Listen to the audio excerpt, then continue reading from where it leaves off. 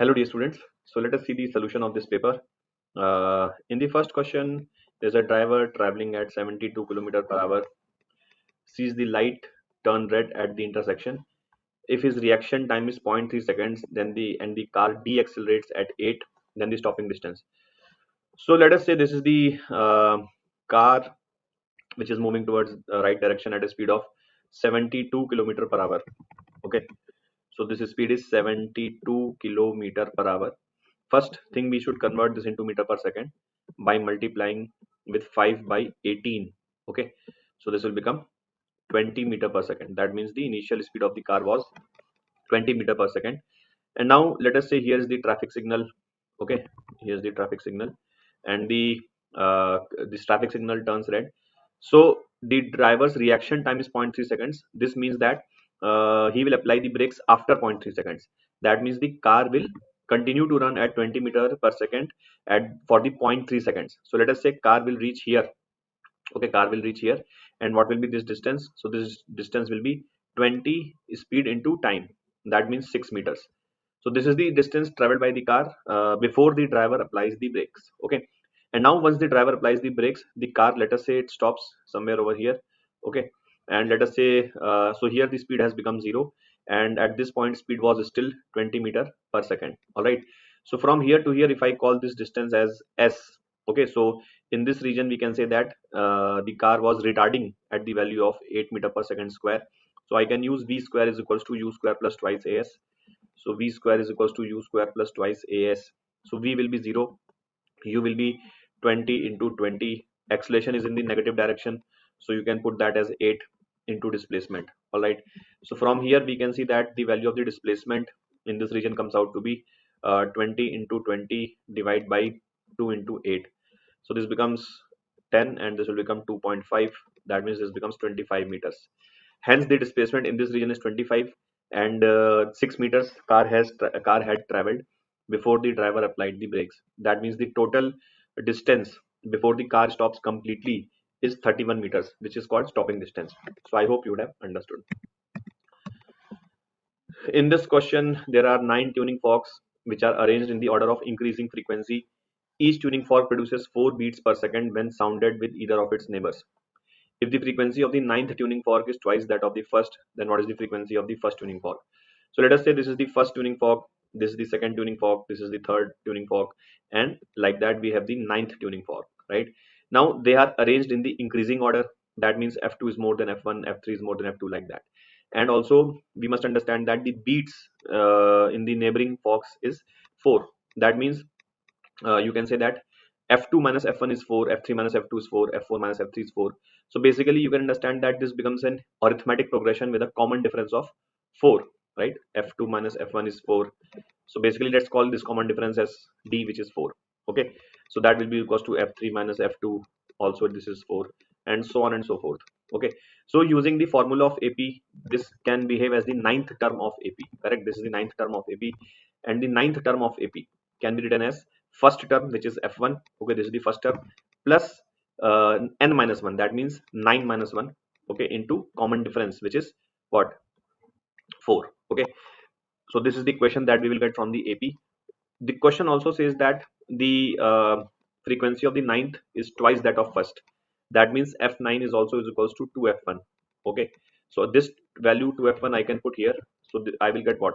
I will get 2f1 is equals to f1 plus 9 minus 1, which is 8 into 4, 32. That means f1 becomes how much? 32. So very easy question. Option A will be the answer for this question. I hope you would have understood. Okay, in this question, there's a thin rod of length L which is suspended from one end and used as a physical pendulum. Now this rod is bent in the form of semicircle of radius r, and again suspended from one end to make this another physical pendulum such that the axis is perpendicular to the plane of the semicircle.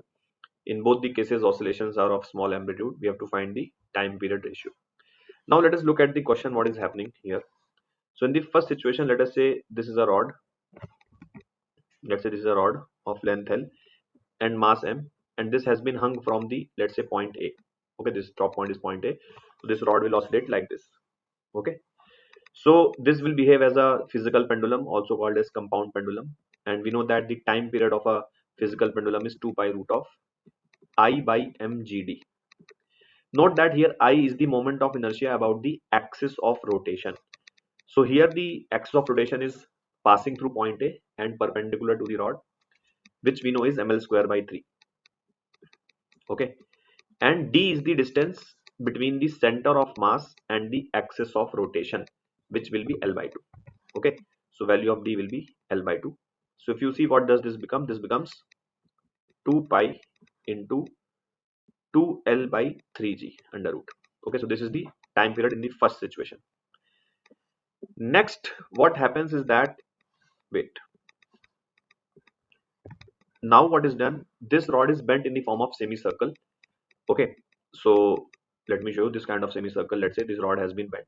Okay, and it has been hung from this point, again the point A basically. Okay, so clearly the length of the rod L will be is equals to pi into r, because pi r is the length of this semicircle, which is, earlier it was a rod, so r is the radius. Now first let's find the moment of inertia of this semicircle about the we can say this left about this axis passing through A. So this semicircle is of mass m. Imagine that we have one more semicircle which is also of mass m. Okay, that means together it becomes a ring of mass 2m, correct? So let me make this red in color, this second ring which we have added. Okay, so together we get a ring of mass 2m. All right, now this is the center of mass of this ring. So for this ring, the moment of inertia about the center of mass axis we know is I center of mass is mr square, where m is actually 2m. Okay, now if I have to find the moment of inertia about A, then what I will do, I will apply parallel axis theorem, which says moment of inertia about center of mass, which is 2mr square, plus md square. D is the distance between the center of mass and the axis of rotation. So m is actually 2m here, which is the mass of the entire ring, and d is again r. This is the value of d. That means the moment of inertia of the complete ring about the axis A is 4mr square. All right, now look, this moment of inertia will be contributed equally by left ring and the left semi ring and the right semi ring, because the left semi ring and the right semi ring are exactly identical, so they will have equal moments of inertia about the point A, which means, you know, the left will also have 2mr square and the right will also have 2mr square, which means the moment of inertia of the left semi ring about the axis A will be 2mr square. Okay, so remember this value. Moment of inertia of the blue semi ring about the axis A is 2mr square. Okay, now next thing you must understand is that if you leave this semi ring hanging, that means if you leave it suspended in equilibrium, then it will not hang like this. Okay, let me make it again blue. Okay, it will not hang like this.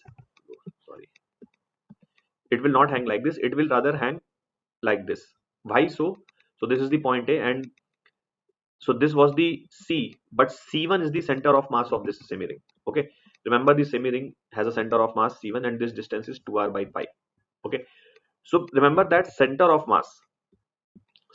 mass must be vertically below the hanging point for the equilibrium. Okay, the center of mass must be vertically below the hanging point. So basically this distance, we can say this C1 should be below the hanging point, so that the torque of mg passes through center of mass. So torque of mg must be 0 in the equilibrium, so mg must pass through the axis also, so torque of mg will be 0 about the point A. Okay, so C1 should be, you know, vertically below. Like if I hang this pen suspended, so the center of mass will be vertically below my hanging point, hinge basically. Okay, so this is the idea. Now in this, so basically here the semi ring has been hung from the point A. This distance is 2r by pi, we know that. Okay, distance of the center of mass from the geometrical center, and this is the radius. Okay, so this becomes the distance between the hanging point, which is the hinge, and the center of mass. So you can see that d square is nothing but 2r by pi whole square. Okay, 2r by pi whole square plus r square. All right, so now again we can write the formula of time period of physical pendulum. T2 will be is equals to 2 pi root of I. I means moment of inertia about A, which we had already calculated. It was 2mr square. Okay, by mgd. D is under root of this 2r by pi whole square, that means 4r square upon pi square plus r square. Okay, so now from here, look what gets cancelled. So this m and m gets cancelled, r square will come out and this will get cancelled. Okay, so this will become 2 pi into, now this is 2 here left, this pi square you can take like LCM here, and pi square will go above, it will come out of the under root, this under root, so it will become pi. Okay, and this will be g into under root of 4 plus pi square. Okay, this is the value of t2. Okay, and I think r is also left here, so let's write r also here, this r is also left. Okay, now we have to take the ratio of t1 by t2, so let's take the ratio of t1 by t2. Okay, so t1 is this value. Okay, t2 is this. Now remember, L was equals to pi r, so L we can put as pi r, so 2 pi into this, we had already written L as pi r, so 2 pi into 2 L is pi r by 3g upon 2 pi into 2 pi r upon g into under root of 4 plus pi square. So from here 2 pi gets cancelled, then this 2 pi r also gets cancelled, then this g also gets cancelled. So in the numerator, if you look, 1 by root 3 is remaining, and in this denominator it is under root of 4 plus pi square, so it will go in the numerator, you will get pi square plus 4. Okay, so answer will be sorry, two under roots are there. Yeah, so if you look, two under roots, because this is a root and this is a root, so answer will be under root pi square plus 4, and 1 by root 3 is in the extra term. So I hope you would have understood. All right, here what happens, a water drop is divided into 27 equal droplets. The pressure difference between the inner and outer side of the big drop will be, so let's say there's a water drop of radius r. Okay, now here let us say in like outside pressure is PO and inside pressure is P1. So we know that P1 minus PO is 2T by R. All right, now this drop has been divided into 27 drops. So let us say each drop has radius small r. By conservation of volume, we can say that 4 by 3 pi capital R cube, this will be is equals to 27 times drop of one volume. Okay, by volume conservation, so 27 into 4 by 3 pi small r cube. Okay, so 4 by 3 pi, 4 by 3 pi will get cancelled, that means small r will be capital R by 3. Now if I say here the pressure is PO dash and here inside point pressure is P1 dash, so P1 dash minus PO dash, that will be 2T by small r, which means 2T by capital R by 3, which means 6T by R. So we have to compare the pressure difference between the inner and outer side of the big drop in comparison to the small drop. So you can see bigger drop has a lesser pressure difference and smaller drop has a more pressure difference, and it's like 1/3. So the bigger value is 1/3 of the smaller value. Basically bigger pressure difference, or we can say pressure difference for the bigger drop is 1/3 of the pressure difference of the smaller drop. All right, here what is happening, there is a solid volume V of density rho, okay, which flows in between two liquids, and the densities of the liquids are rho1 and rho2. So of course the lighter liquid will be floating above and the heavier liquid will be floating below, and this is rho. Question is that what fraction of volume will be in the upper liquid.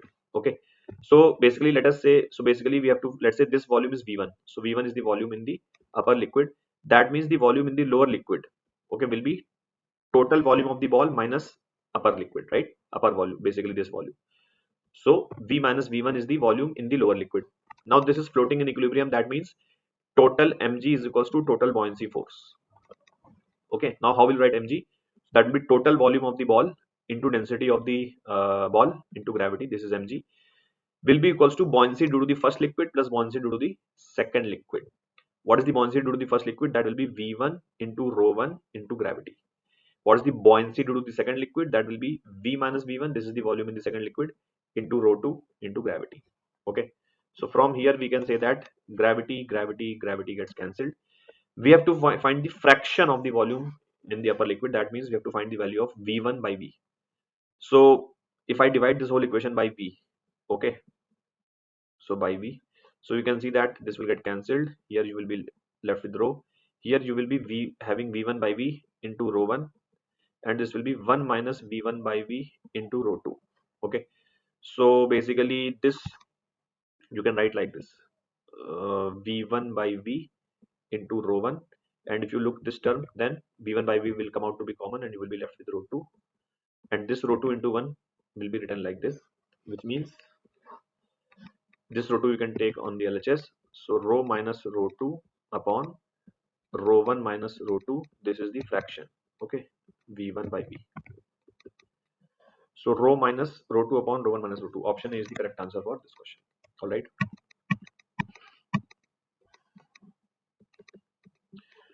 In a process, the pressure of an ideal gas is inversely proportional to the cube of the volume. If temperature of 1 mole of the gas increases by 200 Kelvin, then the work done by the gas is approximately.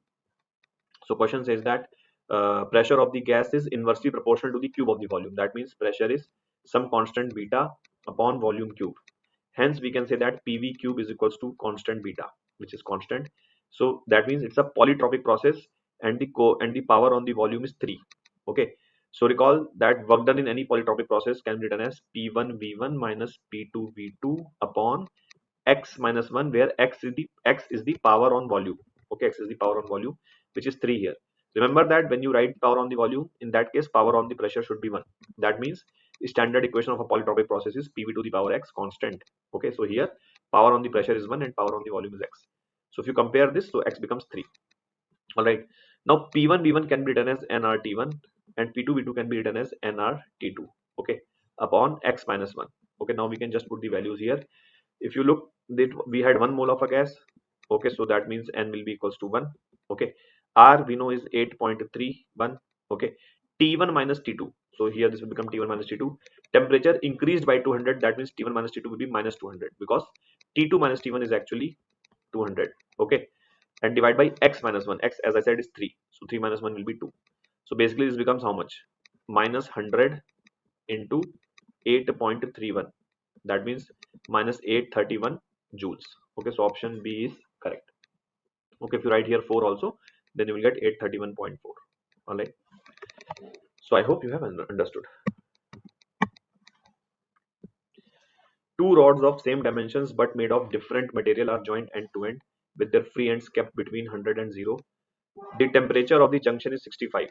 Okay, then the temperature of junction if the rods are interchanged will be. So what is happening in the question? Let us say this is the rod 1, okay, which is of length L and cross sectional area A. Okay, and let us say this is having conductivity K1. Okay, then we have another rod which is of same length L and cross sectional area A. Let us say this is having conductivity K2. Okay, now this rod is the system is kept between 100 and 0 degrees Celsius. That means this end is 100 degrees Celsius, all right, and this end is 0 degrees Celsius. All right, in this situation the temperature of the junction comes out to be 65 degrees Celsius. All right, now question says that if you interchange the rod, that means if you place rod 1 in the position of rod 2 and rod 2 in the position of rod 1, then what will be the temperature of the junction?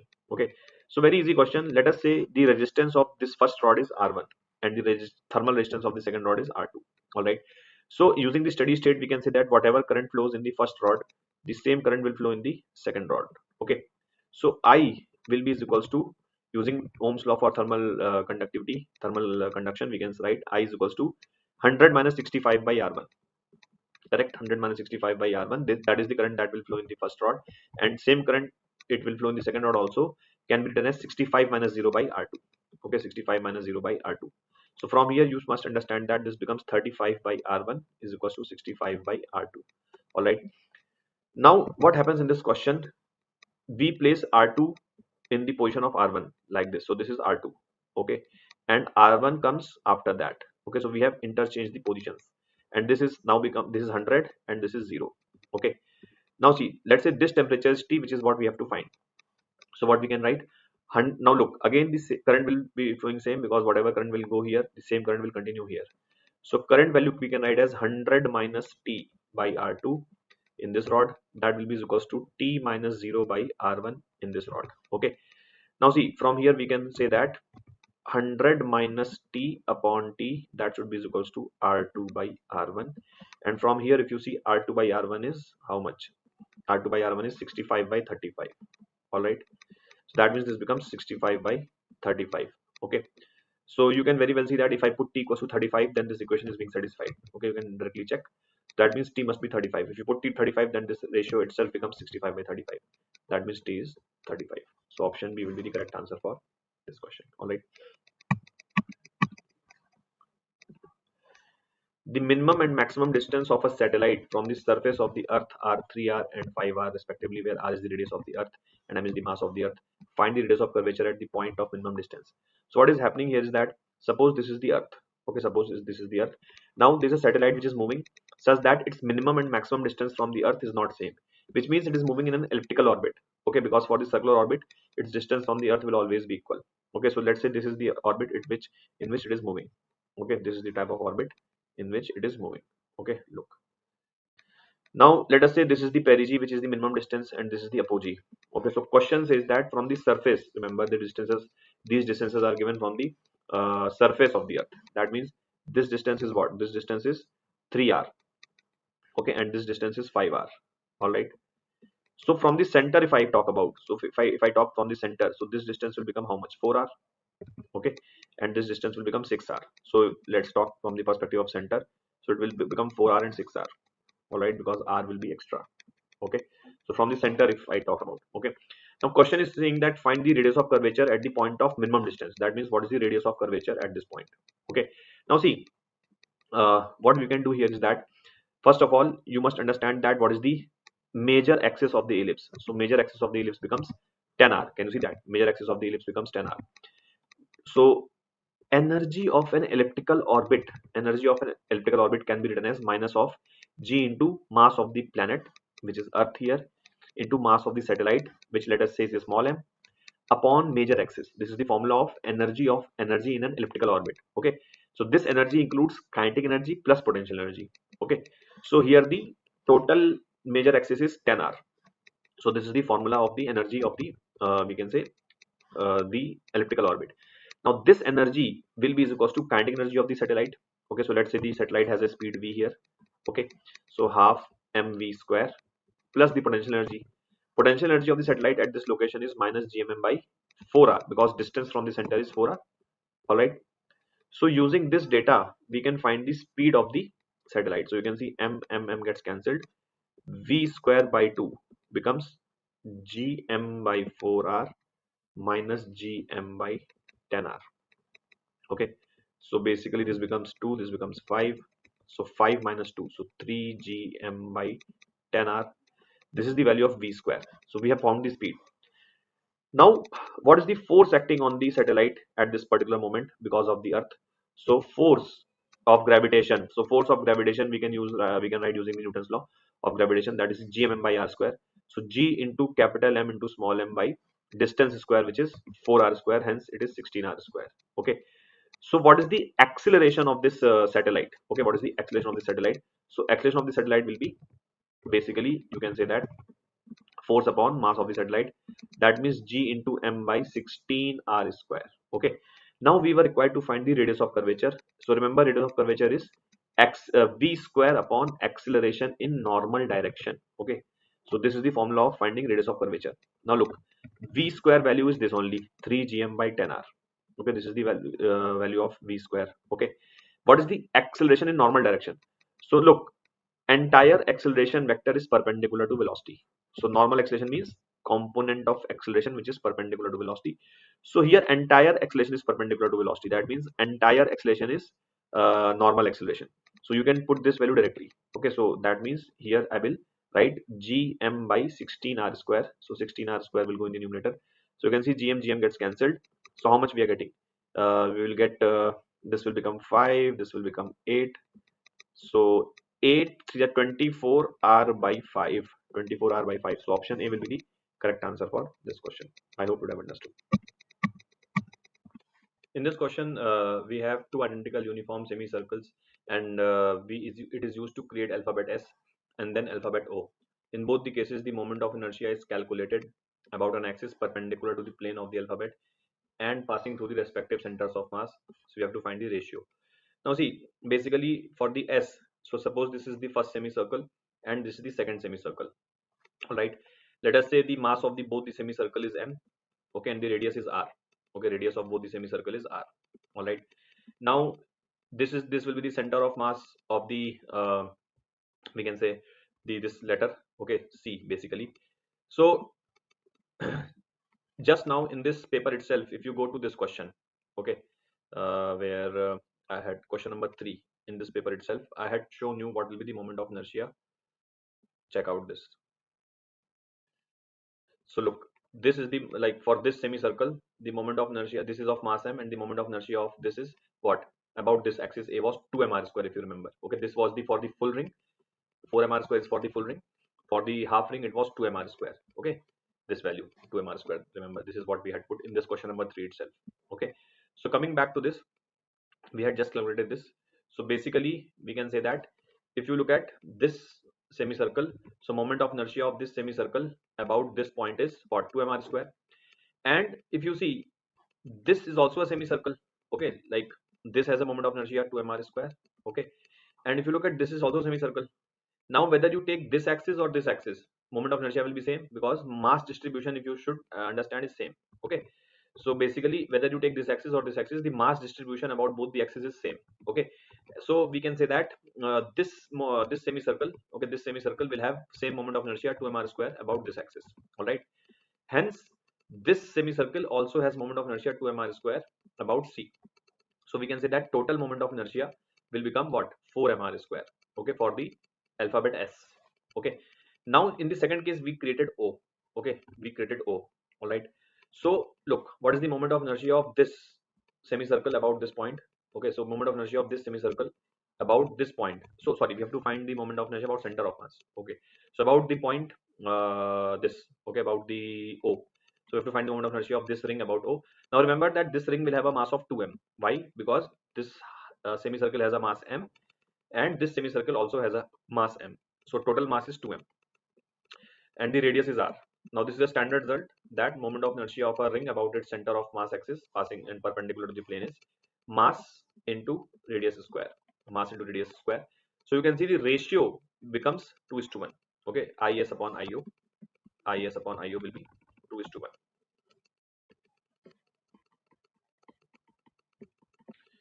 4 mr square upon 2 mr square. All right, so the ratio will be 2:1. So option A will be the correct answer for this question. All right, in this question there is a bullet of mass 0.02 kg traveling at 400 strikes and passes horizontally through a block of mass 2 kg, which is suspended by a string of length 5 meter. The center of gravity of the block is found to rise by a vertical distance of 0.1 meter. You have to find the speed of the bullet after it emerges from the block. G is 9.8. Time of passing of the bullet is negligible. So what is the question? Here, let us say this is a block. Okay, and the mass of the block is 2 kg. All right. Now there is a bullet whose mass is 0.02 kg. Let's say this is m1, and let's say this is m2. So m2 is 2 kg. So this bullet enters the block at a speed of 400 meter per second and emerges after the like from the block. Bullet pierces through the block and goes out of the block at certain speed, which is what we have to find. Okay, now look, it is given that block, after the bullet has pierced through the block was found to rise till here. Okay, and this height is given as 0.1 meter. So look, let us say the speed of the block just after the bullet has pierced through it is v1. Okay, so using the energy conservation for the block, okay, we can say that kinetic energy acquired by the block, which is half into m2 into v1 square. Okay, that will be is equals to, let's call this v2 itself, not v1. Okay, so let's call this value as v2. Okay, what is v2? V2 is the speed of the block just after bullet has pierced through it. So half into m2 into v2 square, that will be is equals to potential energy of this block, which is m2 into g into h. So that means v2 will be is equals to root 2 gh, and gravity is 9.8 and h is 0.1. That means this becomes how much? 2 into 0.98 under root. So that will be 2 into 0.49, which whose under root is 0.7. That means 1.4 meter per second. This is the speed of the bullet, speed of the block after the bullet has pierced through it. Now think of the first event when the bullet has collided with the block and went through it. So in this case, we can conserve the linear momentum along the x-axis as there is no external force. So if I write the momentum equation, so we can say that mass of bullet, which is 0.02, into the speed of the bullet, which is 400, that will be is equals to mass of the bullet, which is 0.02, into the speed of the bullet, plus mass of the block, which is 2, into the speed of the block, which is 1.4. So speed of the block just after the bullet has gone through it is 1.4 as we calculated. Now from here we can do the calculation. So if I divide this, or if I multiply this whole equation by 100, so this will become 2 into 400, this will become 2 into V, and this will become 200 into 1.4. So you can see that this will become 800, this will be 2V, and this will be how much? 140 into 2, 280. So that means 2V will be how much? 520. So V will be 260 meter per second.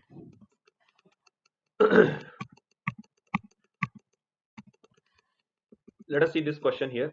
In this question is a cone of radius r and height 2r having a uniform volume charge density rho. Then we have a hemisphere of radius r and uniform volume charge density minus rho. The flat surfaces of the two objects are joined. Okay. This object is kept in a uniform electric field E. The maximum magnitude of the torque which we have to find. Now look, if I look at the cone only, okay. So what is the total charge on the cone? So total charge on the cone, C is for cone and H is for hemisphere. So total charge on the cone, we can say is volume of the cone, which is 1 by 3 pi r square into H, okay, into the charge density, right? So radius was r and height is 2r. So that means this will become 2r into rho. So this becomes how much? 2r cube into pi rho, 2r cube into pi rho upon 3. This is the total charge on the cone. Total charge on the hemisphere if we see. So what is total charge on the hemisphere? So that will be volume of the hemisphere, which is how much? 2 by 3 pi r cube, 2 by 3 pi r cube, okay, into minus rho, okay. So basically this becomes minus of 2 by 3 pi r cube into rho. All right. So if you figure it out, the total charge on the cone and hemisphere are equal. That means we can treat cone as a positive charge q and hemisphere as a negative charge q, and we can imagine it like a dipole. Now you might have been taught that to find the dipole moment we can use the center of charge method. That means you can imagine, so what is the center of mass of a solid cone? It is at a height of h by 4. So from this point it will be at a height of h by 4. H is 2r. That means 2r by 4 means r by 2. So here at the point C1 will be the center of mass. So effectively we can think that this since the charge is also uniformly distributed just like mass, so we can say that center of charge will be at the point C1 at a distance r by 2. Okay. So this entire charge QC can be assumed to be here. Okay. And similarly, what is the center of mass of a hemisphere, solid hemisphere? So it is 3r by 8. Okay. So somewhere over here, let me use another color. So somewhere over here you will have the center of mass, or we can say analogously that center of charge for the hemisphere, and which will be at a distance of 3r by 8. Okay. So this entire charge QH, okay, which is actually minus QC, okay, will be kept over here. Okay. So now you can see that there is a dipole whose positive charge is at QC at C1 basically, and negative charge is at C2. So what will be the dipole moment of this? So dipole moment we know is dipole moment will be equals to charge on the dipole multiplied by the length of the dipole, which is 3r by 8 plus r by 2. Okay. 3r by 8 plus r by 2. Okay. So basically what does this become? So dipole moment becomes QC is how much? 2r cube into pi into rho by 3 into this will become how much? 4r by 8. 4 plus 3, 7r by 8. So this will become 7r by 8. Hence, how much does this become? So 2 into 4. So 7r to the power 4 into pi into rho upon 4 is 12. This is the dipole moment. Now suppose this is kept in electric field and we have to find the maximum magnitude of the torque. So torque we know is P cross E, right? So that means torque magnitude can be written as P into E into sine theta, where theta is the angle between electric field and dipole moment. So if we have to find the torque, then we can say that that will be 7r to the power 4. Put the value of dipole moment here. Pi into rho upon 12 into electric field into sine theta should become 1. For the maximum torque, sine theta should become 1. and that will happen when theta is 90 degree. That means electric field should be perpendicular to dipole moment. So for example, if the dipole moment is like this, the electric field should be perpendicular to this. So it can be along the x-axis or z-axis or anything perpendicular to this dipole. Okay. So idea here is that this is the maximum magnitude of the torque, which will be how much? 7 rho pi r to the power 4 into e by 12. So option A will be the correct answer for this question. All right. In this question, we have to find the current through the 2 ohm resistor.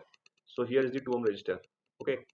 So look, this 10 volt and 20 volt can be considered as in series. Okay, so this will become how much? 30 volts. And this 2 ohm and 1 ohm will be in series, so this will become 3 ohm. So we can say that we can find the current in this 3 ohm. The same current will flow in through this 2 ohm. Okay. Now this is also 30 volt. Look, this is also 30 volt. Okay, and this is also 1 ohm. All right, this is 1 ohm. And this entire thing is connected with the 1 by 4 ohm. Right. Now from here you have got two ways. Either you can consider the parallel equivalent of this battery, or you can apply nodal analysis. So I will apply nodal analysis. Let us say here the potential is x. So basically here the potential will become x minus 30. Here also the potential will become x minus 30. Let's say here the potential is 0. So if I apply the nodal analysis on x, then it will be x minus 30 minus 0 upon 3. Okay. Then if I go on this side, x minus 30 minus 0 upon 1. Then if I go on this side, then x minus 0 upon 1 by 4. That should be equals to 0. So from here you can see that this becomes x minus 30 upon 3. This you can take LCM as 3, so this will become 3 into x minus 30 upon 3, and this will become 4x. So it will become 12x by 3 equals to 0. Okay. So that means this becomes 3x plus 12, 15x plus x. That means 16x, and 30 and 90. So that means this becomes 120. So x becomes 120 by 16. That means 7.5 volts. All right. Now if this is 7.5 volts, so naturally we can say that this potential is how much? 7.5 minus 30, so minus 22.5 volts, which means current will go from 0 to 22 minus 22.5. And what is the potential difference across this 3 ohm? So that is 22.5. Basically if I have to find the current, so current will be higher potential 0 minus lower potential, which is minus 22.5, upon the resistance. So this becomes how much? This becomes 7.5 amperes. Okay, so option A will be the correct answer for this question. And current will go from O to, like, in the clockwise direction. In this question, we have to find the potential difference between A and B. So if you look in the steady state, if nothing is mentioned, then we assume steady state.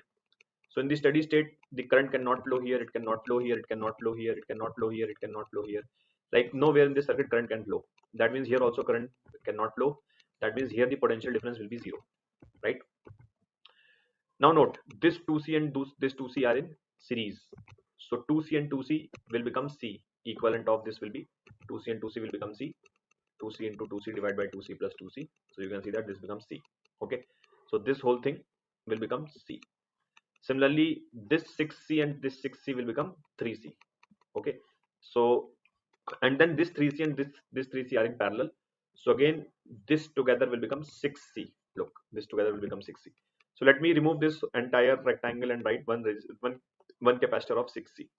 Okay, look. So this rectangle has been removed by this capacitor of 6C, and this is point A. Okay, and this is point B. All right. So this rectangle was connected between B and A. So now we have we can say this one capacitor. Okay.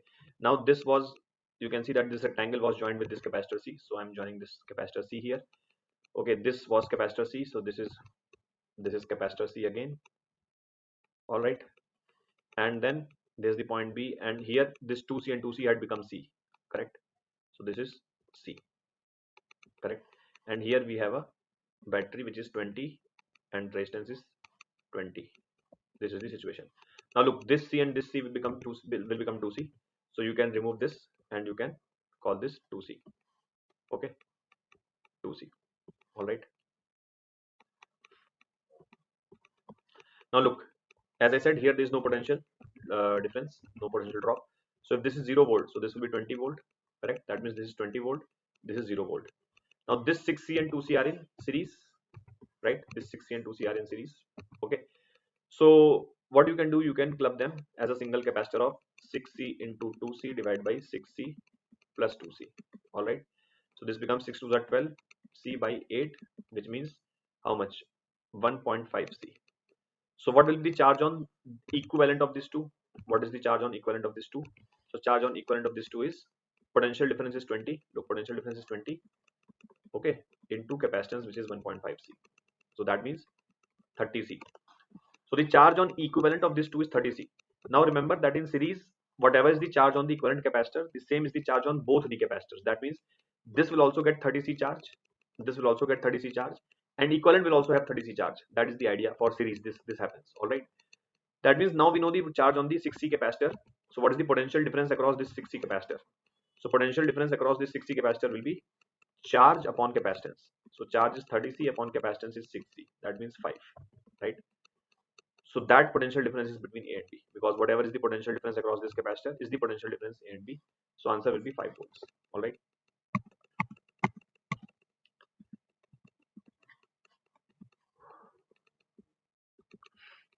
In this question, a long straight wire carries a current Y along the y-axis.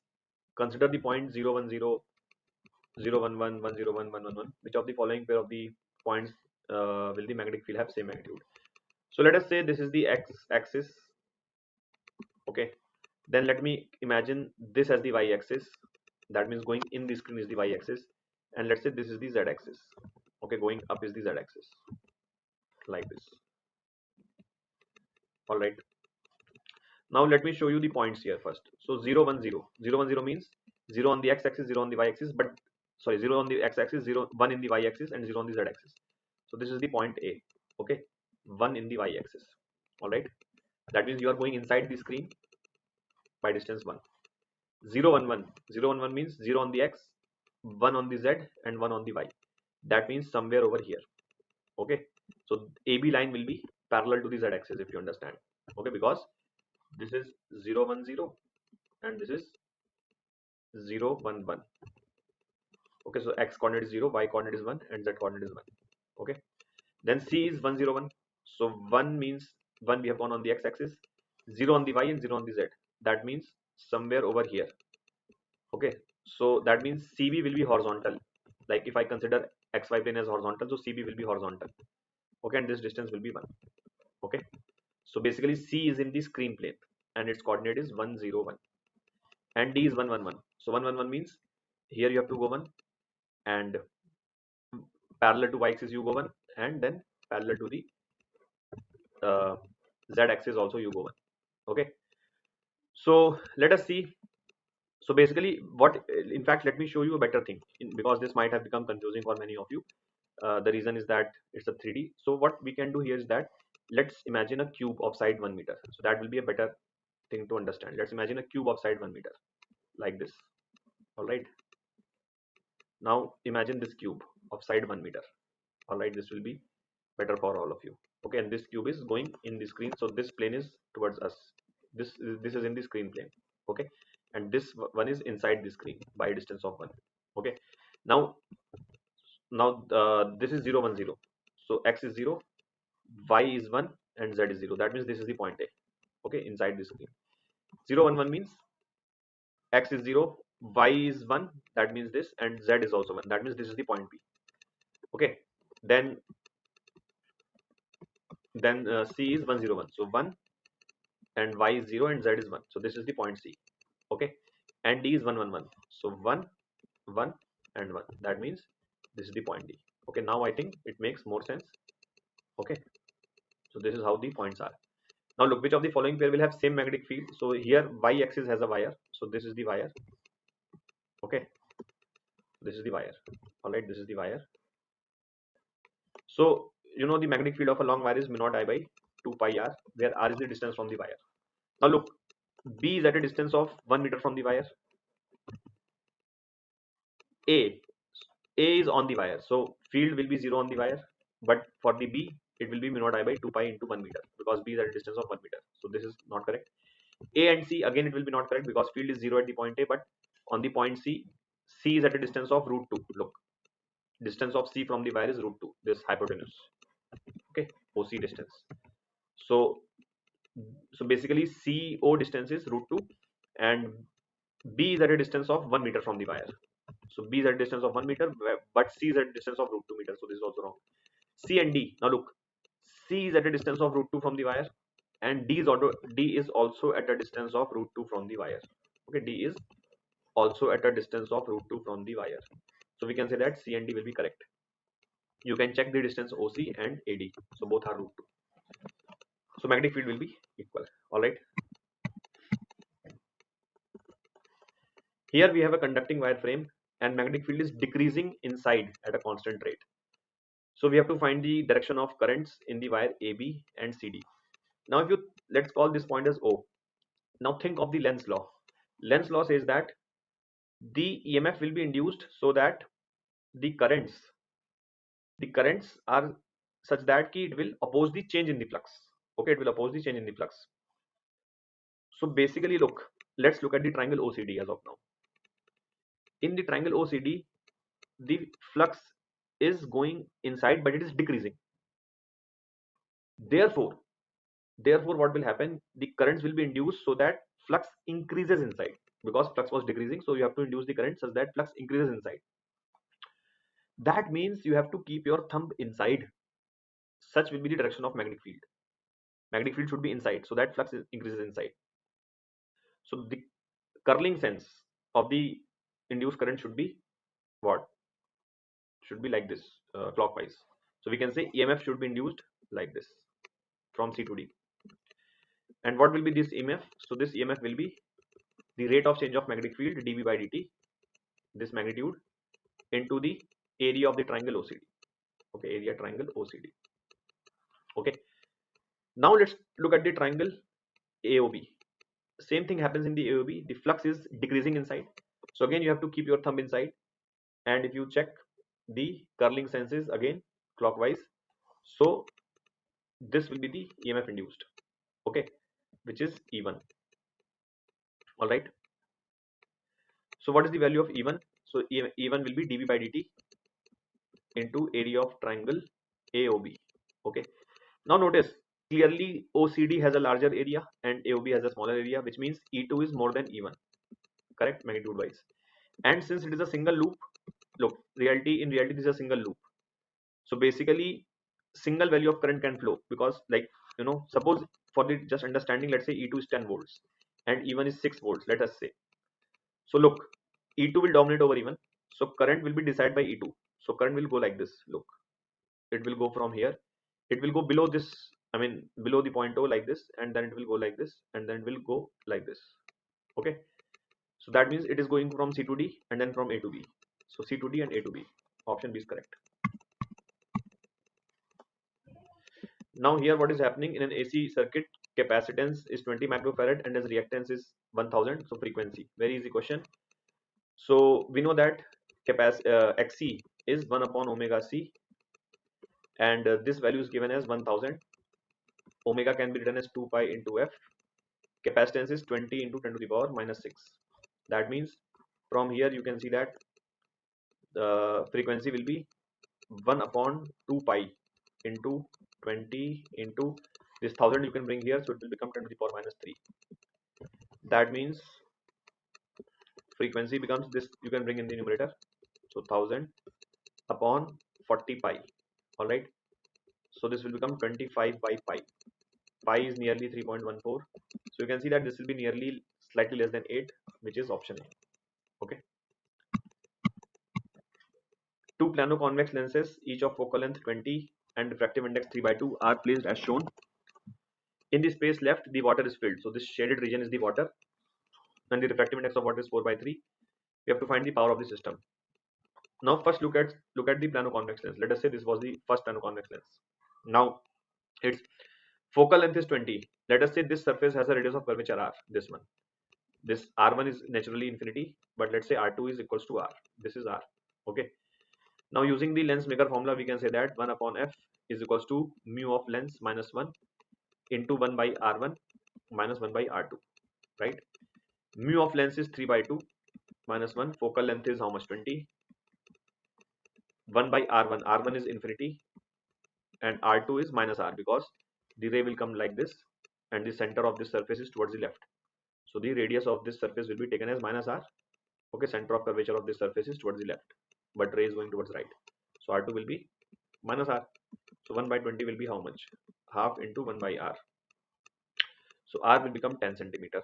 So this surface has a radius of curvature 10, which means this will also be 10 because both plano-convex lenses are identical.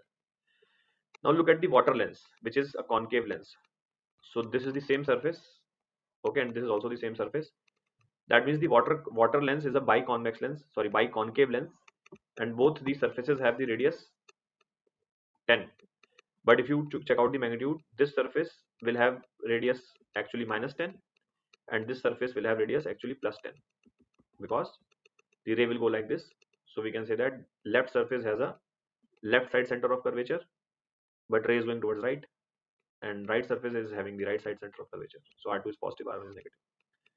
Now what is the focal length of the water lens? So that will be 1 by f2 is equals to mu of water.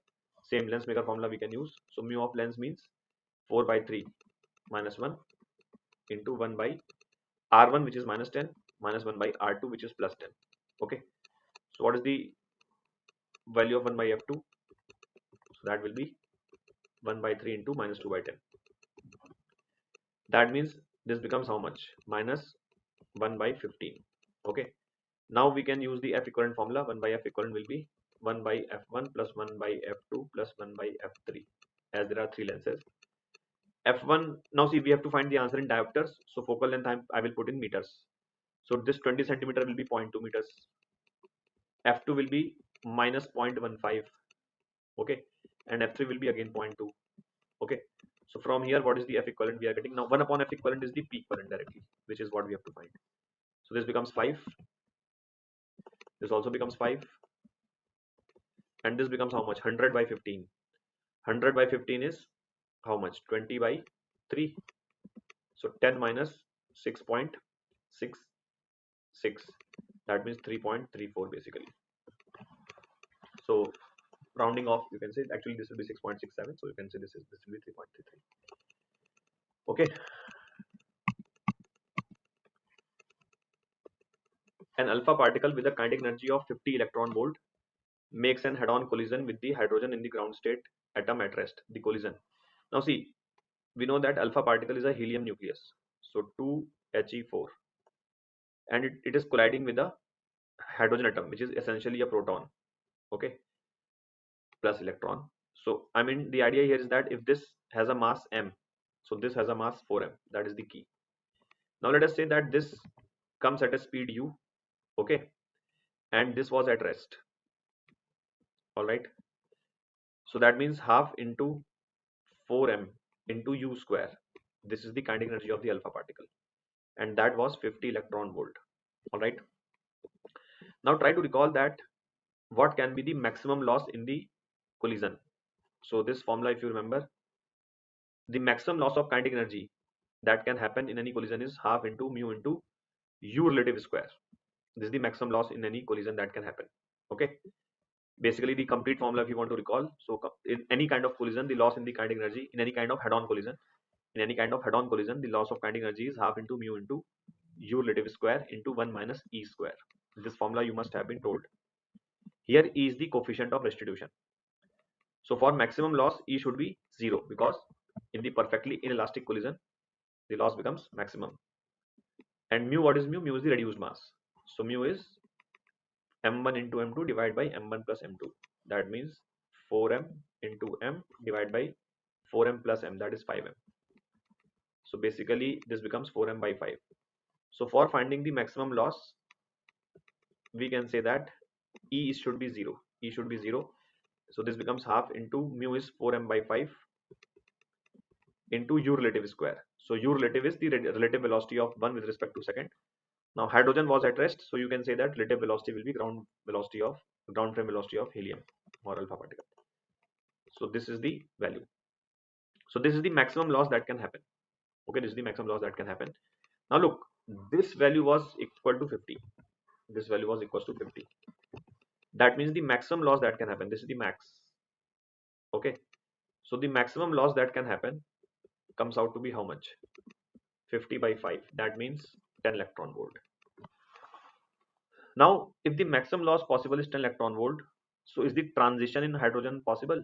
No, because you might recall that for hydrogen E1 is minus 13.6 and E2 is minus 3.4.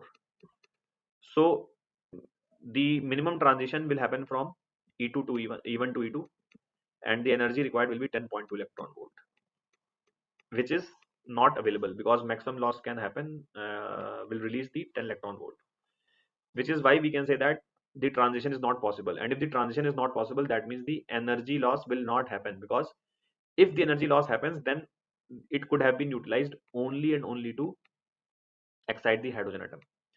Since the excitation is not possible, therefore loss is not possible, and there, since the loss is not possible, therefore only possible collision is elastic collision. That means we can say that collision must be perfectly elastic. All right.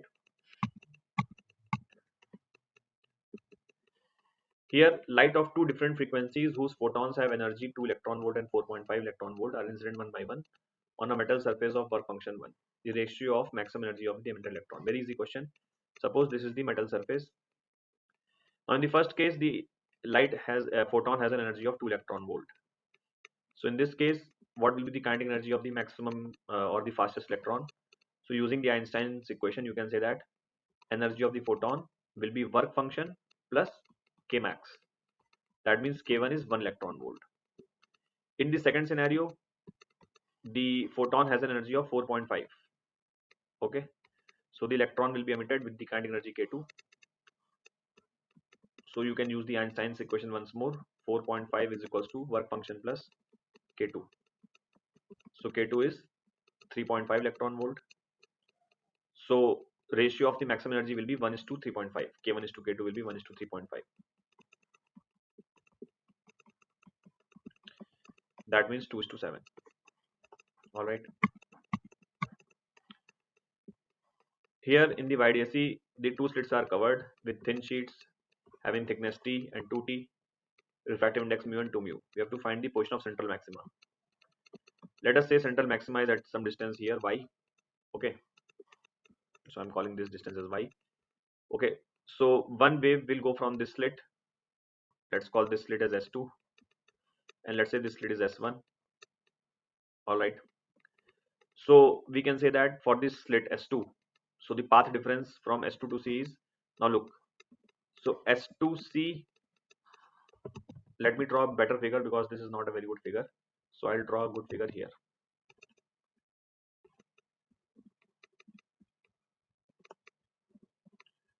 This is the reference line. So let us say here is the central maxima. This is the slit S2 and this is the slit S1. Here you have this slab. Okay, and here you have this slab. Now look, so this is the path from the light S2, from the slit S2, and this is the light from the slit S1. So for the slit S2, you can see S2C minus T. Now this, remember, these angles are small, so we can treat this as a horizontal light. I mean, this length, we treat it like horizontal. I mean, it is like this only because these angles are very small. So in reality, this is horizontal. So S2C minus thickness. Okay, S2C minus thickness. Thickness is 2T.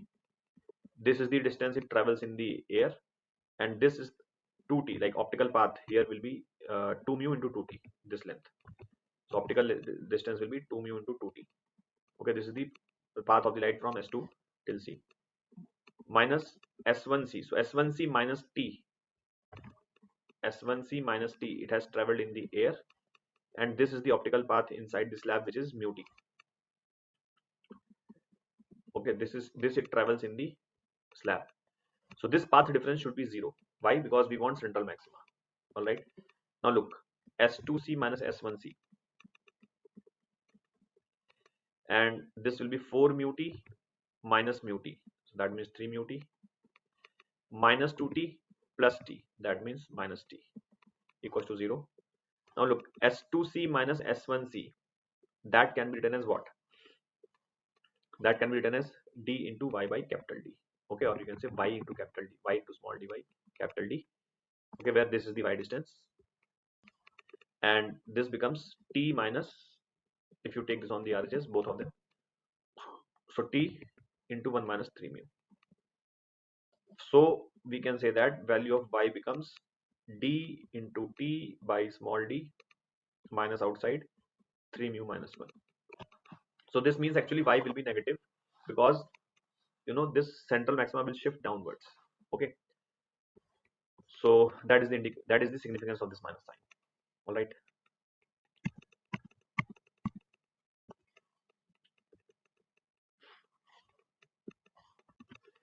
In this question, basically, is a person standing on 70-meter high cliff, and he throws the packet on the ground to his friend who is standing 168 meters horizontally away.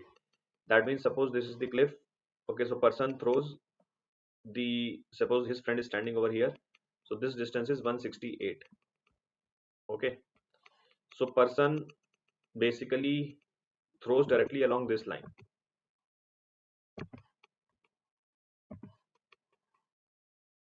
Okay, so person throws directly along this line. This height is 70. Let's say this is the point O. So naturally, because of gravity, the ball will, or the packet will not move along this direction. Rather, the packet will actually fall somewhere over here, following the parabolic path, somewhere over here. Okay, somewhere over here. Okay, so we have to find. So let's say here packet falls P. This was L, and this is C. This is O. So we have to find the PL distance.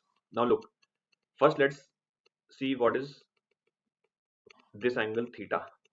So if you see tan theta is 70 by 168.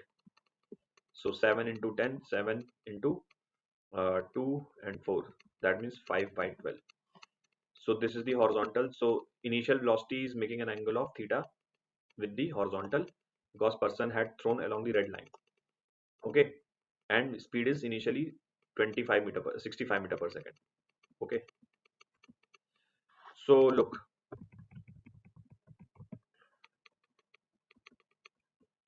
so what is the initial velocity in the y direction? Initial velocity in the y direction is 65 sine theta. Okay, 65 sine theta. Okay, 65 sine theta, but in the negative y direction. Remember, the initial velocity is in the negative y direction. Okay, 65 sine theta. All right, so if tan theta is 5 by 12, so using triangle, let me draw the triangle. So let's say this is theta, so this is 5, this is 12. So that means this will be under root of 25 plus 144, that is 13. So what will be sine theta? Sine theta will be 5 by 13. That means 25 meter per second. So initial velocity in the y direction is 25 meter per second. So if I choose downward as positive, in how much time the ball will reach the ground, packet will reach the ground? So you can use Sy is equals to, so this is Uy, let me call this as Uy. So Uy into T plus half into Ay into T square. So displacement in the y axis is 70, Uy is 25 into time plus half into Ay is 10 into T square. Okay, so this will cancel from 5 into 1, 5 into 5, and this is 14. So we get T square plus 5T minus 14 equals to 0. So we can see that this is T square plus 7T minus 2T minus 14 equals to 0. So T plus 7 minus 2T plus 7 equals to 0. So we can say that T minus 2 into T plus 7 equals to 0. That means time will be 2, minus 7 will be rejected. So in 2 seconds, packet will reach the ground. So what is the horizontal displacement? Horizontal displacement of the packet will be ux into time. So ux will be u cos theta into time. Now u is how much? 65. Cos theta you can see will be 12 by 13, and time is 2. So this becomes 12 2s are 24, 5s are 120 meters. That means this distance, horizontal displacement, is 120. So how much shortfall is happening? 48. This distance is 48. So it will fall short by 48. Okay, friend was at the point L. All right. A thin rod of negligible mass and area of cross section, this suspended vertically from one end, has a length of 0.5 at 30. The rod is cooled to 0 degrees Celsius but prevented from contracting by attaching a mass at the lower end. The value of this mass, Young's modulus is given, expansion coefficient is given, gravity is given. Now see, so here what is happening, suppose this is a rod. Okay, now if we cool this rod, then of course it will contract. And how much contraction will happen? So contraction will happen L alpha delta T. This is the magnitude of contraction that will happen. But in order that rod does not contract, we had hung a mass. So what does this mass do? It does not allow the rod to contract. That means you can think like this: ki rod contracts and then you hang this mass, so it brings it further back to its original length. Okay, that means the stress created by this rod produces the same elongation in the rod by which it would have contracted. Okay, so we can say that mg by cross sectional area will be equals to y into delta L by L. All right, so mg by area will be y, delta L by L becomes alpha delta T. Okay, now we have to find the value of m, so this becomes y alpha delta T into cross sectional area upon gravity. Now we can put the values. So y is 10 to the power 11, alpha is 10 to the power minus 5, delta T is 30 because from 30 to 0 magnitude we have to put 30, cross sectional area is 2 into 10 to the power minus 6 upon gravity is 10. So if you see this and this will get cancelled, 0 and 0 will get cancelled, 3 and 3 into 2 is 6 kg. All right, a uniformly wound solenoid coil of self-inductance 16 and resistance 4 ohm is broken up into two identical coils. These identical coils are then connected in parallel across battery of resistance 1 ohm. The time constant for the circuit is, so basically suppose this is a solenoid, okay, and its inductance is 16 and the resistance is 4. Now you are breaking it into two identical coils. All right, so naturally the both will have equal, that means this inductance will become 8, this inductance will also become 8, this resistance will become 2, this resistance will also become 2, because if you join them end to end it will be in series, and 8 plus 8 will become 16, 2 plus 2 plus will become 4. That means this both will be 8 8, resistance will be 2 2. But now what you are doing, you are joining them in parallel. That means the first inductor coil is like this and the second inductor coil is also like this. That means you know L1 L1, let me call it R1 R1. Okay, so this is L1 R1, this is also L1 R1. Now you know that inductor and resistor both behave identically in parallel. So equivalently if you talk about, so this resistance will become parallel combination of 2 and 2, so it will become how much? It will become 1 ohm, and inductor will become parallel combination of 8 and 8, so it will become 4 Henry. So you can treat this solenoid as an inductor of 4 Henry and resistor of 1 ohm, right? Because 2 and 2 in the parallel will become 1 and 8 and 8 in parallel will become 4. Okay, and when you connect this with a battery, so you'll have an LR circuit whose time constant we know is L by R. So that means 4 upon 1. So 4 will be the value of time constant. Okay, fine. What error have I done? I'm so sorry here. Yeah, I did not read this. This is the battery also has an internal resistance of 1 ohm. Yeah, so this is a battery which also has an internal resistance of 1 ohm. Sorry, my bad, I forgot to read this. This battery also has an internal resistance of 1 ohm. Look, so this 1 and 1 will become 2 actually. Okay, this 1 and 1 will become 2. So I forgot to read this. So this will become 4 by 2. So that means 2. Okay, so here the answer will be 2 actually.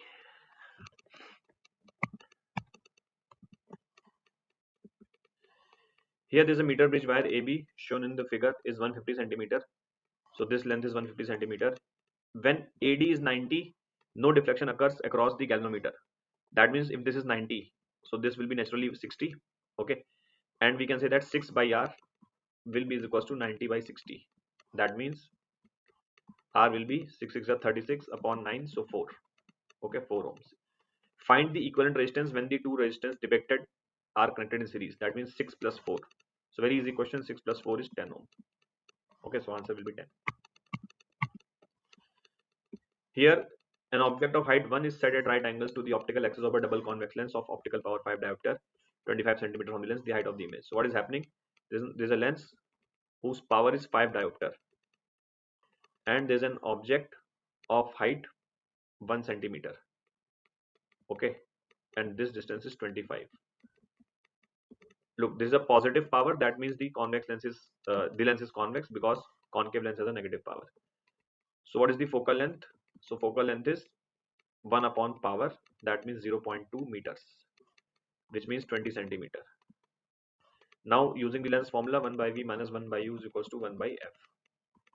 So u is minus 25 because object is on the left hand side and the light is going on the right side. So 1 by v will be 1 by 20 minus 1 by 25. So this will become 25 minus 20 is 5 upon 25 into 20. That means v will be 100 centimeters. That means image will be found on the right side because it is coming out to be positive. Okay. Now we know that using magnification formula, m will be equals to v by u, and that will also be equals to h2 by h1. Now v is 100, u is minus 25, h2 we have to find, h1 is plus 1. So that means h2 is minus 4. Minus tells you that image is inverted. That means if the object was upside, so image will be somewhat like this, and the length will be 4 centimeters. Okay, so the height of the image will be 4 centimeter, and it will be an inverted image like this. All right. I hope you have understood. Thank you. Hello dear students, myself Suresh Trivedi, your master teacher of chemistry. Today I am going to solve J main pattern questions. पहला question आपकी screen पे दिया हुआ है. यहाँ पे actually दो list है, दो कॉलम्स में डिस्प्लेड है. List 1 contain name of vitamins and list 2 contain deficiency diseases. मतलब विटामिन्स की कमी की वजह से जो डिसीज होती है उसके साथ मैच करना है. तो लाइक पार्ट ए है vitamin A. Vitamin A actually इसकी कमी की वजह से होता है जीरोथैल्मिया. जीरोथैल्मिया में एक्चुअली आइज ड्राई हो जाती है. तो जो करेक्ट मैचिंग होगा ए के लिए वो होगा 3. थायमिन एक्चुअली विटामिन बी1 होता है और इसकी वजह से बेरी बेरी डिसीज होती है. बेरी बेरी डिसीज में बेसिकली कार्डियोवैस्कुलर सिस्टम या नर्वस सिस्टम इफेक्ट होता है और यहाँ पे थोड़ा वीकनेस आ जाती है, चलने में रन करने में दिक्कत होती है. एस्कॉर्बिक एसिड एक्चुअली होता है विटामिन सी का कॉन्स्टिट्यूएंट एंड ये कोलाजन बनाने के काम आता है जो टिश्यूज को रिपेयर करता है. तो इसकी कमी की वजह से बॉडी में फटीग डेवलप हो जाता है, थोड़ी वीकनेस फील होती है. राइट, तो इसके लिए जो डिसीज का नाम है वो है स्कर्वी. राइट, यानी इसके लिए जो आपका करेक्ट मैच होगा वो हो गया 4, ये हो गया आपका 1. And riboflavin, riboflavin actually vitamin B two होता है. बी2 की वजह से होता है सिलोसिस. सिलोसिस बेसिकली इसके अंदर जो लिप्स होते हैं वो फट जाते हैं कॉर्नर से. राइट, तो इसका अगर हम आंसर ऑप्शंस में से फाइंड आउट करेंगे तो ए के लिए 3rd, that means A option हो सकता है. बी के लिए 1, यही मैच हो गया. 3rd एंड 1 का केवल ए कॉम्बिनेशन है. मतलब अगर आपने ए और बी भी करेक्ट कर लिया तो आपका आंसर तो आ जाएगा. तो इस क्वेश्चन में बेसिकली हमने केवल 4 विटामिन एड्रेस किए हैं. तो इस तरह से अगर हम सारे विटामिन और उनकी कमी से होने वाले जो डिसीजन उनकी लिस्ट बना लें तो हमें जेईई मेन की एग्जामिनेशन में आंसर देने में आसानी होगी. ऑलराइट, चलिए क्वेश्चन नंबर 2 में थर्मोकेमिस्ट्री का क्वेश्चन है. बेसिकली ये यहाँ पे 2 रिएक्शंस दी हुई है, उसकी हेल्प से आपको टारगेट रिएक्शन का एंथैल्पी निकालना है. ठीक है, तो पहली रिएक्शन है कार्बन मोनोऑक्साइड से कार्बन डाइऑक्साइड का फॉर्मेशन. दूसरी रिएक्शन है ग्रेफाइट का CO2 में कन्वर्जन. और इन दोनों की हेल्प से आपको जो 3rd रिएक्शन का एंथैल्पी निकालना है वो कैलकुलेशन करनी है. ठीक है, तो 3rd रिएक्शन में ग्रेफाइट आपको लेफ्ट साइड में चाहिए, यानी 2nd रिएक्शन को एज इट इज यूज कर सकते हो. एंड जो टारगेट रिएक्शन है उसमें कार्बन मोनोऑक्साइड राइट साइड में चाहिए. इसका मतलब फर्स्ट रिएक्शन को रिवर्स करना पड़ेगा, साथ में 2 से डिवाइड भी करना पड़ेगा. तो यदि मैं फर्स्ट रिएक्शन को 2 से डिवाइड कर दूं तो मेरी रिएक्शन नई आ जाएगी CO2 changing into CO plus half O2. And इस सेकेंड रिएक्शन को एज इट इज अगर मैं यूज कर लूं, carbon graphite plus O2 changing into CO2. Right, तो यहाँ पे डेल्टा H1, अगर मैं इसको डेल्टा H1 लेता हूं तो ये हो जाएगा माइनस डेल्टा H1 बाई 2. और सेकेंड रिएक्शन को एज इट इज यूज कर लिया है तो प्लस डेल्टा H2 होगा. अब इन दोनों रिएक्शन को यदि मैं ऐड कर दूं तो मेरी 3rd रिएक्शन आ जाएगी, carbon graphite plus half O2 changing into carbon monoxide. Alright, यानी कि 3rd रिएक्शन का जो डेल्टा H होना चाहिए that should be minus delta H1 by 2 plus delta H2. ठीक है, minus delta H1 means x by 2 हो गया and delta H2 means minus y हो गया. तो इसका आंसर हो जाएगा x minus 2y by 2. So D option is the perfect option for this question. Alright, तो ये बेसिकली इस तरह के बहुत सारे क्वेश्चन थर्मोकेमिस्ट्री में पूछे जाते हैं जहां पे एक या एक से ज्यादा, इनफैक्ट 2 या 2 से ज्यादा रिएक्शंस दी होंगी, उनकी हेल्प से कोई टारगेट इक्वेशन का आपको एंथैल्पी निकालना होगा. Alright, coming to the 3rd question. Third question में एक ऑर्गेनिक कंपाउंड दिया हुआ है जिसमें पहले OH आयन के रिएक्शन करा के E बनाया है, देन B बनाया है, देन उसको एसिडिफाई करके C बनाया है, और आपको कंपाउंड C के बारे में बताना है। चलिए, तो पहली जो रिएक्शन है PHC double bond O CHBr2, यदि मैं इसका OH आयन से रिएक्शन करा दूं which will be a nucleophilic substitution reaction followed by removal of water, क्योंकि जब आप न्यूक्लियोफिलिक सब्स्टिट्यूशन कराओगे तो 2 ब्रोमीन की जगह 2 OH आ जाएंगे, फिर एक H2 निकल जाएगा। तो पहला जो कंपाउंड बनेगा A, that will be PHCO CHO। ठीक है, अब यहां पे यदि मैं OH आयन डालता हूं तो this will be an intramolecular Cannizzaro reaction. OH ion कहां अटैक करेगा? यहां पे अटैक करेगा, ये शिफ्ट हुआ बॉन्ड, तो PHC double bond O CHO minus and H।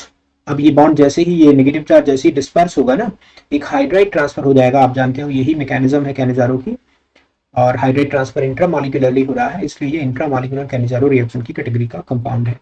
तो यहां से आपको कंपाउंड मिलता है ये, यहां पे OH होगा एक्चुअली, ठीक है, OH। ठीक है, तो बेसिकली ये जो कंपाउंड है इसके अंदर एक COO माइनस, यहाँ पे O माइनस, एक्चुअली यहाँ पे O माइनस होना चाहिए। अब आप जानते हो कि इस कैनिजारो रिएक्शन में यहाँ जो O माइनस होता है it is stronger base as compare to COO minus, तो ये COOH से H एक्सट्रैक्ट कर लेगा, इंट्रामोलिकुलर प्रोटॉन एक्सचेंज हो जाएगा, इंट्रामोलिकुलर प्रोटॉन एक्सचेंज, और इससे आपको जो टारगेट कंपाउंड है वो बनेगा OH H C double bond O minus. ये है आपका कंपाउंड B, एक्चुअली ये B है और ये A है। अब इसको जब आप एसिडिफाई कर दोगे ना तो आपको कंपाउंड मिला PHCHOH COOH। Can you check, this is alpha hydroxy acid, ये अल्फा पोजीशन है ना, अल्फा हाइड्रोक्सी एसिड, तो it is an alpha hydroxy acid, ये बात तो तय हो गई। एंड क्वेश्चन में ये भी दिया है कि redox reaction, I mean option में दिया हुआ है कि रिडॉक्स रिएक्शन है या नहीं, ये तो आपको देखना पड़ेगा। रिडॉक्स रिएक्शन है, कैनिजारो रिएक्शन अपने आप में एक डिस्प्रपोर्शनेशन रिएक्शन होती है। आप देखो यहाँ पे एक कार्बन से H निकल रहा है और दूसरे पे जा रहा है, तो H का निकलना और H का ऐड होना, तो रिडक्शन और ऑक्सीडेशन दोनों एक ही कंपाउंड के अंदर अवेलेबल है। तो this is alpha hydroxy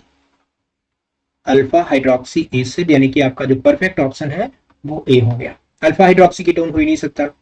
C option में जो कंपाउंड दिया है ये भी करेक्ट नहीं है, डी ऑप्शन में जो कंपाउंड दिया है ये भी करेक्ट नहीं है, तो इसका जो करेक्ट आंसर है वो ए हो गया। ठीक है, alright, coming to the next question number 4, which of the following reaction will not give which of the following reaction will not give para amino azobenzene? किस रिएक्शन के अंदर पैरा अमीनो एजोबेंजीन नहीं बनेगा? ठीक है, नहीं बनने वाला ऑप्शन आपको निकाल के लाना है। ठीक है, तो पहला क्वेश्चन, पहला एक एक ऑप्शन को चेक करना पड़ेगा अपने को।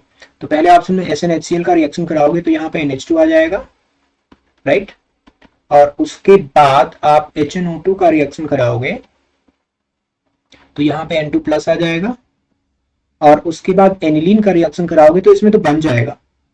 अगर आप एनिलीन का रिएक्शन कराओगे ना तो पैरा पोजीशन पे जो डाइजोनियम है वो चला जाएगा, कपलिंग हो जाएगी, तो ये तो आंसर नहीं आएगा क्योंकि नॉट पूछा है इन्होंने।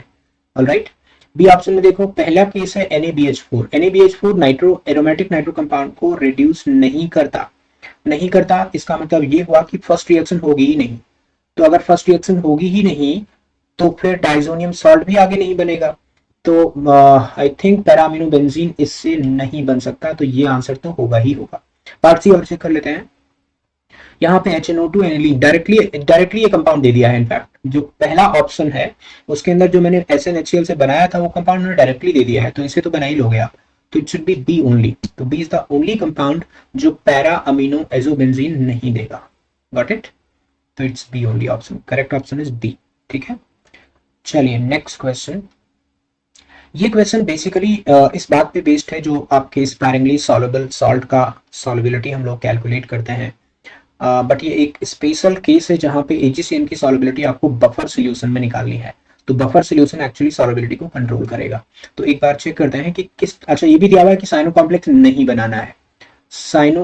नहीं बनाना है, लेकिन AgCN क्योंकि एक वीक एसिड का सॉल्ट है, तो पहले AgCN को आप पानी में डालोगे, घुल जाएगा, घुलने के बाद ये डिसोसिएट हो जाएगा, और क्योंकि वाटर के अंदर आपने साइनाइड आयन, जितना भी डिसॉल्व्ड साइनाइड आयन होगा वो साइनाइड आयन हाइड्रोलाइज होगा, और हाइड्रोलाइज होकर के HCN प्लस OH आयन बनेगा। बट यूनिक बात इस रिएक्शन की ये है कि ये रिएक्शन कंट्रोल पीएच में हो रही है, यानी OH ion concentration is fixed. कितनी हो जाएगी, पीएच 3 है तो POH हो जाएगा 11, तो ये 10⁻⁻11 हो गया। ठीक है, तो OH आयन कॉन्सेंट्रेशन पता है। अब यहाँ पे ना मैं एक स्पेशल बात यूज करने वाला इस क्वेश्चन के अंदर, क्या मैं लिख सकता हूँ solubility is equal to Ag plus total जो सोल्यूशन के अंदर गया, and this can be written as Cn minus plus HCl। इसे मास बैलेंस इक्वेशन बोलते हैं। जो Cn माइनस आया था सोल्यूशन के अंदर वो दो टुकड़ों में टूट गया, एक टुकड़ा तो बच गया Cn माइनस के रूप में, और one fragment, one component is converted into HCl। ठीक है, तो आप HCN को आप Cn माइनस के टर्म्स में निकाल सकते हो। लाइक अगर मैं HCN का डिसोसिएशन अलग से लिख लूं, H plus plus Cn minus, तो Ka is equal to H plus into Cn minus divided by HCN, right. तो HCN की कॉन्सेंट्रेशन यहाँ पे हो जाएगी H प्लस, जो कि क्वेश्चन में दिया है 10⁻⁻3, Cn माइनस को एज इट इज लिख लो, डिवाइडेड बाई K कितना दिया हुआ है 6.2 इंटू 10⁻⁻10। तो ये HCN की कॉन्सेंट्रेशन आ गई, यहाँ पे रख दो Cn minus plus 10⁻⁻3 into Cn minus divided by 6.2 into 10⁻⁻10।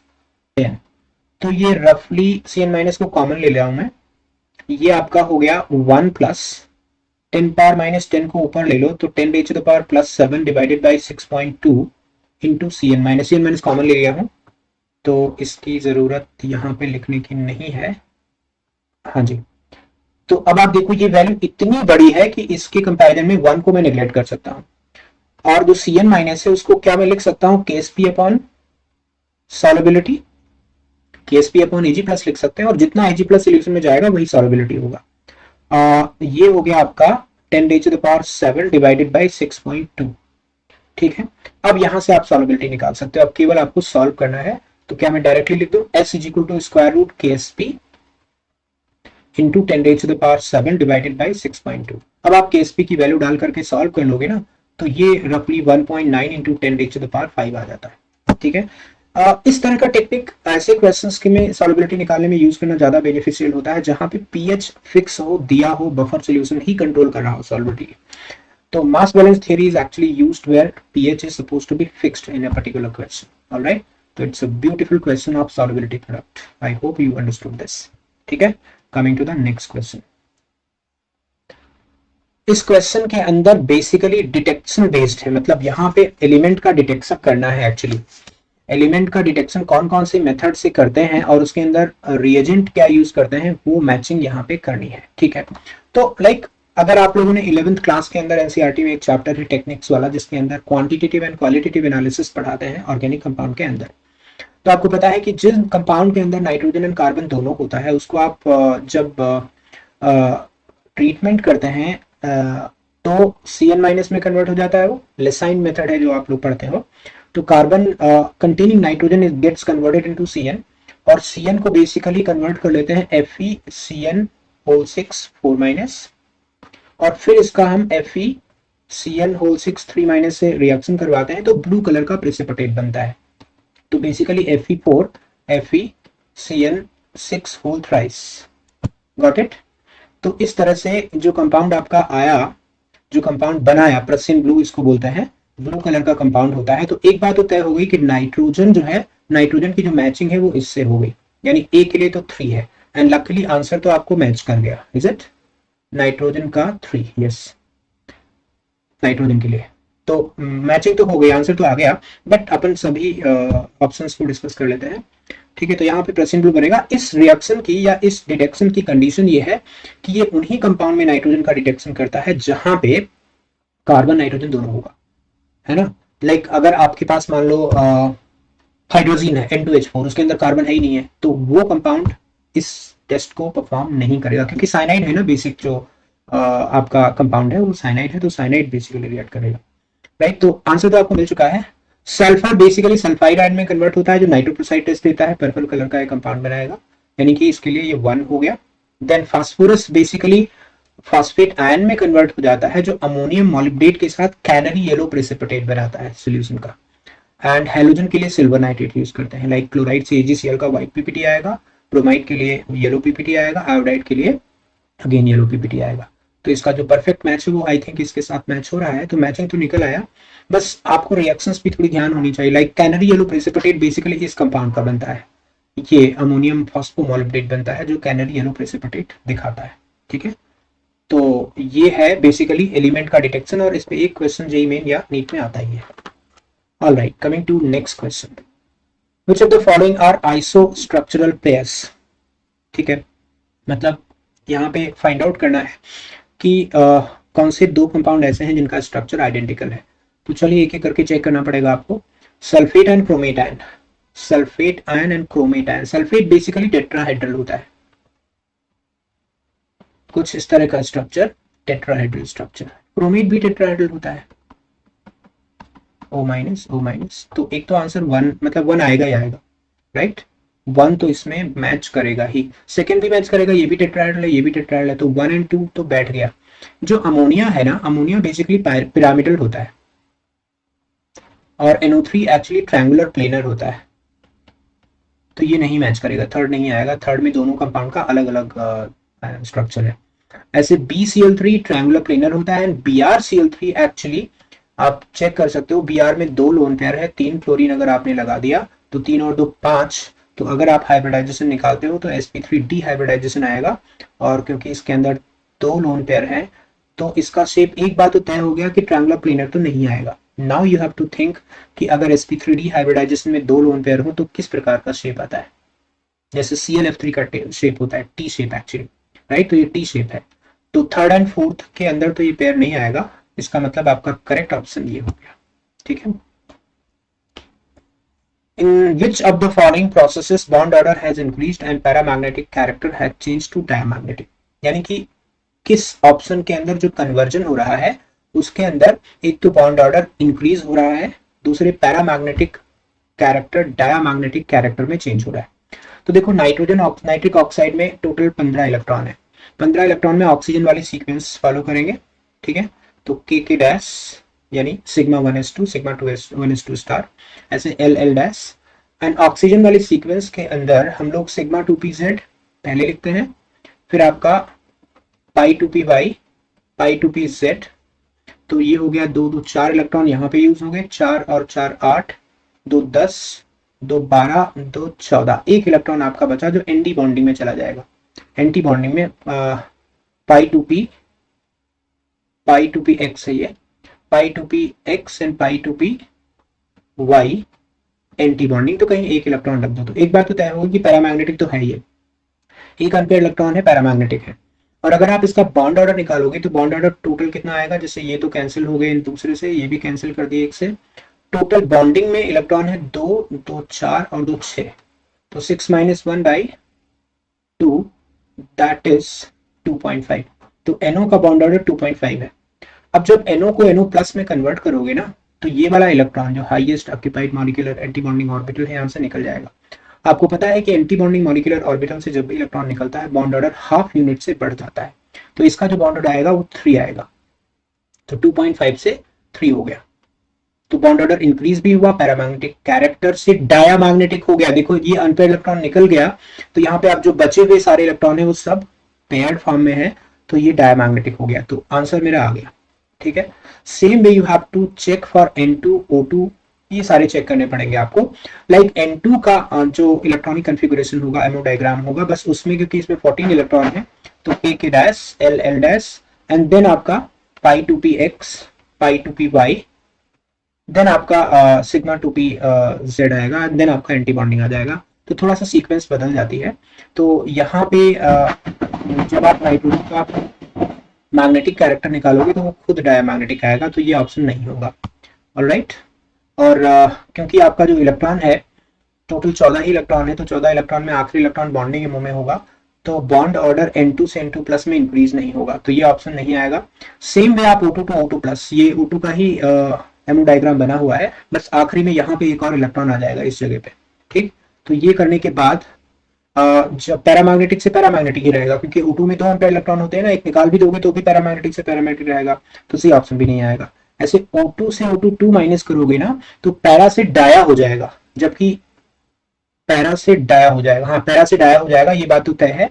लेकिन ऑक्सीजन का बॉन्ड ऑर्डर 2 होता है और ये पेरोक्साइड इसका बॉन्ड ऑर्डर 1 होता है, तो बॉन्ड ऑर्डर इंक्रीज नहीं होगा, तो इसलिए ये भी ऑप्शन नहीं आएंगे।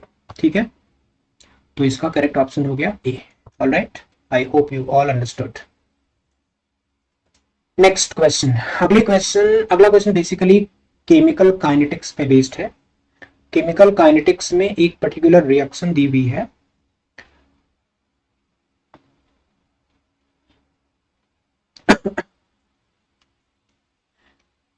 इस क्वेश्चन के अंदर ये बेसिकली केमिकल काइनेटिक्स पे बेस्ड क्वेश्चन है और इसके अंदर एक रिएक्शन दी हुई है और उस रिएक्शन के बारे में कुछ एक्सपेरिमेंटल डेटा दिया है और आपको ऑर्डर ऑफ रिएक्शन निकालना है। ठीक है, तो 2a plus be changing into product, ये आपकी रिएक्शन है।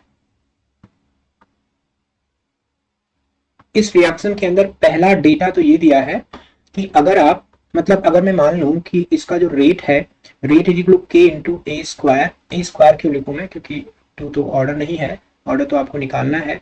सिंपली आप लिख सकते हो A raise to the power m, B raise to the power n. M और एन ए और बी के रिस्पेक्ट में ऑर्डर है। ठीक है, अब फर्स्ट पार्ट में दिया हुआ है concentration of A and B both are doubled, rate of reaction increased from 0.3 to 2.4। All right, मतलब एक तरह से 8 गुना हो गया। जब आपने दोनों का रेट डबल किया तो 8 गुना हो गया, एक ये बात होगी। दूसरा बोला है कि जब केवल एक ही कॉन्सेंट्रेशन डबल की तो रेट 0.3 से 0.6 हो गया, यानी डबल हो गया। तो एक आइडिया तो लग गया मुझे, जब एक ही कॉन्सेंट्रेशन को आप ट्वाइस करते हो, एक ही कॉन्सेंट्रेशन को जब आप ट्वाइस करते हो तो रेट डबल हो जाता है। इसका मतलब ए के रिस्पेक्ट में ऑर्डर कितना हुआ, एक ही कॉन्सेंट्रेशन को यदि आप 2 टाइम्स करते हो रेट भी 2 टाइम्स हो जाता है। इसका मतलब ए की जो पावर है वो 1 है, तो order with respect to A becomes 1। ठीक, अब आप वापस आ जाइए पहले वाले डेटा पे। उन्होंने बोला कि ए और बी दोनों को डबल करेंगे, कॉन्सेंट्रेशन को डबल करेंगे तो रेट हो गया है 8 गुना। इसका मतलब ये हुआ भाई एम की वैल्यू तो 1 है। अब अगर मैं R1 या R2 अपॉन R1 लिखूं जो कि 8 अपॉन 1 है, क्या मैं लिख सकता हूं A2 upon A1 raise to the power 1 and B की फाइनल कॉन्सेंट्रेशन अपॉन B की initial concentration raise to the power n। तो ये 8 अपॉन 1 है, अब इसको डबल किया है तो 2 raise to the power 1, B को भी डबल किया है तो 2 raise to the power n। यहां से n आप निकालोगे 2 निकल के आएगा। इसका मतलब वैसे वर्बली भी कर सकते थे। यहाँ पे जब भी आप दोनों का कॉन्सेंट्रेशन डबल करते हो रेट 8 टाइम्स हो जाता है, that means the rate order of reaction with respect to B is going to be 2। ठीक है, now coming to the options. Total order 4 नहीं होगा, this is not a correct one, total order is going to be 3। Order of reaction with respect to B is 2, this is correct, तो ये correct नहीं होगा। और ए के respect में तो ऑर्डर 1 है, इसलिए ये भी करेक्ट नहीं होगा। ठीक है, तो इसका जो करेक्ट ऑप्शन है वो बी है। Which pair of oxides are acidic in nature? कौन सा पेयर एसिडिक है? ओके, सिंपल है, फैक्ट बेस्ड क्वेश्चन है। सोडियम ऑक्साइड आपको पता है बेसिक होता है, ये भी बेसिक होता है। कैल्शियम ऑक्साइड बेसिक होता है, ये एसिडिक होता है। B2O3 एसिडिक होता है, ये एसिडिक होता है, यानी आंसर आ गया। B2O3 एसिडिक होता है, ये बेसिक होता है, ये भी आंसर नहीं होगा। सिंपल, कुछ नहीं है इस प्रकार के क्वेश्चंस में। Alright, question next. The orbitals having radial as well as 2 angular nodes. We need to identify the orbital which contain 2 radial as well as 2 angular nodes. All right. So if you remember, radial node and angular node क्या होता है? Angular node होता है L और ये होता है n minus L minus 1. Total n minus 1 nodes होते हैं. All right. तो if I talk about 3p, 3p में radial node एंगुलर नोड 1 होता है, इसलिए ये आंसर होगा ही नहीं। 5D में एंगुलर नोड 2 होंगे एंड रेडियल नोड होंगे 5 माइनस डी के लिए L का वैल्यू होता है 2 minus 1 is going to be 2। तो ये आंसर मैच हो गया, यानी कि आपका करेक्ट आंसर बी तो है ही। 4F की बात करेंगे, यहाँ पे एंगुलर नोड, इनफैक्ट अब जरूरत है नहीं, वैसे आपने बी ऑप्शन निकाल लिया, बट स्टिल एंगुलर नोड की वैल्यू L के बराबर होती है, तो L का वैल्यू 3 हो जाएगा D के लिए, F के लिए। एंगुलर नोड हो गए 3 एंड रेडियल नोड हो जाएगा 4 minus 3 minus 1, so it's going to be 0। Alright, ऐसे कि 4D के लिए भी निकाल सकते हो। एंगुलर नोड हो गया 2, बट रेडियल नोड होगा आपका 4 minus, sorry yes yes 4 minus n minus L, यानी कि l की वैल्यू 2 है -1, तो it is going to be 1। तो आपका परफेक्ट आंसर हो गया B, which is 5D। तो 5D orbital contain 2 radial as well as 2 angular nodes. In this question, we need to find out the correct answer regarding preparation of 4-bromo 2-nitroethyl benzene. 4-bromo 2-nitroethyl benzene. So ethyl benzene is this, 4 पे bromo लगा है, 2 पे nitro लगा है, ठीक है। तो we need to find out कि कौन सा ऑप्शन इसके लिए एक्यूरेटली बैठेगा। That means I need to check all the options, in fact जहां आंसर मिल जाएगा वहां पे छोड़ देंगे। तो लेट्स चेक ऑप्शन ए। तो फर्स्ट में we have done Friedel Crafts acylation, benzene से बनाना है। तो बेंजीन में अगर आप फ्रीडल-क्राफ्ट एसाइलेशन कराओगे CH3COCl AlCl3, तो you will gate acyl benzene, right. उसके बाद क्लेमेंसन्स रिडक्शन कराया है जिंक HCl में, तो फिर ये ethyl compound I mean ethyl benzene बन गया। उसके बाद ब्रोमिनेशन कराया है Br2 एंड AlBr3। तो इथाइल क्योंकि पैरा डायरेक्टर है मेनली, तो पैरा पोजीशन पे आपको ब्रोमीन मिल गया। Now we have to do HNO3 H2SO4, that means nitration कराना है। तो मिक्सर ऑफ एसिड ले लिया और नाइट्रेशन कराएंगे, तो Br और CH2CH3 में CH2CH3 इज मेन डायरेक्टर, तो NO2 जो है वो इथाइल के ऑर्थो पोजीशन पे आ जाएगा। पहले तो वैसे भी ब्लॉक्ड है, तो ऑर्थो पोजीशन पे आ जाएगा। तो इसलिए ये ऑप्शन एकदम करेक्ट हो गया। क्लियर। अगर हम बाकी ऑप्शंस चेक करना चाहें तो आप चेक कर सकते हैं। लाइक अगर आप बेंजीन का रिएक्शन, बेंजीन का पहले नाइट्रेशन करेंगे, तो नाइट्रेशन करेंगे तो एक तो वैसे ही नाइट्रोबेंजीन पहले स्टेप में बनेगा, रिंग डीएक्टिवेट हो जाएगी, आगे इलेक्ट्रोफिलिक एरोमेटिक सब्स्टिट्यूशन डिफिकल्ट हो जाएगा। फिर भी आप ब्रोमीन AlCl3 से कराएंगे तो नाइट्रो की मेटा पोजीशन पे ब्रोमीन जाएगा, because nitro is a Meta director, right. और उसके बाद आपका ये फ्रीडल-क्राफ्ट एसाइलेशन इन्वॉल्व है, जो कि नहीं हो सकता। जो nitro containing compound Friedel-Crafts acylation नहीं देते हैं, अगर इनफैक्ट फ्रीडल-क्राफ्ट रिएक्शन ही नहीं देते। जिन कंपाउंड में हाईली डीएक्टिवेटिंग ग्रुप प्रेजेंट होता है, जिन एरोमेटिक कंपाउंड में, वो फ्रीडल-क्राफ्ट रिएक्शन नहीं दिखाते। ऑलराइट, तो ये रिजेक्ट हो गया। ऐसे ही आपने पहले स्टेप में ब्रोमिनेशन करा दिया, देन आपने फ्रीडल-क्राफ्ट एसाइलेशन करा दिया, देन आपने नाइट्रेशन कराया। तो जब आप ब्रोमिनेशन कराओगे तो आपको ब्रोमोबेंजीन मिल जाएगा। चलो ब्रोमोबेंजीन बना लिया मैंने, मान लो फर्स्ट स्टेप के बाद ब्रोमोबेंजीन बन गया, ठीक है। ब्रोमोबेंजीन बनाने के बाद आपने नहीं, फर्स्ट स्टेप में ब्रोमोबेंजीन, यस। फिर आपने CH3COCl AlCl3 किया, तो एसाइलेशन आपका पैरा पोजीशन पे हो गया, राइट। वंस अगेन आपने नाइट्रेशन कराना है, तो नाइट्रेशन जो है वो बेसिकली ब्रोमीन की ऑर्थो पैरा पोजीशन पे होगा। पैरा ब्लॉक्ड है, क्योंकि अगर हमारे पास एक एक्टिवेटिंग एक डीएक्टिवेटिंग ग्रुप लगे हों, तो बेसिकली अगर हमारे पास एक ऑर्थोपैरा और एक मेटा डायरेक्टिंग ग्रुप लगा हो, तो बेसिकली ऑर्थोपैरा मेन डायरेक्टर होता है। तो अब नाइट्रो यहाँ आएगा, जो कि हमारे आंसर को मैच नहीं करेगा। ब्रोमीन के ऑर्थो पोजीशन पे हमें नहीं चाहिए NO2, ब्रोमीन की मेटा पोजीशन पे चाहिए, तो ये भी आंसर नहीं होगा।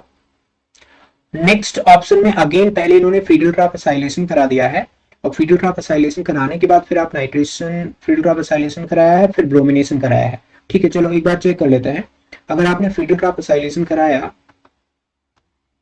तो COCl आ गया पहले, फिर आपने ब्रोमिनेशन कराया, तो इसकी मेटा पोजीशन पे ब्रोमीन चला जाएगा, क्योंकि ये मेटा डायरेक्टिंग ग्रुप है।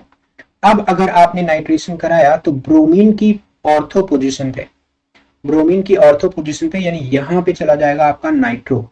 ये भी हमें चाहिए नहीं, ये मुझे नहीं चलेगा।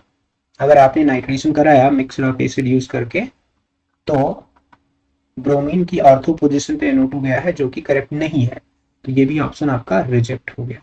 Got it. So this is how we need to convert benzene into 4-bromo 2-nitroethyl benzene. तो A जो है वो मोस्ट सुटेबल ऑप्शन है। नेक्स्ट, अच्छा यहाँ पे सीक्वेंस दी भी है, सोल्यूशन में भी आप चेक कर सकते हैं, हालांकि इसके अंदर केवल वही ऑप्शन मेंशन्ड है जो करेक्ट है। Next one, arrange the following labelled hydrogen in decreasing order of acidity. Decreasing order of acidity में अरेंज करना है, ऑलराइट। तो देखो, इनमें जो मेरे पास एसिडिक ग्रुप है, एक तो फिनोलिक ग्रुप है, एक COOH ग्रुप है, एक और फिनोलिक ग्रुप है, और एक टर्मिनल एल्काइन है। तो अगर मैं बात करूं एसिडिटी की, तो ये ग्रुप सबसे ज्यादा एसिडिक होगा, यानी सबसे ज्यादा बी होगा। ठीक है, बी के बाद अगर मैं टर्मिनल एल्काइन में और फिनोलिक कंपाउंड में एसिडिटी चेक करता हूं, तो टर्मिनल एल्काइन का एसिडिटी कम आता है। OH bond is more acidic as compare to triple bond CH bond. तो बी के बाद आपका दो दो फिनोलिक ग्रुप है, लेकिन आप चेक करो जो सी वाला फिनोलिक ग्रुप है उसके पैरा पोजीशन पे NO2 लगा हुआ है, and presence of electron withdrawing group at ortho and para position will increase acidity of phenol. तो इस वाले फिनोलिक ग्रुप की एसिडिटी इससे ज्यादा होगी। तो बी के बाद सी आएगा, सी के बाद डी आएगा और सबसे कम आपका ए आएगा। तो चेक सी, देन सबसे पहले बी है, मोस्ट एसिडिक आपका बी है, बी के बाद सी, सी के बाद डी, डी के बाद ए। ऑलराइट, तो this is going to be the correct option. हमने जो ऑप्शंस दिए हुए ना उनके अकॉर्डिंग एसिडिटी कंपेयर की है। बी, देन सी, देन आपका डी एंड लास्ट में आपका A. Alright, next question. For 1 molar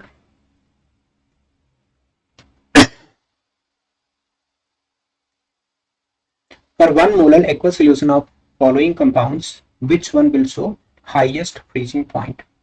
चार कंपाउंड दिए हुए, चार में बताना है फ्रीजिंग पॉइंट किसका हाईएस्ट होगा।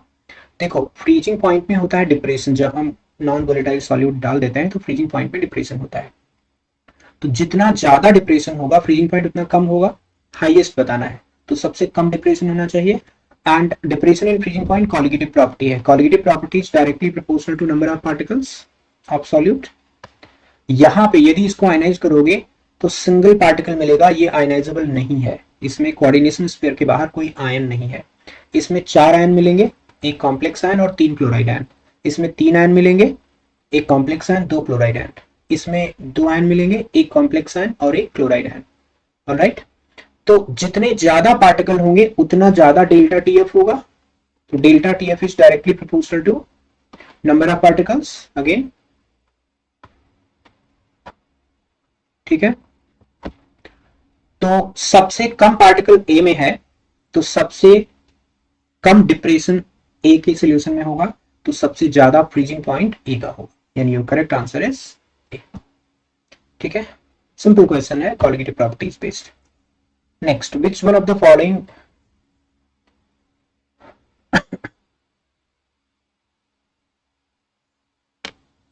Which one of the following resonating structure is the least stable? इस क्वेश्चन के अंदर आपको डिफरेंट रेजोनेटिंग स्ट्रक्चर का स्टेबिलिटी के बारे में बात करनी है। तो आप सभी स्ट्रक्चर में देख सकते हैं प्लस माइनस चार्जेस कहीं कहीं कहीं कहीं लगे हुए हैं। तो हमको पता है कि जो स्टेबिलिटी होती है वो चार्ज सेपरेशन के, यानी चार्ज सेपरेशन जितना ज्यादा होगा स्टेबिलिटी उतनी कम होगी। Stability is inversely proportional to charge separation. In fact there are so many logics behind stability of resonating structure. Charge जितना ज्यादा डिलोकलाइज हो जाता है उतना ज्यादा स्टेबल होता है, सेपरेशन जितना कम होगा उतना ज्यादा स्टेबल होगा, और अगर पॉजिटिव चार्ज के बगल में पॉजिटिव चार्ज आ रहा है तो स्टेबिलिटी बहुत कम हो जाती है। तो आप देखो ए ऑप्शन में प्लस चार्ज के बाजू में प्लस चार्ज है, और दूसरा ये जो कंपाउंड, ये जो ग्रुप है ना, this is highly electron withdrawing group, और electron withdrawing group positive charge की स्टेबिलिटी को घटा देता है। तो यहाँ जो पोलैरिटी है, ये जो प्लस माइनस लगा है उल्टा लगा रखा है एक्चुअली। प्लस को नीचे कर दे और माइनस, मैंने प्लस माइनस को इंटरचेंज कर दे तो ज्यादा स्टेबिलिटी आ जाएगी। तो ये तो अनस्टेबल स्ट्रक्चर है। अब बाकी भी चेक कर लेते हैं कि इससे ज्यादा अनस्टेबल कोई है क्या। और किसी भी स्ट्रक्चर में ऐसा नहीं है कि प्लस माइनस, प्लस और प्लस या माइनस और माइनस एकदम एडजेसेंट पोजीशन पे है। देखो यहाँ नेगेटिव चार्ज यहाँ पे है तो इसकी स्टेबिलिटी तो काफी ज्यादा होगी, इलेक्ट्रॉन विड्रॉइंग ग्रुप स्टेबिलिटी बढ़ा रहा है ना। ऐसे यहाँ प्लस चार्ज बहुत दूर है एक्चुअली इस इलेक्ट्रॉन विड्रॉइंग ग्रुप से, तो उतनी अनस्टेबिलिटी नहीं आएगी इसमें। एंड यहाँ भी वही बात है, प्लस चार्ज काफी दूर है इलेक्ट्रॉन विड्रॉइंग ग्रुप के, तो इसमें भी उतना अनस्टेबल नहीं होगा, यानी मोस्ट अनस्टेबल स्ट्रक्चर आपका कंपाउंड ए हुआ। Alright,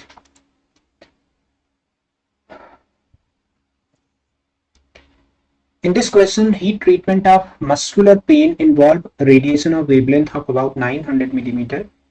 Which spectral line of hydrogen atom is suitable for this purpose? ठीक है, तो आपको एक्चुअली वेवलेंथ दिया हुआ है एंड वेवलेंथ की हेल्प से जो पॉसिबल ट्रांजिशन है वो फाइंड आउट करना है। ठीक है, तो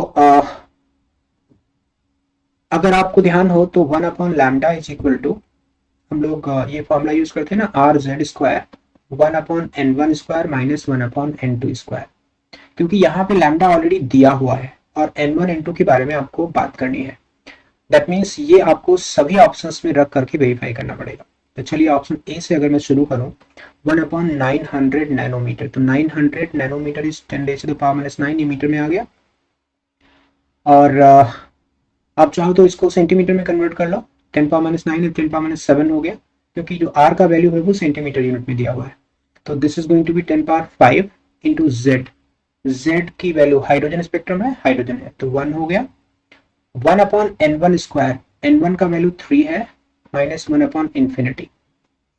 तो यहां से आप जब कैलकुलेट करोगे ना, तो आई थिंक ये मैच हो रहा है, ये मैच हो रहा है। आप चाहो तो यहाँ से लैम्डा निकाल लो, एक्चुअली बेटर ये होगा कि आप यहाँ से लैम्डा निकाल लो, या तो मैच कर लो left hand side and right hand side, वो एक ऑप्शन है। यहाँ से अगर आप लैम्डा निकालोगे ना, तो ये एक्चुअली 900 यानी 900 इंटू 10⁻⁷ सेंटीमीटर आ जाएगा, जो कि 900 नैनोमीटर हो गया, राइट। तो ए ऑप्शन तो मैच कर जाएगा, बट सेम टाइम क्योंकि मुझे लकीली ए ऑप्शन में आंसर मैच हो रहा है, अदरवाइज हमको सारे ऑप्शंस में इसी तरह से लैम्डा निकालना होगा। तो फॉर ईच, जैसे पार्सन के लिए आपको पता है 5 to 3 इन्होंने दिया हुआ है, सिंपली आप लैम्डा निकाल लो, बामन लाइमन सबके लिए निकालना पड़ेगा, निकाल करके फिर मैच करना पड़ेगा। ऑलराइट, बस ये फार्मूला आपको याद होना चाहिए। बेसिकली बोर्स थ्योरी में ये फार्मूला हम पढ़ते हैं, जब भी कभी कोई इलेक्ट्रॉन सिंगल इलेक्ट्रॉन सिस्टम में n1 से n2 शेल में ट्रांजिशन करता है, तो जो वेवलेंथ ऑफ फोटोन एमिटेड और एब्जॉर्ब्ड होगा वो निकालने का एक तरीका रहता है। बेसिकली डेल्टा ई है energy difference of the two orbits, जिसमें से गया और जहां पे गया वो बेसिकली फोटोन की एनर्जी के बराबर होनी चाहिए। ऑलराइट, दैट्स इट, और कुछ नहीं है, सिंपल बोर्स थ्योरी का application.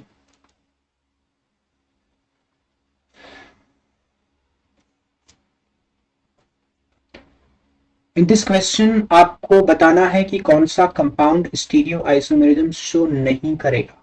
That means every option has to be checked with the structure. तो चलिए स्टार्ट करते हैं। 3,4 डाइमिथाइल हेक्स 3 इन, तो हेक्स 3 इन पहले लिख लो आप, डबल बॉन्ड यहाँ पे आ गया, तो नंबरिंग यहाँ से शुरू हो जाएगी। तो 3 पे आपका मिथाइल लगा हुआ है एंड 4 पे भी मिथाइल लगा हुआ है, तो ये आंसर तो हो ही नहीं सकता, क्योंकि इसमें एक्चुअली ज्योमेट्रिकल भी है ऑप्टिकल भी है, दोनों है। ऑप्टिकल यहाँ से देखो ये कायरल कार्बन है, एंड ज्योमेट्रिकल इस वाले पॉइंट से हो जाएगी, ठीक है। तो इस कंपाउंड में तो ज्योमेट्रिकल ऑप्टिकल दोनों है, तो आंसर नहीं हो सकता। नेक्स्ट है आपका 3 मिथाइल हेक्स 1 इन, 3 मिथाइल हेक्स 1 इन, 3 पे मिथाइल लगा दिया, इसमें भी ये कायरल कार्बन है, तो ऑप्टिकल आइसोमेरिज्म होगी, ये भी आंसर में नहीं आएगा, ये भी नहीं आया, ये भी नहीं आया। 3 इथाइल हेक्स 3 इन, हेक्स 3 इन 1 2 3, ओके। 3 पे लगा हुआ है आपका इथाइल, ओके। तो देखो ये दोनों ग्रुप सिमिलर हो गए, तो ज्योमेट्रिकल नहीं हो सकता है इसमें। ज्योमेट्रिकल के लिए डबल बॉन्डेड कार्बन से दोनों ग्रुप लगे हुए जो होते हैं वो डिसिमिलर होने चाहिए, ठीक है। तो ज्योमेट्रिकल इसमें हुआ नहीं, कोई भी इसके अंदर कायरल कार्बन नहीं नजर आ रहा है, इसका मतलब ये स्टीरियो आइसोमेरिज्म नहीं शो करेगा। ऑलराइट, सो आंसर तो पकड़ में आ गया। बस एक चौथा ऑप्शन और चेक कर लो, 4 मिथाइल हेक्स 1 इन, 4 मिथाइल हेक्स 1 इन, 1 2 3 4, 4 पे मिथाइल लगा दिया, ये कार्बन हो गया कायरल, इसलिए इसके अंदर ऑप्टिकल आइसोमेरिज्म हो जाएगी। गॉट इट, तो आपका ऑप्शन सी ही करेक्ट निकलेगा।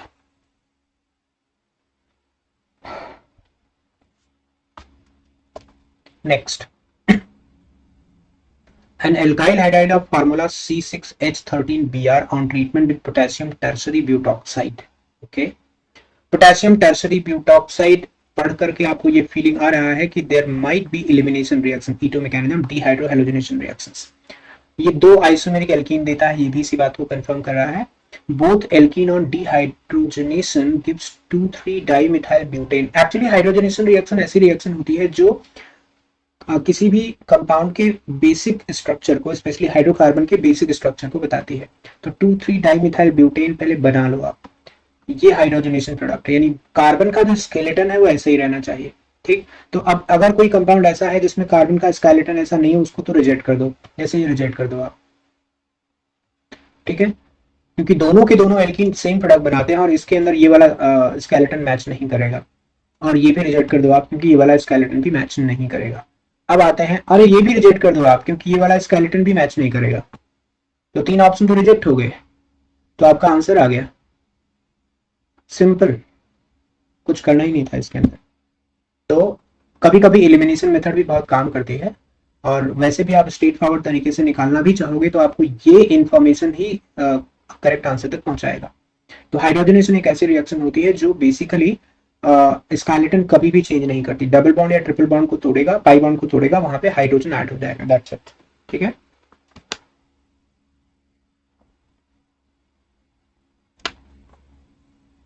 In this question organic compound x is given and इनका सॉल्युबिलिटी प्रोफाइल दिया हुआ है। तो कंपाउंड वाटर में इनसॉल्युबल है, HCl में इनसॉल्युबल है, NaOH में सॉल्युबल है, एंड सोडियम बाइकार्बोनेट में भी इनसॉल्युबल है। तो ये कंपाउंड ना एसिडिक है, ये तो पता है, लेकिन इतना भी एसिडिक नहीं है कि वो सोडियम बाइकार्बोनेट टेस्ट दे दे, यानी कार्बोक्सिलिक एसिड तो पक्का नहीं होगा। देखो ऑर्थोटोलुइडीन जो होता है, ऑर्थोटोलुइडीन तो मिथाइल और NH2 होता है, तो वैसे ही आंसर नहीं है। ठीक है, ये NaOH में सॉल्युबल नहीं होगा, तो ये कट गया। Oleic acid carboxylic acid group contain करता है, ये भी कट गया। मेटाक्रिसॉल एक्चुअली फिनोलिक कंपाउंड है। जो फिनोलिक कंपाउंड होते हैं, phenols are actually soluble in NaOH, they are insoluble in sodium bicarbonate, सारे नहीं, लेकिन ये वाला जो फिनॉल है ना, मेटाक्रिसॉल जो है, ये एक्चुअली सोडियम बाइकार्बोनेट में घुलेगा नहीं। जो घुलने वाला कंपाउंड है ना फिनॉल, वो पिक्रिक एसिड है। अगर आप तीनों जगह नाइट्रो लगा दो तो इसकी एसिडिटी इतनी हो जाती है कि ये सोडियम बाइकार्बोनेट में घुल जाता है। या आप 2,4 डाइनाइट्रो फिनॉल ले लो, है ना, या फिर पैरानाइट्रोफिनॉल ले लो, ये सब सोडियम बाइकार्बोनेट टेस्ट दे देते हैं। लेकिन जो नॉर्मल फिनॉल होता है, फिनॉल या क्रिसॉल, ये सोडियम बाइकार्बोनेट टेस्ट नहीं देते हैं, ये सोडियम बाइकार्बोनेट टेस्ट नहीं देगा, लेकिन NaOH में घुल जाएगा। Got it. Benzamide actually amide है, और अमाइड जो है वो बेसिकली वाटर के अंदर इनसॉल्युबल, HCl के अंदर इनसॉल्युबल, NaOH में सॉल्युबल है। अमाइड्स जो है वो NaOH से के अंदर सॉल्युबल नहीं होते, लिहाजा बेंजामाइड भी ये कंपाउंड नहीं होगा। सोडियम बाइकार्बोनेट के अंदर भी इनसॉल्युबल दिया हुआ है, तो बेंजामाइड भी इस कैटेगरी को, इस इनफैक्ट सोडियम बाइकार्बोनेट, बेंजामाइड तो बेसिकली PHCO NH2 है। ठीक है, अमाइड है बेसिकली, अमाइड्स ऑलमोस्ट सिम्प्टोटेरिक होते हैं, एसिडिक कैरेक्टर्स में होता ही नहीं है ना। तो और दूसरा जो अमाइड्स होते हैं ना, they are water soluble actually, पानी के अंदर घुल जाते हैं, तो इसलिए ये आंसर भी बैठेगा नहीं। तो मोस्ट सुटेबल आंसर जो है वो आपका NaOH में सॉल्युबिलिटी की वजह से आइडेंटिफाई किया, और वो है फिनोलिक कंपाउंड यानी कि क्रिसॉल। Alright, done.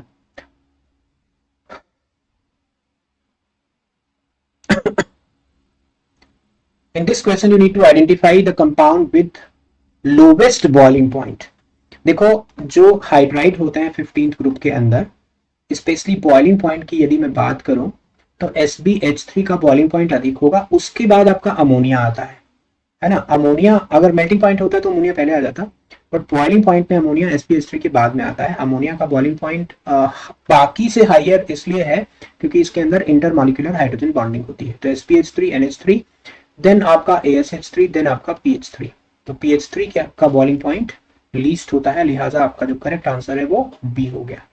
ऑलराइट, इस क्वेश्चन में एल्कोहल दिया हुआ है, इसको कॉन्सेंट्रेटेड एसिड से ट्रीट करके actually elimination reaction, dehydration reaction करानी है। सो क्वेश्चन है total number of possible products formed by tertiary carbocation of A। तो सबसे पहले काम करते हैं, let's find out which carbonium ion is actually going to be formed, like when the protonation take place at OH group, तो इससे H2O निकलने के बाद जो इनिशियल कार्बोकेटायन बनेगा वो तो आपका ये होगा, राइट, प्लस चार्ज यहाँ पे, and then you have this group. Now this carbocation में undergo rearrangement via hydride shift और मिथाइल शिफ्ट, लेफ्ट से मिथाइल शिफ्ट हो सकता है, तो आपको you will get this tertiary carbonium ion, right, and अगर राइट से हाइड्राइड शिफ्ट होता है then you will get another tertiary carbonium ion CH, यहां पे हाइड्राइड डाल दिया और यहां पे हमने प्लस चार्ज शिफ्ट कर दिया। ठीक है, ये दो टर्सरी कार्बोनियम आयन बन गए।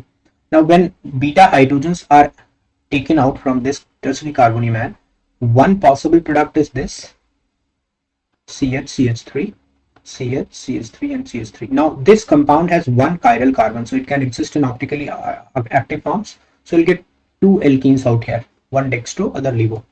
And the other structural isomer of the product is CH3, CH3 double bond C, CH3, CH, CH3 and CH3. Now this has no stereoisomerism, neither geometrical nor optical. So this is one alkene only. Similarly, this carbonium ion can form two alkene, one by losing beta hydrogen from this point and other by losing beta hydrogen from this point. So again two alkenes, you can draw the product. So total number of alkenes are going to be 5, right?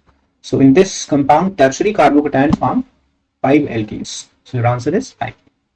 Got it?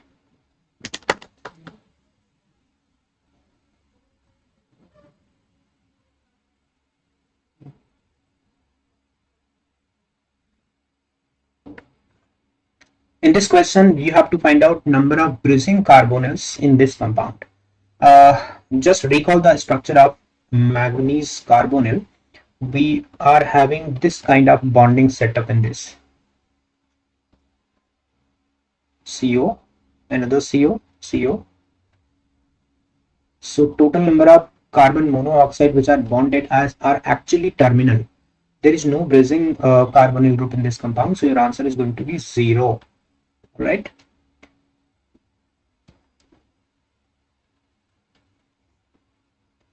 In this question, this is a question based on homogeneous ideal gas chemical equilibrium. AB2 AB plus 2AB. एक बार इसको लिख लेता हूं मैं. AB2 gas changing into A gas plus 2B gas. All right. Now it is carried out in 25-liter flask at 27 degrees centigrade, and initial amount of AB2 was 1 mole and equilibrium pressure was 1.9 mole. Kp actually calculate करना है in terms of x into 10 raised to the power minus 2. All right. Initially 1 mole compound was given. So 1 minus x ले लेते हैं. This is going to be x and this is 2x. So total mole at equilibrium is equal to 1 minus x plus 2x, right? This is going to be 1 plus 2x. Now equilibrium pressure is given at 1.9 atm, so we can apply PV to nRT to calculate the value of x. Pressure is 1.9, volume is 25, and n is 1 plus 2x. R is 0.0821 and temperature is how much? 27 degrees centigrade means 300 Kelvin. So from here you calculate the value of x. Once you have calculated the value of x, you can calculate initial number of moles of all reactants and products, right? So I assume that x is already calculated. So then now I can calculate partial pressure of AB is equal to mole fraction of AB into total pressure 1.9. Mole fraction of AB will be 1 minus x upon 1 plus 2x into 1.9. Similarly, partial pressure of A is equal to x upon 1 plus 2x into 1.9, and partial pressure of B is equal to 2x divided by 1 plus 2x into 1.9. Now just put these values since x is known. So Kp can be written as partial pressure of A, partial pressure of B square divided by partial pressure of AB2 into partial nothing. Alright, so put the values. All partial pressures are given already, and after putting and calculating we will get roughly 72.7 into 10 raised to the power minus 2. So your answer is, if I equate it, is x into 10 power minus 2, so x is equal to 72.7, and this can be rounded up to 73.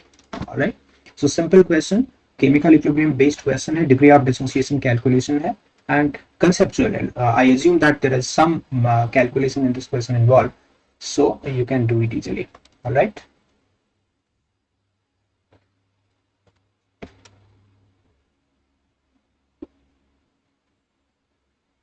In this question, 10 ml aqua solution of a salt is given, and it is actually treated with KMnO4. The volume of KMnO4 is given.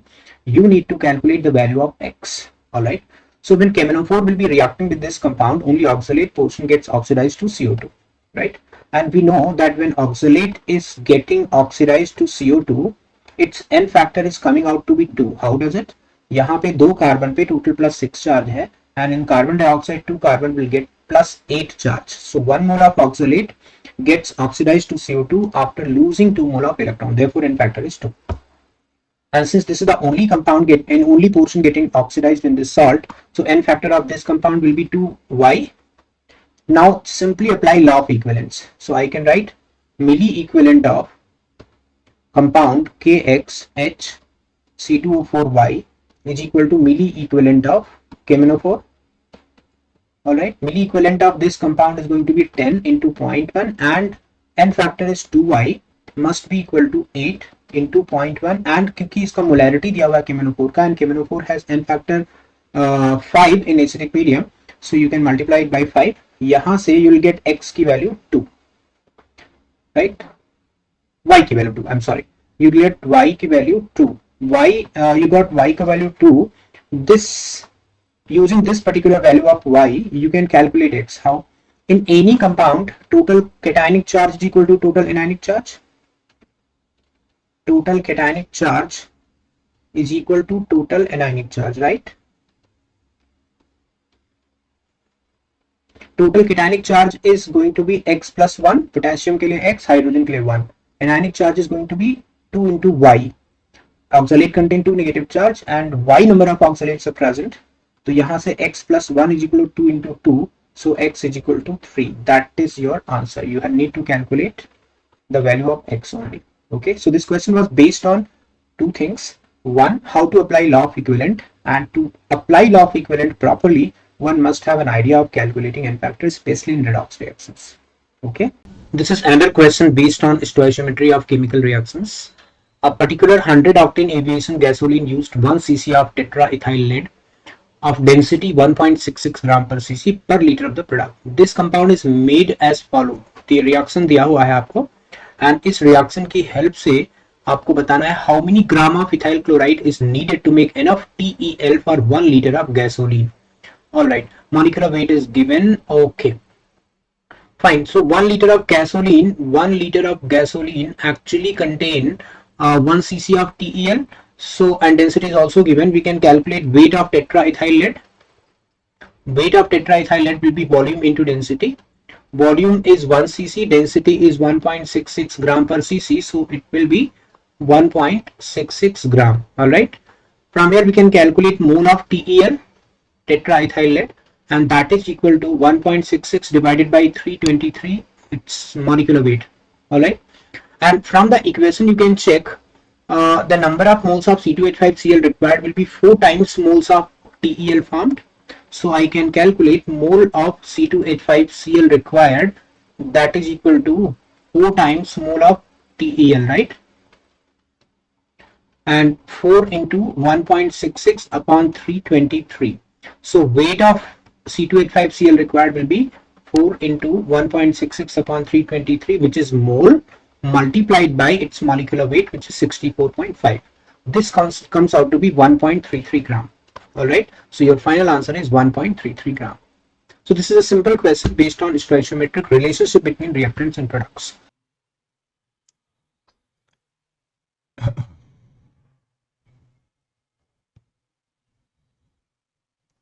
Hi everyone, I am Firoz Khan, Master Teacher of Mathematics here at Vedantu. So in this video, we are going to discuss the mathematics paper which was conducted very recently, right? So let's start the discussion now. And the first question on your screen is from binomial theorem. In this question, they have given an expansion 1 plus x plus 2x square raised to 20, and you have to find a1 plus a3 plus a5 up to a37. Means basically you have to find the coefficients of odd powers a1, a3, a5 up to a37. One coefficient of odd power is missing here, a39. So see, in any expansion, if you need sum of all the coefficients, you put x is equal to 1. If you need sum of all the coefficients but alternate plus minus, you put x is equal to minus 1. And since here you need odd coefficients, so first put x is equal to 1, then x is equal to minus 1 and subtract. So what I will do here, I will put x is equal to 1 and minus 1 first. So let's put x is equal to 1 and minus 1 here. So if I put x is equal to 1 and minus 1 here, so for x is equal to 1, I will get a0 plus a1 plus a2 plus A3 up to A40. And what will be the value of this expression when x is equal to 1? So it will be 4 raised to 20. You can see 1 plus 1 plus 2, 4 raised to 20, or you can say 2 raised to 40. Now when you put x is equal to minus 1, you will get same thing but alternate plus minus. A0 minus A1 plus A2 minus A3, like that up to A40. And in this case you will get, when you put x is equal to minus 1, you will get 2 raised to 20. Now since you need odd coefficients A1, A3, A5, so just subtract these two. Means let's say this is number 1, this is number 2. If you subtract 1 minus 2, so when you subtract 1 minus 2, you will get 2 times A1 plus A3 up to A39. And on the right side you have what? You have 2 raised to 40 minus 2 raised to 20. 2 raised to 40 minus 2 raised to 20. It can also be written as 2 raised to 20, 2 raised to 20 minus 1. Now if you divide by 2 here, so you got A1 plus A3 plus A37 plus A39. This will be 2 raised to 19, 2 raised to 20 minus 1. But I need up to A37 only, right? So that means A39 should be subtracted. So let's find the value of A39 first. Let's find the value of A39. A39 means the coefficient of x raised to 39 in this expansion. So see this expansion, 1 plus x plus 2x square raised to 20. Just look at it carefully. I can write this expression like this also. Let's take x common. So it is 2x plus 1 plus 1 whole raised to 20. I can write this expression 1 plus x plus 2x square raised to 20 like this.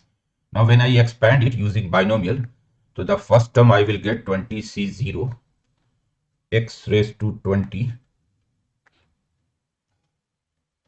2x plus 1 raised to 20. Then second term you will get 20C1 x raised to 19 2x plus 1 raised to 19, like that up to 20C20.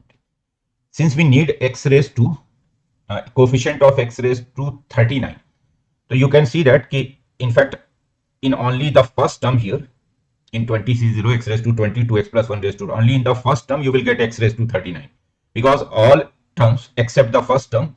So for example, if you see the second, so in the second term maximum power of x will be 38. In the second term maximum power of x will be 38. In the third term maximum power of x will be 36. So x raised to 39 you can get only in this first term. Now this first term is what? This first term is x raised to 20. Now if I expand this 2x plus 1 raised to 20, so again it is 20C0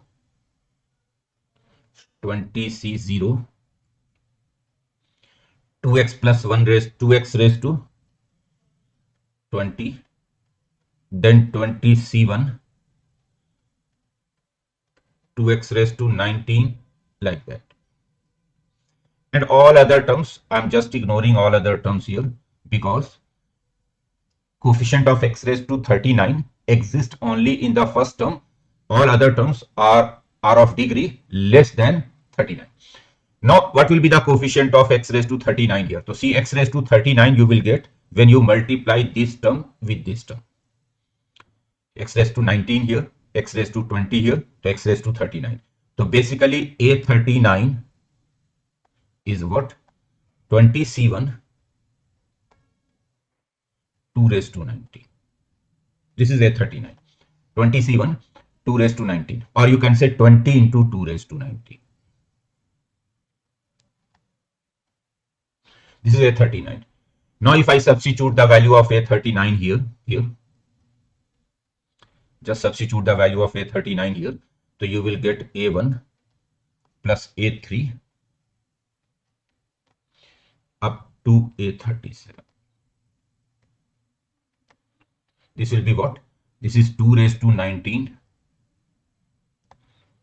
2 raised to 20 minus 1, and this A39, it is taken to the right side, and the value of A39 is 20 into 2 raised to 19. So now you can see that 2 raised to 19 can be taken common.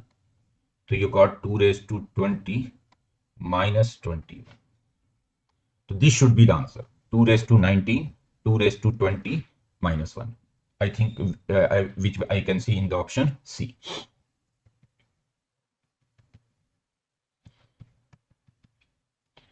Let's see the next question, which is from definite integration. So you have to get the value of this integration 0 to 100 pi tan inverse cot x plus cot inverse tan x dx. So how will you do it? Basically, this tan inverse cot x plus cot inverse tan x, tan and cot both are periodic functions with period pi. So I can say that this complete function is a periodic function with period pi. So then I can write its period is pi. So I can write it as 100 times 0 to pi. Just integrate in one period and multiply with the number of period. Now tan inverse cot x, I can write it as pi by 2 minus cot inverse cot x.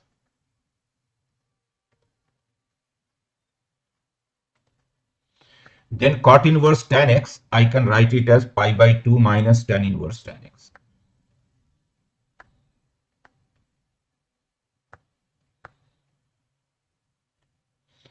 So basically it is 100 times 0 to pi,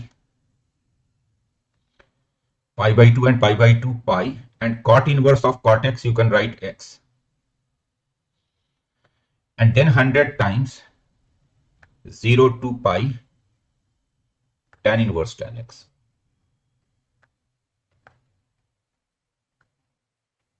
In fact, I will have minus sign here, not plus sign here.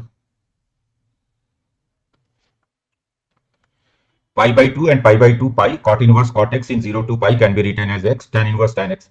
Now, if you integrate this 0 to pi tan inverse tan x dx, this comes out to be 0. Let me call this integration as I, 0 to pi tan inverse tan x dx. If I use King's property here, means if I replace x with minus x, the tan pi minus x is minus tan x. So if I use King's property here, it becomes 0 to pi minus tan inverse tan x. Means I is basically minus I to I 0. So hence I is 0 actually. So this integration 0 to pi tan inverse tan x dx, this is 0. Just use King's property. You will get I is equal to minus I.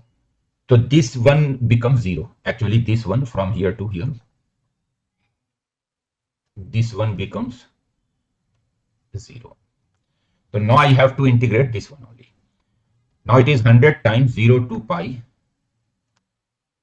If I use King's property here, x will be replaced with pi minus x, so it will become 0 to pi x dx.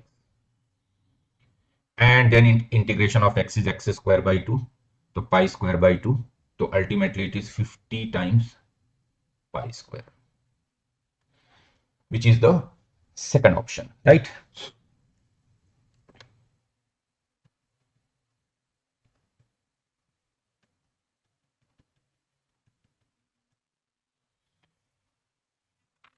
See this question, this is from 3-dimension geometry. A line is given, this line meets YZ plane at A. Then from A, foot of perpendicular at Y and Z axis at B and C respectively. Then you have to get area of triangle and perimeter of triangle ABC. So first I have to get the point A, and point is on the YZ plane. So on YZ plane, X will be 0. So if I have to find the point on YZ plane, so on YZ plane, X will be 0. So just put X is equal to 0 here in the equation of the line. So you will get minus 2, Y minus 3 by 2, Z minus 4 by 3. So Y will be what? This gives you Y is equal to minus 4 plus 3 minus 1, and Z is equal to minus 6 plus 4 to minus 2. Y will be minus 4 plus 3 and Z will be minus 6 plus 4. So I got the point A. point A is 0, -1, -2. Now from A, perpendiculars are drawn to the y-axis and z-axis.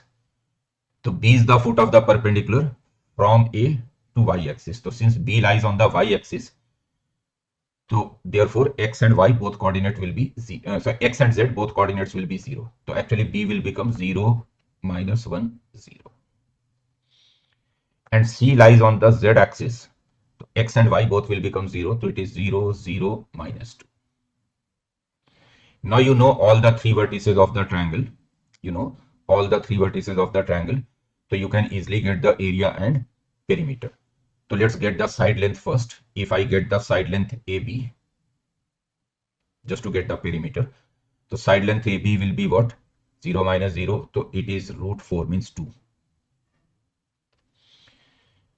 If I get the side length AC, so it is 1. And if I get the side length BC, it is √5. The perimeter of the triangle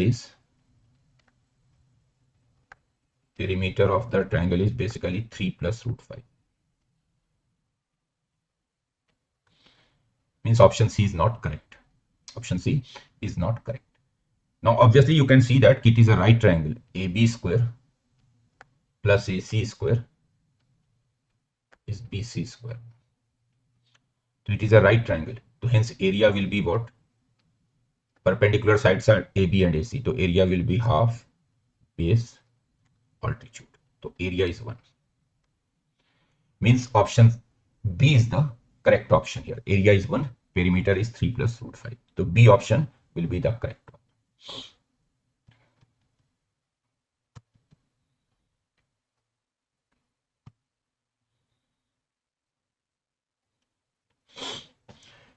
See this question now. This is from matrices. A matrix A is given.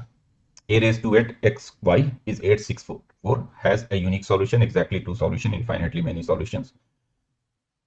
So basically you have to find the possible values of x and y. So how many ordered pair x comma y you will get unique, exactly 2, infinitely many or no. So before that I have to get this A raised to 8. What will be this matrix A raised to 8 here, right? So now how will you get this matrix A raised to 8? So if I write the characteristic equation of the matrix A, what I'm writing, the characteristic equation of matrix A, so that will be I minus lambda minus I minus I minus lambda. I'm writing the characteristic equation of the matrix A.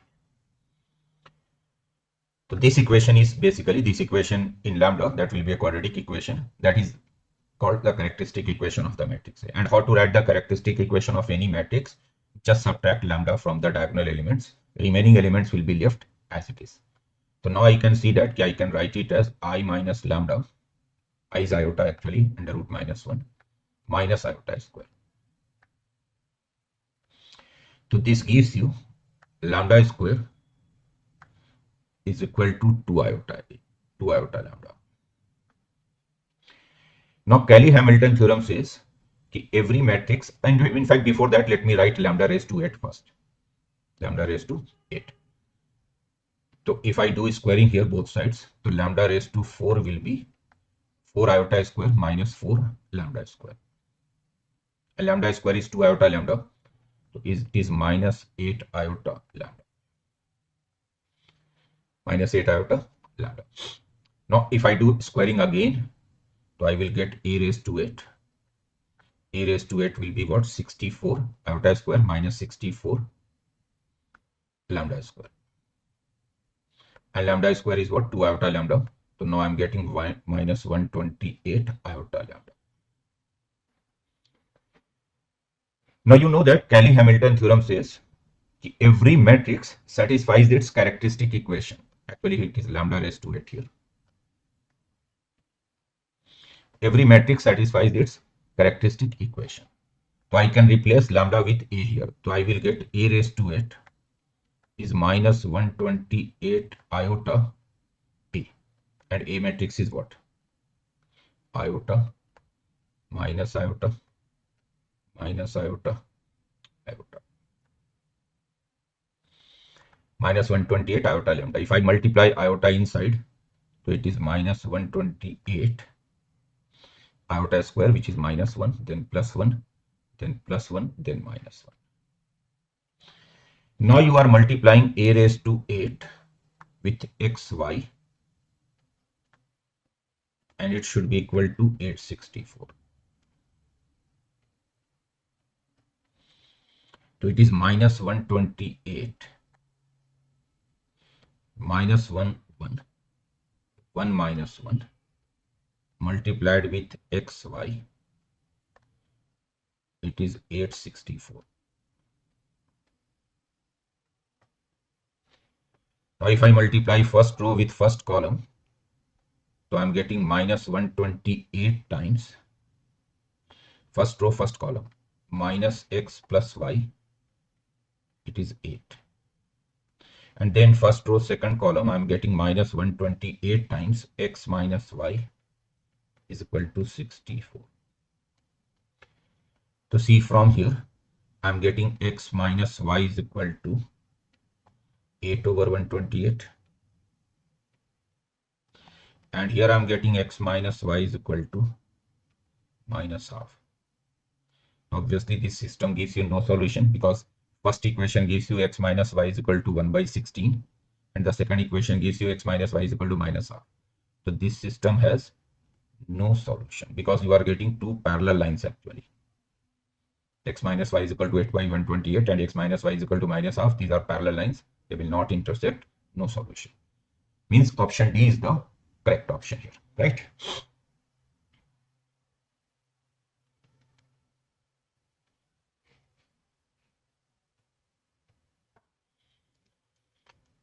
See this question, guys. This is from definite integration, and not a very difficult question. Just use King's property. So let's call this integration as I. Minus pi by 2 to pi by 2 cos square x over 1 plus 3 raised to x. Now if I use King's property here, King's property means I'm replacing x with sum of limit minus x. And as you can see, the sum of limit is 0. So I'm replacing x with 0 minus x, means I'm replacing x with minus x. So when you replace x with minus x, the cos of minus x will be cos x only. So no change in the numerator. And in the denominator, I have 1 plus 3 raised to minus x. Now if I add these two integrals, 1 and 2, so I will get 2i. And 2i comes out to be minus pi by 2 to pi by 2 cos square x. Just add carefully. When you add these two, actually this 1 plus 3 raised to x will disappear, and ultimately it comes out to be minus pi by 2 to pi by 2 cos square x. And since it is an even function cos square x, so you can also write it as 2 times 0 to pi by 2 cos square x.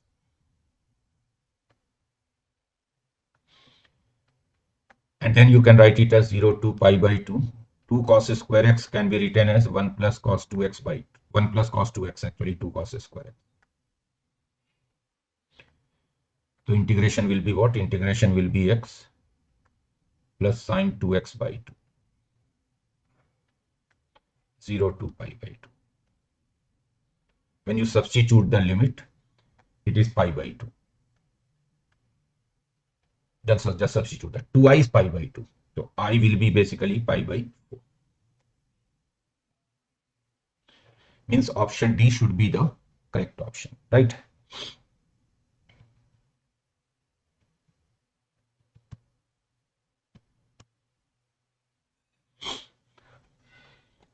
See this question, they are saying that we have a rectangle ABCD and 5, 7, 6, 9 points in the interior of the line segments AB, BC, CD, ABCD, BCDA, ABCD, BCDA.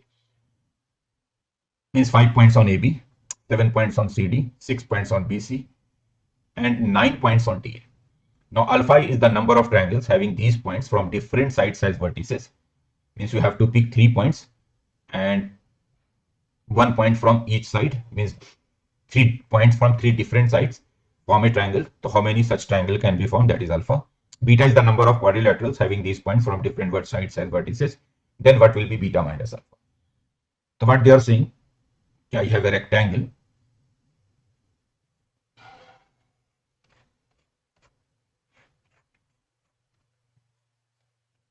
ABCD.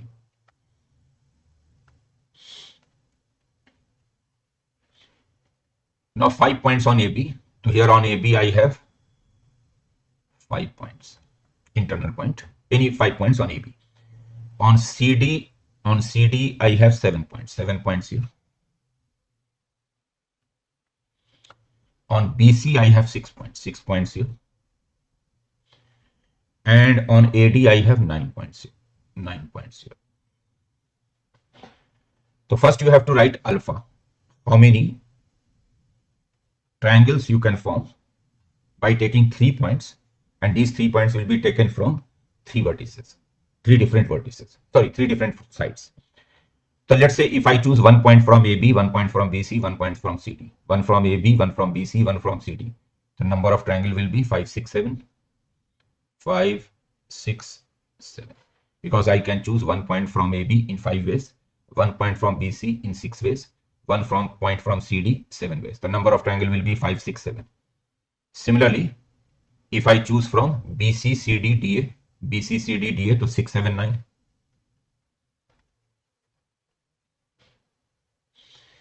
If I choose from CD, DA, AB, CD, DA, AB to 7, 9, 5. And finally, if I choose from DA, AB, BC to 9, 5, 6. Now you can easily calculate it. Just calculate, you will get the value of. Now let's write beta. Beta is the number of quadrilateral by taking 4 points, 1 point from each side. So obviously number of quadrilateral will be 5, 6, 7, 9. 1 point from AB 5 ways, 1 from BC, 1 point from BC 6 ways, 1 point from CD 7 ways, 1 point from AD 9 ways. So now this can be calculated very easily. Just calculate alpha and beta, take the difference, that will be your answer. So ultimately when you calculate alpha and beta, so alpha comes out to be 1173 here and beta comes out to be 1890. Now they are asking beta minus alpha, so just take the difference of these two, and the difference of these two is 717. 717 means the option D should be the correct option here. Last option, the D option is the correct option here, right?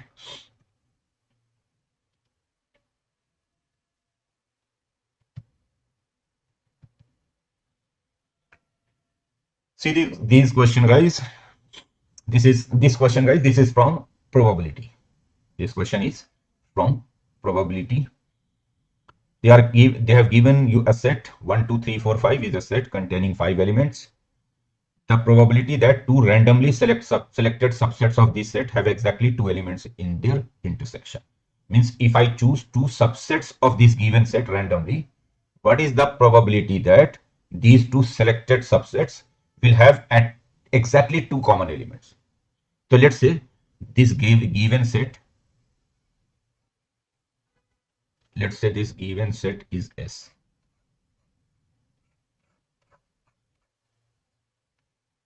Let's say this is S. This contains 5 elements, 1, 2, 3, 4, 5. Now I'm choosing 2 subsets of this set S. So let's say one subset is A, one subset is B.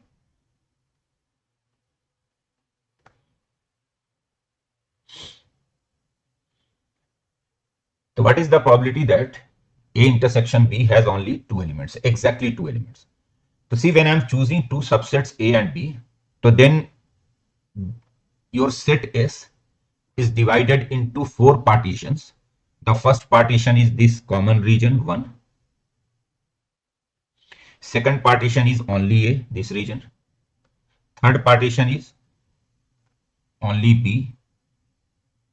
And fourth partition is neither. Right? So let's find the total number of ways. In how many ways I can choose two subsets A and B.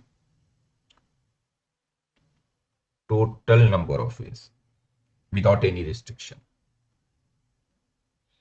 To see, the set S contains 5 elements and each element can lie in any of the 4 regions. Means, for example, if I choose the element 1, so 1 can be in the region 1 or in the region 2 or in the region 3 or in the region 4. So for each element, I have 4 possible regions. So for 1, I have 4 possible regions. For 2, I have 4 possible regions. For 3, I have 4 possible regions. For 4, I have 4 possible regions. For 5, I have 4 possible. The total number of ways will be 4 raised to 5. Means if I am choosing two subsets A and B, so A and B can be chosen in 4 raised to 5 ways. Now what is favorable number of ways? What do you want? Favorable number.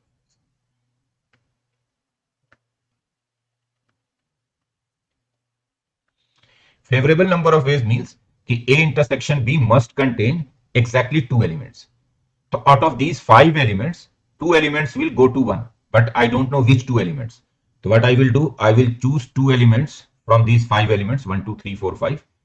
Out of these 5 elements, 2 elements are selected, 5C2. These 2 elements will go to 1. And remaining 3 elements will go to either 2 or 3 or 4. Means for remaining 3 elements, I have 3 options. So 3 into 3 into 3, 3 raised to 3. Okay, let's say 1 and 2 goes to first region, intersection region. Let's say 1 and 2 goes to intersection region. Then for 3, I have 3 options, 2, 3, 4. For 4, I have 3 options, 2, 3, 4. For 5, I have 3 options, 2, 3, 4.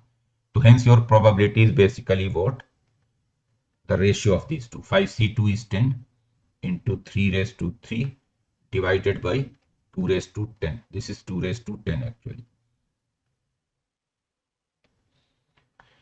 So basically it is 27 into 5. 27 into 5 is 135 over 2 raised to 9.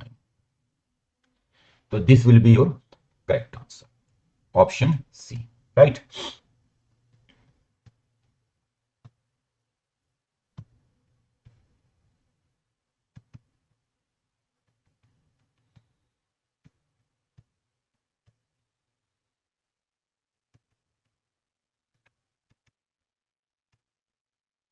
Right, see this question. This is from limits. Limit theta approaching to 0, tan pi cos square theta over sine 2 pi sine square theta. What will be this limit? So basically it is 0 by 0 form. You can see that it is straightforward 0 by 0 form. So either you can use L'Hopital rule straight away. So let's use L'Hopital rule only straight away. If I use LH rule here.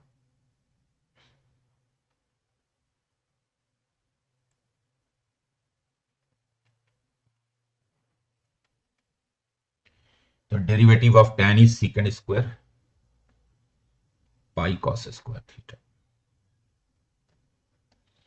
Chain rule, now differentiate pi cos square theta. So pi derivative of cos square theta is minus 2 cos theta sine theta.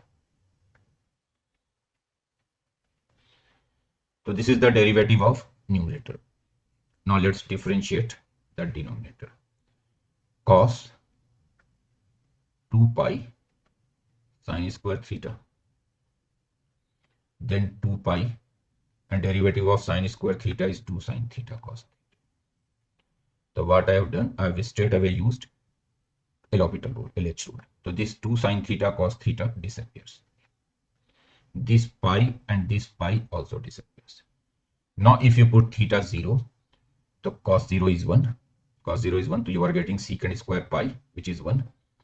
Secant square pi is 1. So ultimately numerator is minus 1 only. Just put x is equal to 0. And in denominator again, cos 0 is 1. So it is minus half.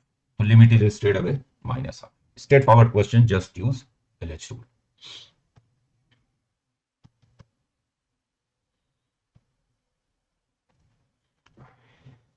See this question. They have given you a rectangle formed by the lines x is equal to 0, x is equal to 2, y is equal to 0, and y is equal to 5. Then A and B are 2 points lying on the x-axis and y-axis respectively, such that the segment AB divides the area of this rectangle in the ratio 4:1. So what is the locus of the midpoint of AB? The midpoint of AB lies on a straight line, hyperbola, circle, parabola. So let's draw the figure first. Let's say this is y-axis and this is x-axis.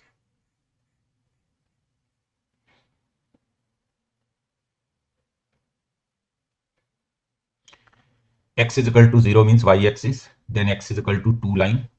X is equal to 2 is a vertical line like this. Let's say this line is x is equal to,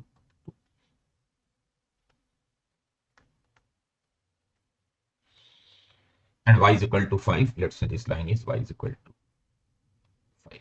Actually, this point is 2 comma 5. Right.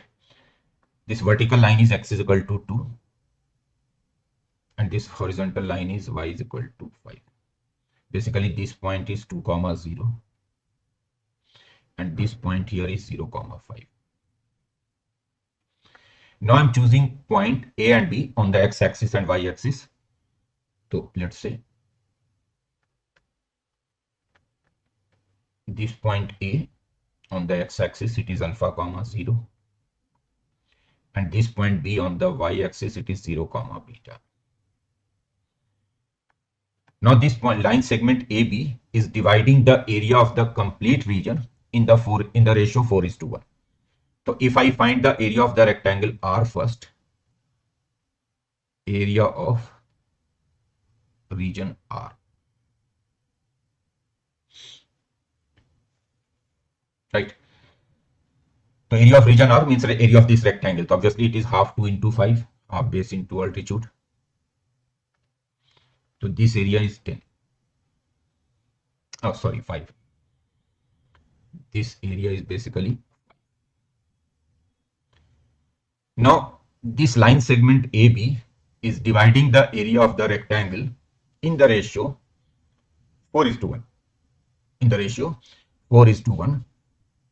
So that means that this area of this triangle OAB, area of triangle OAB is basically 1/5 of the area of the rectangle. 1/5 of 5. 4:1 means that complete area is 5. So this larger area will be 4 and this smaller area will be 4. So this smaller area is 1, larger area is 4. Now what is area of triangle OAB? Area of triangle OAB is half alpha beta. So it is 1. So I got alpha beta is equal to 2. But I need the locus of the middle point of AB. I need the locus of the middle point of AB. So let's say middle point of AB is x comma y. So obviously alpha plus 0 by 2 is x. 0 plus beta by 2 is y. So alpha is 2x, beta is 2y. So you got 2x into 2y here. 2. Means xy will be half. And xy is equal to half is a rectangular hyperbola. So that means this point x comma y, which is the midpoint of AB, is lying on a hyperbola. Right?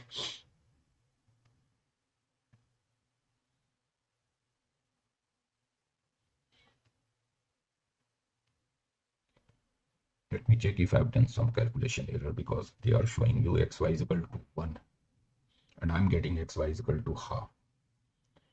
Why so?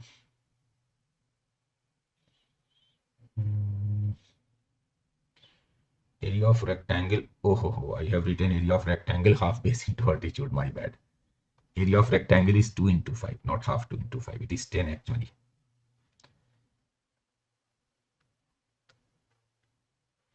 Area of rectangle is basically 2 into 5, which is 10. So area of triangle OAB is 1/5 of this area. So 1/5 of 10, it is 2.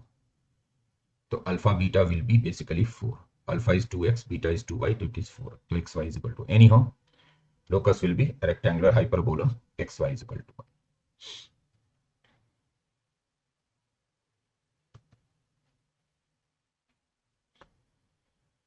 Okay, let's see this question now. This is from indefinite integration, and integration is given to you.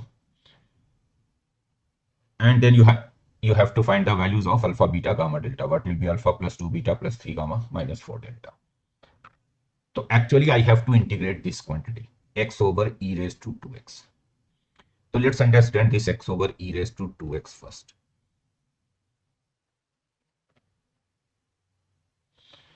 You know that if you have a raised to b, let me write here. So it can also be written as e raised to b log a. Both are same thing. You write a raised to b or e raised to b log a. So I can write it as e raised to 2x log x by e.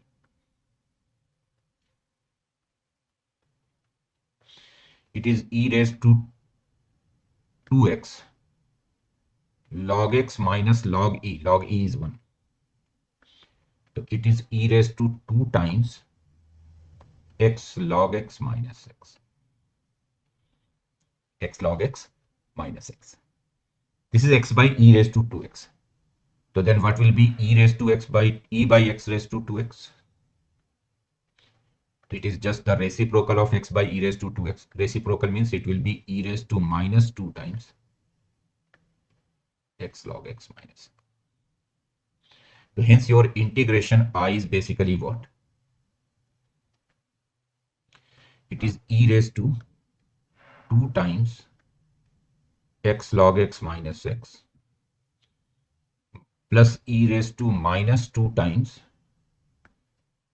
x log x minus x and then log x dx. So this is your integration actually.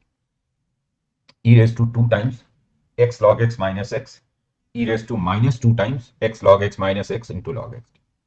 Now let's substitute this x log x minus x as t. And if you differentiate it, it is 1 into log x plus x into 1 by x. So in fact, its derivative will be log x dx. It is dt. Just differentiate. Derivative comes out to be log x dx dt. So this integration is now e raised to 2t plus e raised to minus 2t dt. Very simple integration. The integration of e raised to 2t will be e raised to 2t by 2. Then minus e raised to minus 2t by 2 plus c. Now it is what? It is 1 by 2 e raised to 2 times x log x minus x. And e raised to 2 times x log x minus x is x by e raised to 2x. So it is half x by e raised to 2x. Then minus half e by x raised to 2x. So this is your integration. So now you can see that in place of alpha you are getting 2. In place of beta also it is 2. In place of beta it is 2. In place of gamma it is 2. In place of delta it is 2 here. So alpha, beta, gamma, delta all are 2. Alpha, beta, gamma, delta all are 2.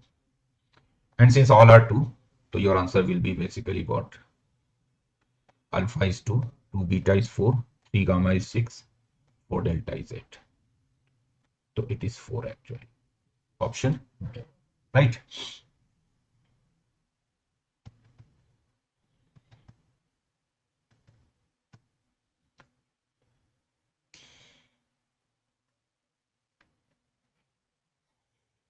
See this question now.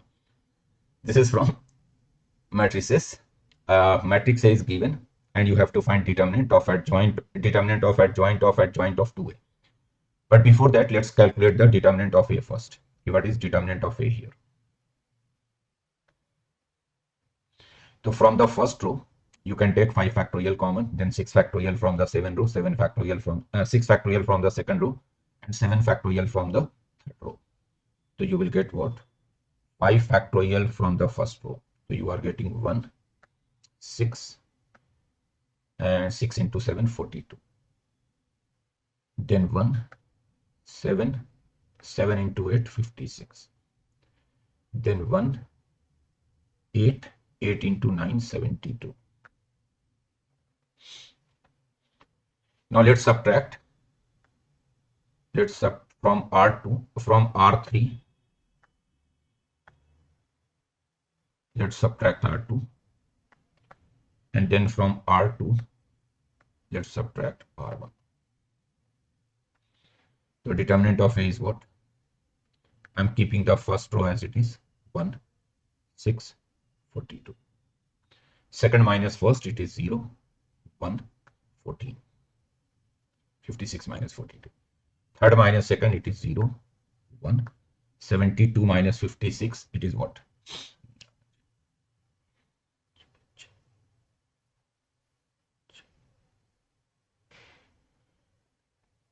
It is 16.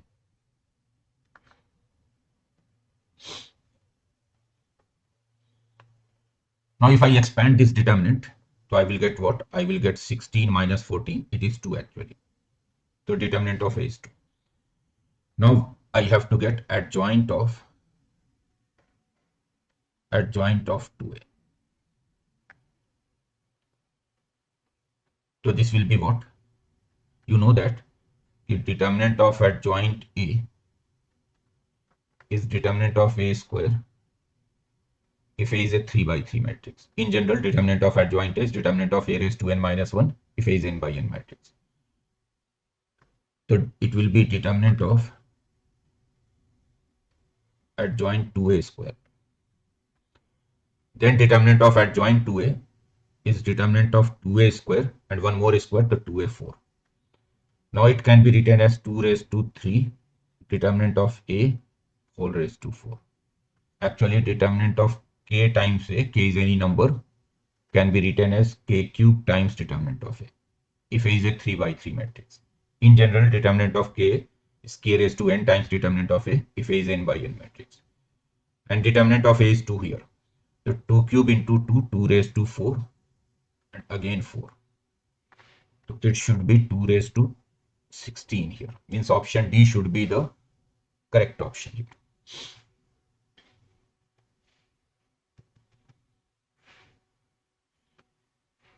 So this question is from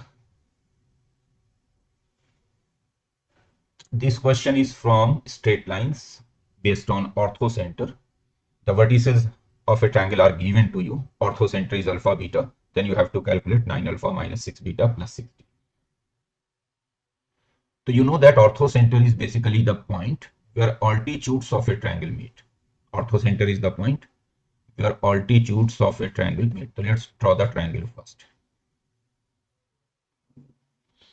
Let's say this vertex is A, 3 comma minus 7. This vertex is B, minus 1 comma 2. This vertex is C, 4 comma 5. Orthocenter is alpha beta. So if I draw an altitude from the vertex A, let's say AD, then I draw an altitude from the vertex B, let's say BE. So the point of intersection of these two altitudes is orthocenter. So this point is the orthocenter, let's say alpha beta. Orthocenter is the point of intersection of AD and B. Orthocenter is the point of intersection of AD and B. Now let's try to get alpha beta. So we know that the product of slopes of perpendicular lines is always minus 1. So if I write the slope of AD and then slope of BC, the product should be minus 1. So if I write slope of AD, MAD, then slope of BC, MBC, so this product should be minus 1. Now what is AD slope? AD slope is beta plus 7 over alpha minus 3. Beta plus 7 alpha minus. Now what is BC slope? BC slope is 2 minus 5, which is minus 3, over minus 1 minus 4, which is minus 5. 2 minus 5 minus 1 minus 4. It is minus 1. So this gives you 3 beta plus 21 is minus 5 alpha minus 15 plus 15 in fact.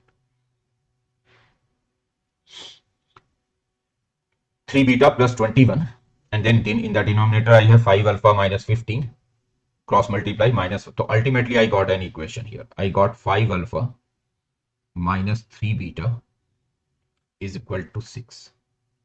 Suppose it number 1. 5 alpha minus 3 beta is equal to 6. Similarly, I can say that if I write the slope of this BE line and AC line, means slope of BE and then slope of AC. So this product is also -1. BE slope, AC slope. Now BE slope is what? BE slope is beta minus 2 over alpha plus 1. Beta minus 2 alpha plus 1. Beta minus 2 alpha. What is AC slope? AC slope is -7 minus 5 minus 12. 3 minus 4 minus 1. -7 minus 5 minus 12. 3 minus 4 minus 1. This is minus. So I'm getting what? I'm getting 12 beta minus 24 is alpha plus 1. Minus alpha minus 1 actually. Yes, it is actually minus alpha minus 12 beta minus 24 is minus alpha minus 1. So this gives you alpha is equal to 23 minus 12 beta.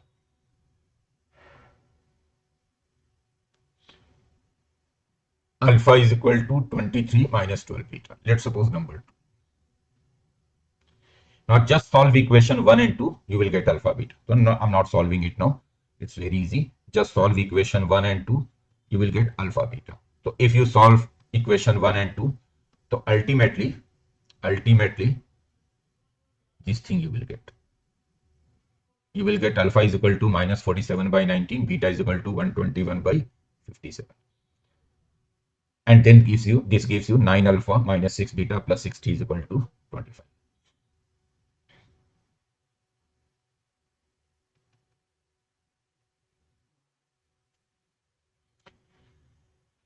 So this question is based on complex numbers. Z is alpha plus iota beta, and then an equation in Z is given. Mod Z plus 2 is Z plus 4 times 1 plus iota. Then alpha plus beta and alpha beta are the roots of which equation? Basically, you have to get alpha beta.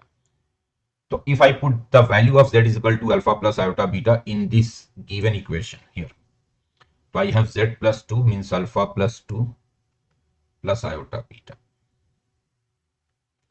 On the right side, if I put Z is equal to alpha plus iota beta, so I will get alpha plus 4 and then iota times beta plus 4. Alpha plus 4 plus iota times beta plus 4. Now on the left side, this mod is basically what? Under root alpha plus 2 whole square plus beta square. It is alpha plus 4 plus iota times beta plus 4. If I equate real and imaginary parts from both sides, so I will get under root alpha plus 2 whole square plus beta square is alpha plus 4 and beta plus 4 is 0. Imaginary part on the left side is 0, so hence beta is minus 4. Now if I do squaring here both sides, so I will get alpha square plus 4 alpha plus 4 plus beta square is 16, and on the right side I will get alpha square plus 8 alpha plus 16. So this alpha square disappears, this 16 disappears. So I'm getting 4 alpha is equal to 4 alpha is 1.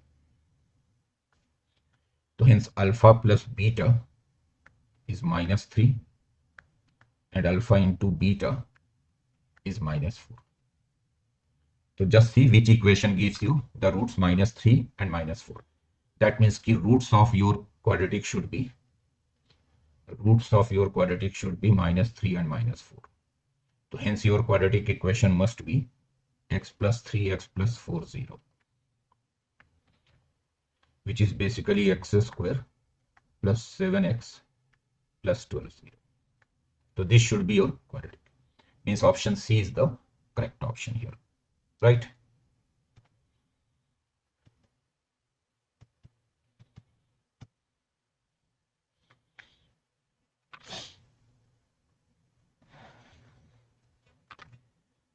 Okay, let's see this question. This is from circle. they have given a circle. In fact, they have given a line segment AB of length lambda, and where A and B points remain on the periphery of the circle, means A and B point both are moving on a circle of radius lambda. Radius of the circle is also lambda, and the length of the chord AB is lambda. Then the locus of the point which divides the line segment AB in the ratio 2:3 is a circle. It is given. The locus is a circle. Which point? You have to divide AB in the ratio 2:3. So then the locus of this point will be a circle, and you have to get the radius of the circle, right? So let's draw the circle first. This is our circle. And the radius of this circle is also given to you. It is given to you as lambda.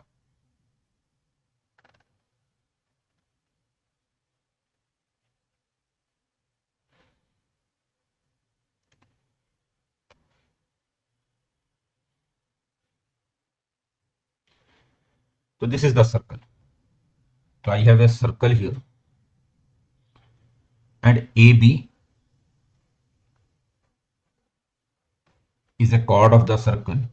The length of AB is lambda. Let's say C is the center of the circle, and this radius of the circle is also lambda. Now I am dividing AB in the ratio 2:3. So let's say I have a point P here, which is dividing AB in the ratio 2:3.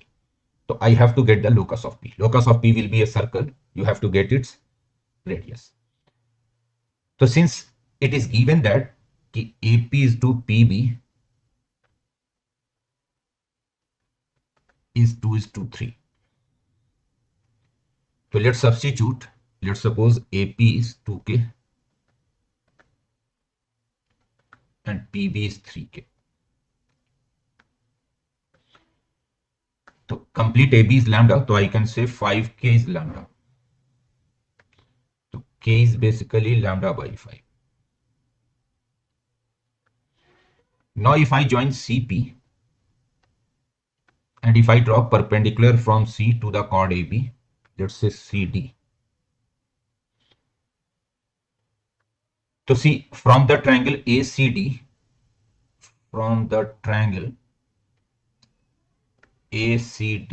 I can get CD square.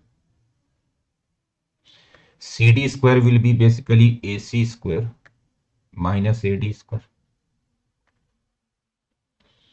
AC square is lambda square. AD square is lambda by 2 whole square. AD is half of lambda, half of AB. So it is 3 lambda square by 4 CD square.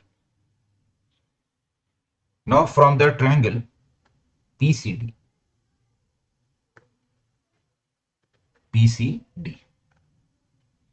I can say that this PC square is CD square plus PD square. CD square plus PD square. Now what is this CD square? CD square is 3 lambda square by 4. And what is this PD square? PD. So PD is AD minus AP. AD minus AP. So PD is AD, which is lambda by 2 minus AP. AP is basically 2K. 2K, so 2 lambda by 5 whole square. Let me repeat once again. PC square will be CD square plus PD square. CD square is 3 lambda square by 4. PD I can write AD minus AP. AD is lambda by 2 and AP is 2K. 2K means 2 lambda by 5. So I am getting 3 lambda square by 4 plus LCM is 10 here. 5 lambda minus 4 lambda. 5 lambda minus 4 lambda, so it is lambda by 10.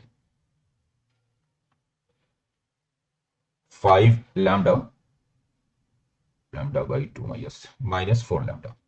So ultimately it is what? 3 lambda square by 4 plus lambda square by 100. LCM is 100. So ultimately it is 76 lambda square by 100. Or you can say 19 lambda square by 25. So hence PC is what? PC is under root 19 by 5 lambda. So now you can see that this PC length, this length is under root 9 lambda by 5. That means the distance of P from the center C is always under root 19 by 5 lambda. So hence P is also moving on a circle with the same center C, but radius of this locus of P will be under root 19 by 5 lambda, means option C. So P is moving on a circle with the same center C, but radius of this circle, the locus of P, is under root 19 by 5 lambda.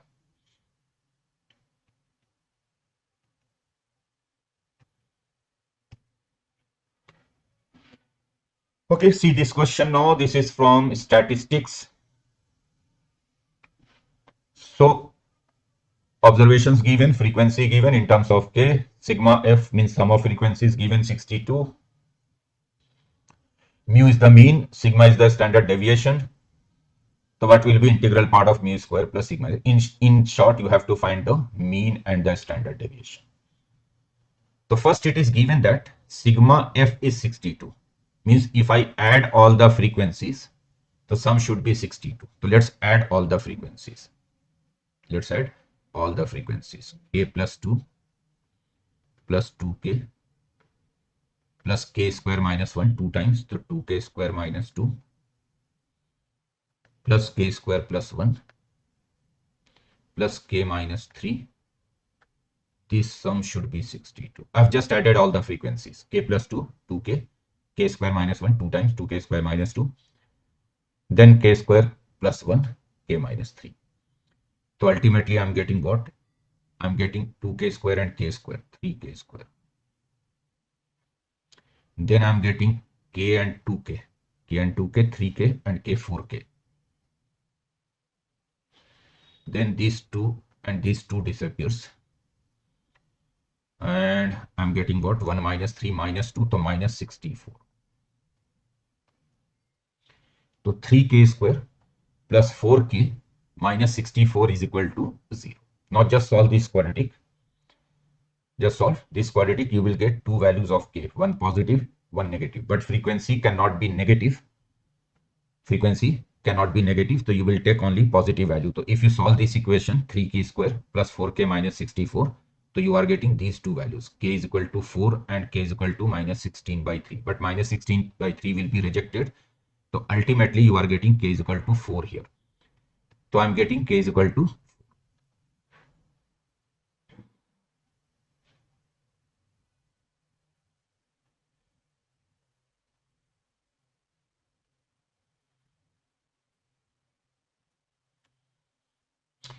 So if you solve this one, you are getting what? You are getting K is equal to 4.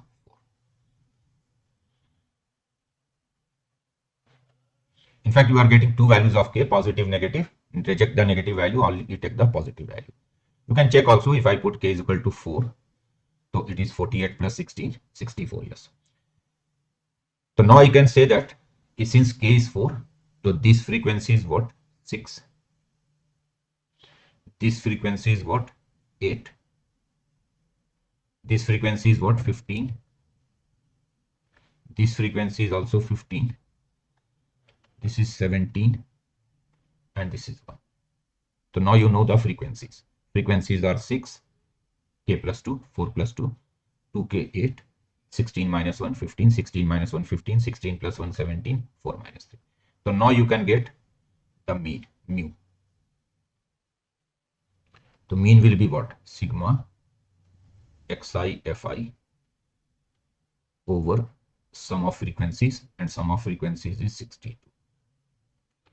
So it is 0 into 6, which is 0, 1 into 8, 2 into 15, 3 into 15, 45,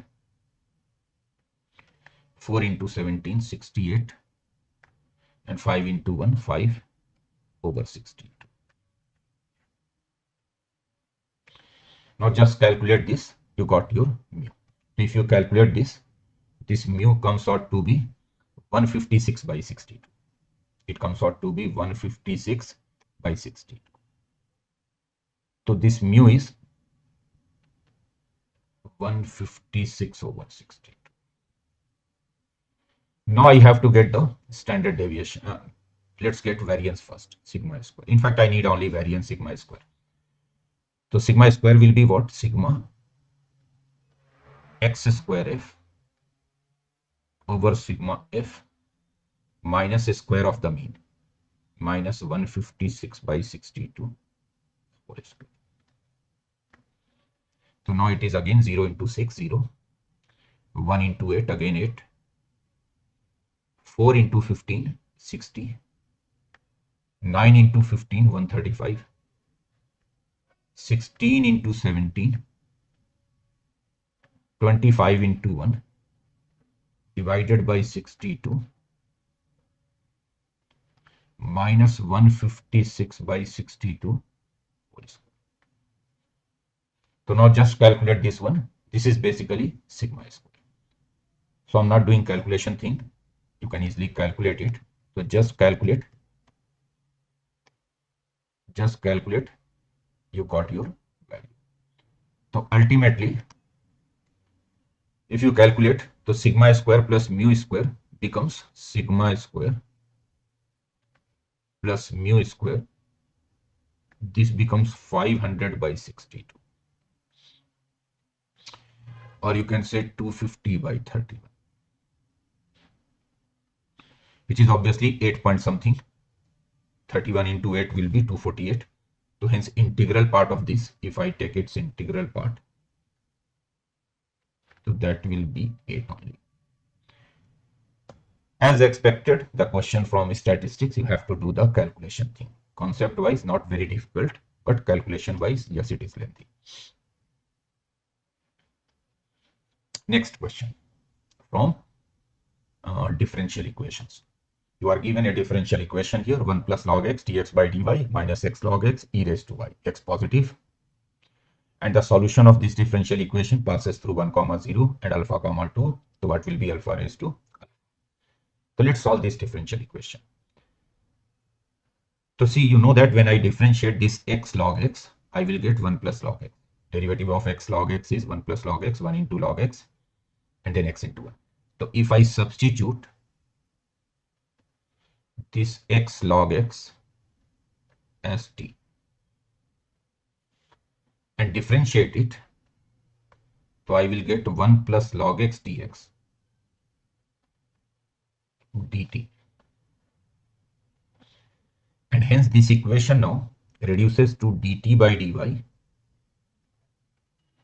minus t is equal to e raised to y. Now it is a linear differential equation. dt by dy ptq, dt by dy ptq. So if I get its integrating factor is e raised to minus dy, which is e raised to minus y. Hence I can write the solution. Solution will be what? Left side t into integrating factor and right side q into integrating factor. Q is e raised to y, integrating factor is e raised to. T is what? X log x. E raised to minus y is 1 by e raised to y. And on the right side, I'm getting y plus c. Y plus c. Now it is passing through 1 comma 0. So if I put x is equal to 1, y is equal to 0, so I'm getting c is equal to 0. Just put x1, so it is 0, y0. So now I'm getting x log x is y e raised to y. Now it is passing through alpha comma 2.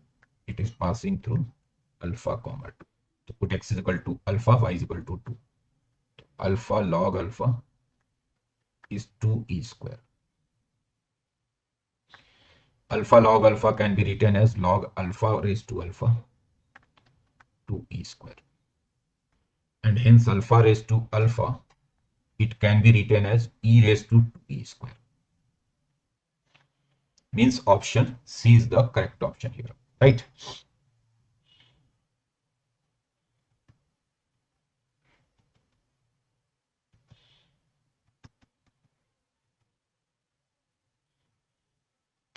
Okay, see this question now. This is from 3-dimensional geometry.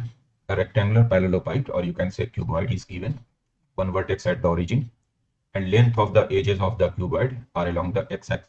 Length of the edges of the cuboid along the x-axis, y-axis and z-axis are given to you as 3, 4, 5. P is the vertex 3, 4, 5. The shortest distance between the diagonal OP and an edge parallel to z-axis. So let's draw the cuboid first. Cuboid, or you can say it is a rectangular parallelepiped.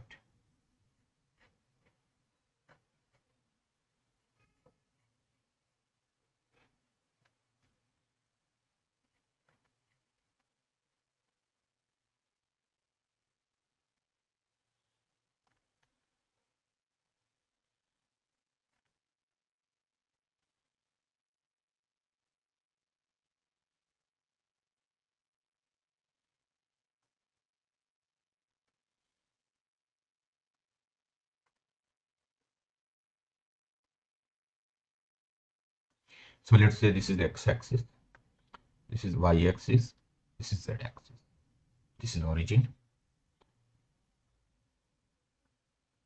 and let's say this point is A. OA is given, length of the edge along the x-axis is given 3, so A point is 3, 0, 0. Let's say this is B. OB is given 4, so it is 0, 4, 0. Let's say this point is C. OC is given 5, that is 0, 0, 5. And then we have a point P. P point is 3, 4, 5. Let's say this point is P. It is 3, 4, 5. This point is P. Now I have to find the shortest distance between the diagonal OP, this diagonal OP, and an edge parallel to z-axis, means any side parallel to z-axis but not passing through the point P. So let's say this edge I'm taking, let's say this point is D, AD I'm taking this AD. So I'm finding the distance between OP and AD. So now I have to find the shortest distance, ST means shortest distance between OP and AD. Right? So OP vector is what? OP vector is 3i plus 4j plus 5k.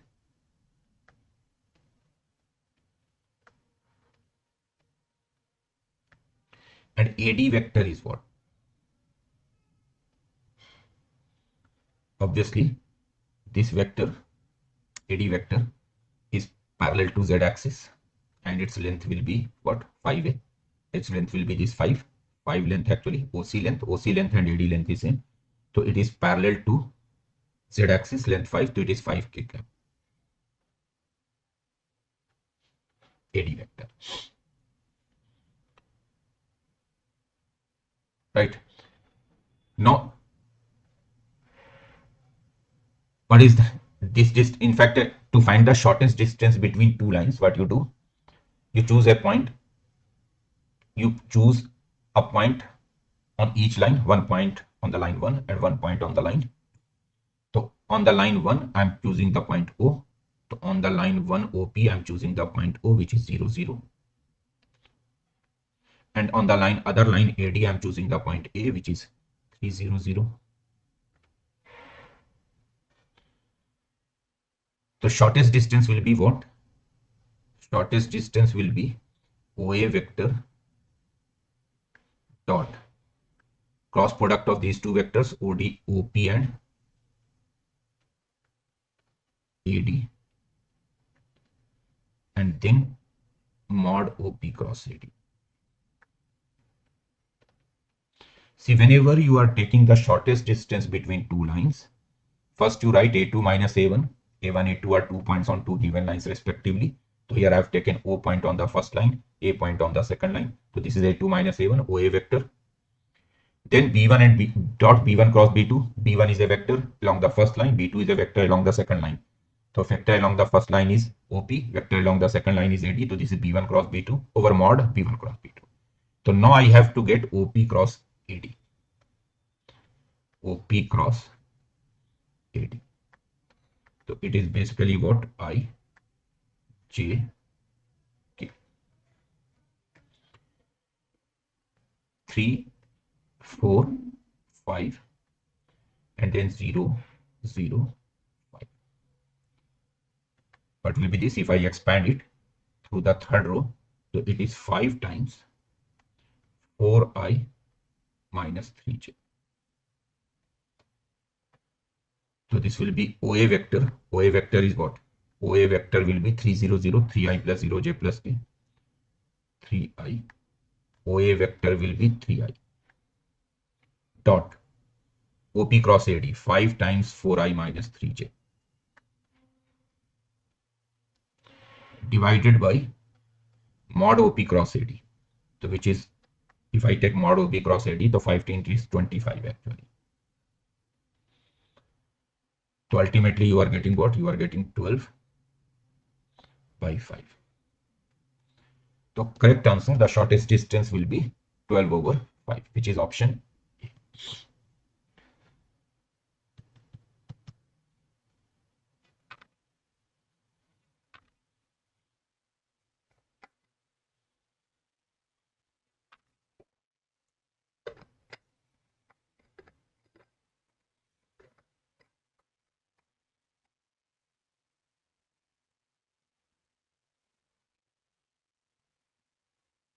So see this question, this is from applications of derivative. You have to get the maximum value of this function if x belongs to 0 to pi.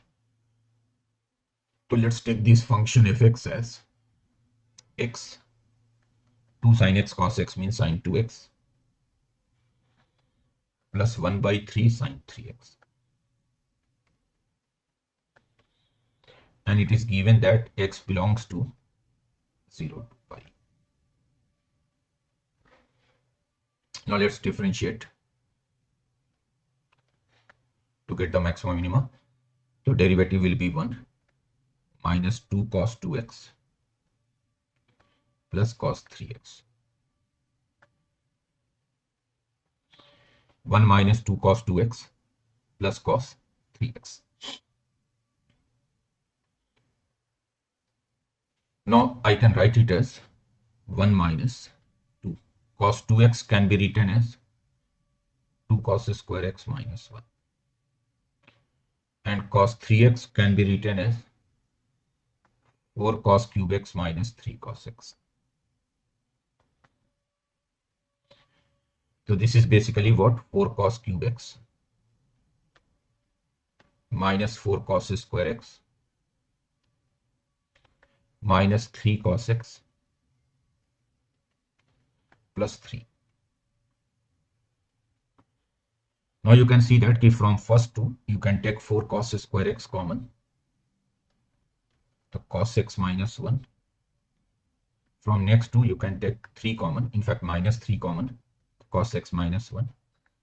And ultimately it factorizes to cos x minus 1, 4 cos square x minus 3.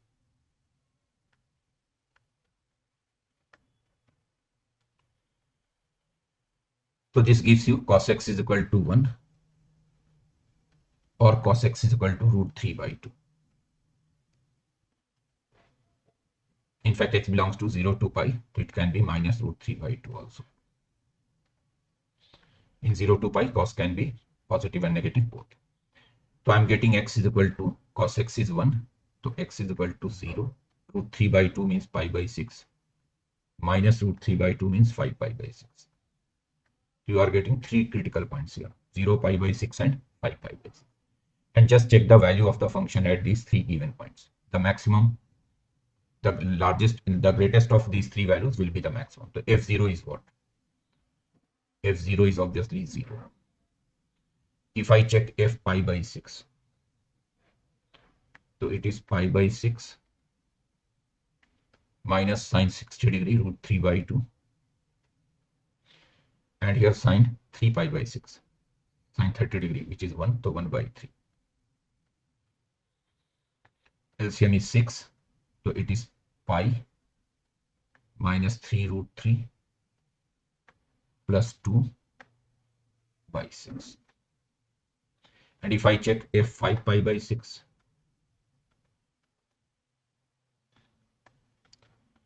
So it is what? 5 pi by 6.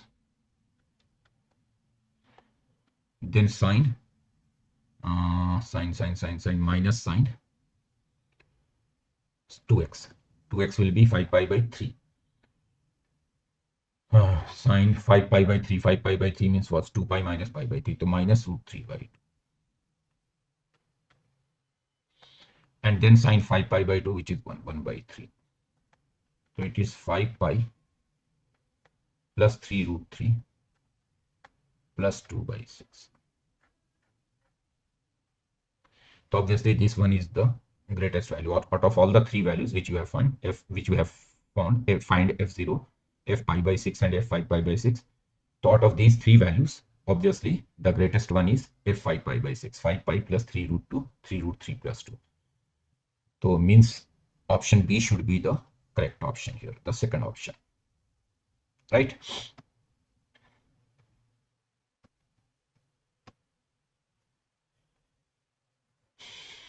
Let's see this question. This is from area. Area of the region satisfying the conditions, these two inequalities, means area of that region which satisfy these two inequalities. So this mod of x minus y plus mod of x plus y less than or equal to it. Let's understand this. Which region is represented by this one? Actually, there are four possibilities: x minus y and x plus y, both positive, both negative, one positive, one negative. So if I take both positive, x minus y and x plus y, both positive, so I will get 2x less than or equal to 8, x less than or equal to 4. 2x less than or equal to 8, x less than or equal to 4. If I take x positive, y negative, x positive, if I take the first x minus y positive and x plus y negative, or let's take x plus y positive and x minus y negative, x plus y positive and x minus y negative. So I will get what? I will get 2y less than or equal to 4. If I take both negative, x minus y and x plus y, both negative, so I will get minus, then in that case, minus x plus y and minus x minus y. So x greater than or equal to minus 4. And similarly, I will get y greater than or equal to minus 4. So basically, you can say that the first inequality gives you the area of the region satisfying all these four inequalities. And the four inequalities will be what? In fact, this will be a square formed by these four lines: x is equal to 4, x is equal to minus 4, y is equal to 4, y is equal to minus 4. So let's form a square first. So let's say this is y-axis.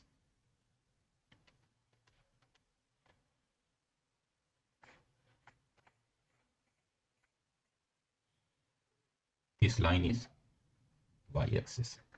Let's say this line is x is equal to, let's say this line is x is equal to minus 4. Let's say this line is y is equal to 4 and this line is y is equal to minus 4. It is actually 4 comma 0. It is actually 0 comma 4 here, this point. The first region gives you the area inside this square. Inside this square, it is minus 4 comma 0. It is 0 comma minus 4. It is origin.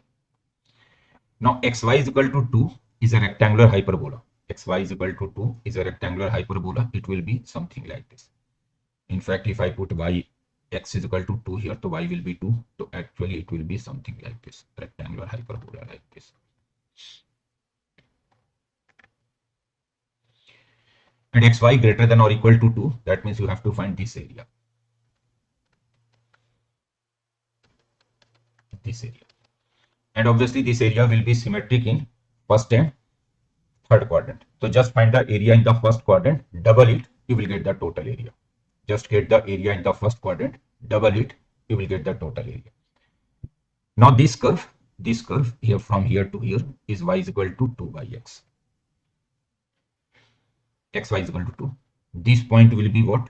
2 comma 2, 4 comma 2 in fact. And this point will be what? 2 comma 4. So this area will be what?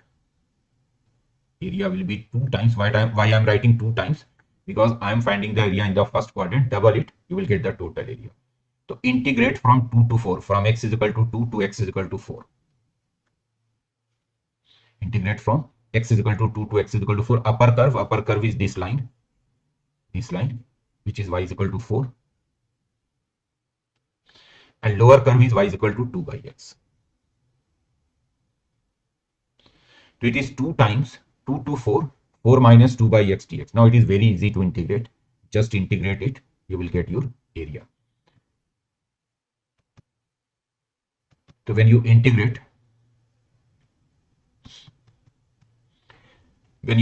it 2 times 2, it is half to 4 or let me check. Half to 4 or 2 to 4.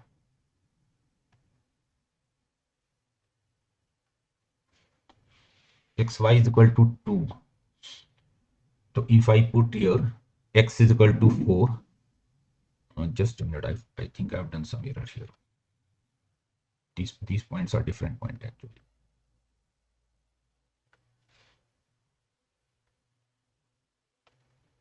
See, here x is 4 obviously. X is 4. So if I put x is equal to 4, y will be half actually. It is 4 comma half. And by symmetry, I can say this is half comma 4 actually. So area you will be integrating from half to 4. Actually from x is equal to half to x is equal to 4. So here you should write half to 4, not 2 to 4. Half to 4, 4 minus 2 by x dx. So just 2 times half to 4, 4 minus 2 by x dx, this will give you area. And now when you integrate this one, easy to integrate, final area will be this one. 4 times 7 minus log 8. So I know everyone can integrate this, so I'm just skipping the integration part. Now let's see this question. This is from simple trigonometric identities. 3 times sin raised to 4 3 pi by 2 minus alpha sin raised to 4 3 pi plus alpha minus 2 times sin raised to 6 pi by 2 plus alpha plus sin raised to 6 5 pi minus alpha. So you can write it like this. It is 3 times sin raised to 4 3 pi by 2 minus alpha. This will become cos raised to 4 alpha. Sin raised to 4 3 pi plus alpha. This will become sin raised to 4 alpha. Minus 2 times sin raised to 6 pi by 2 plus alpha is basically cos raised to 6 alpha. And sin raised to 6 5 pi minus alpha, it is sin raised to 6 alpha.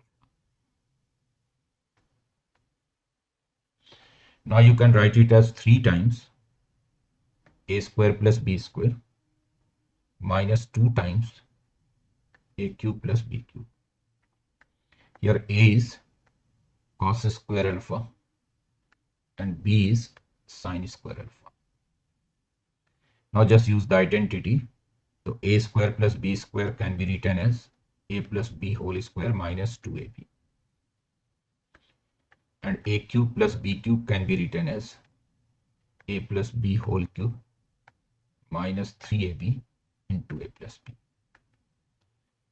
Now obviously a plus b is 1 here. A plus b means cos square alpha plus sin square alpha, which is 1. So it is 3 times 1 minus 2ab.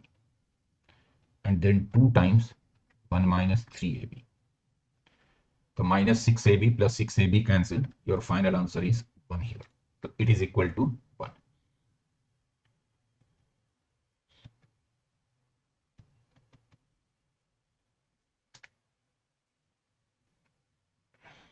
See this question.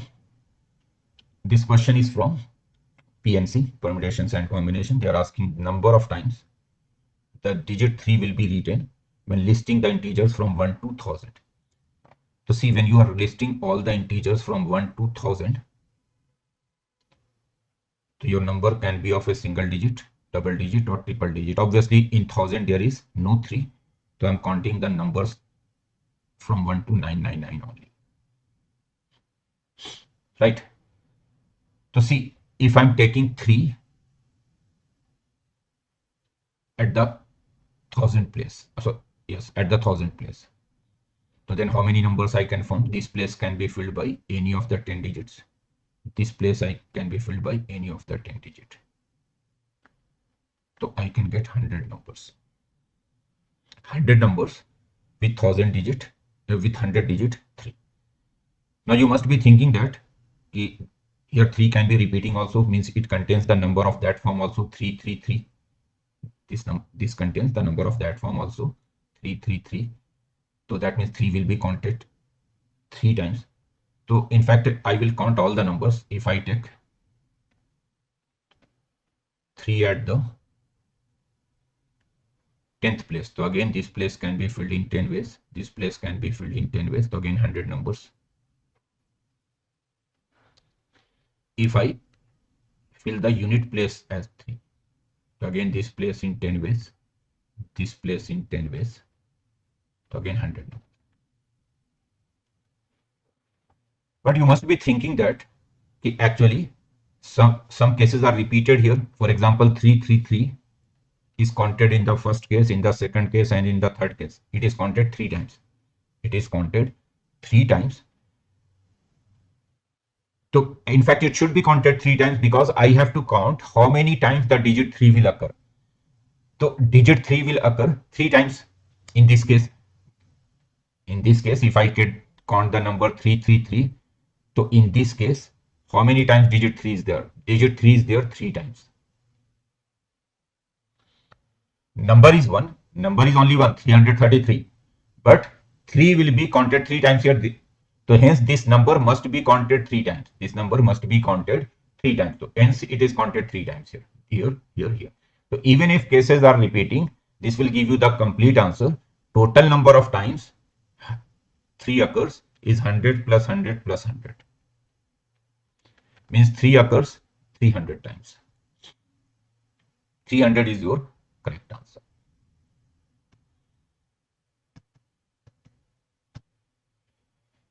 Okay, let's see this question. This is from indefinite integration and very lengthy question, very time-taking question. So these type of question should be attempted only when, this type of question should be attempted only when, just a minute.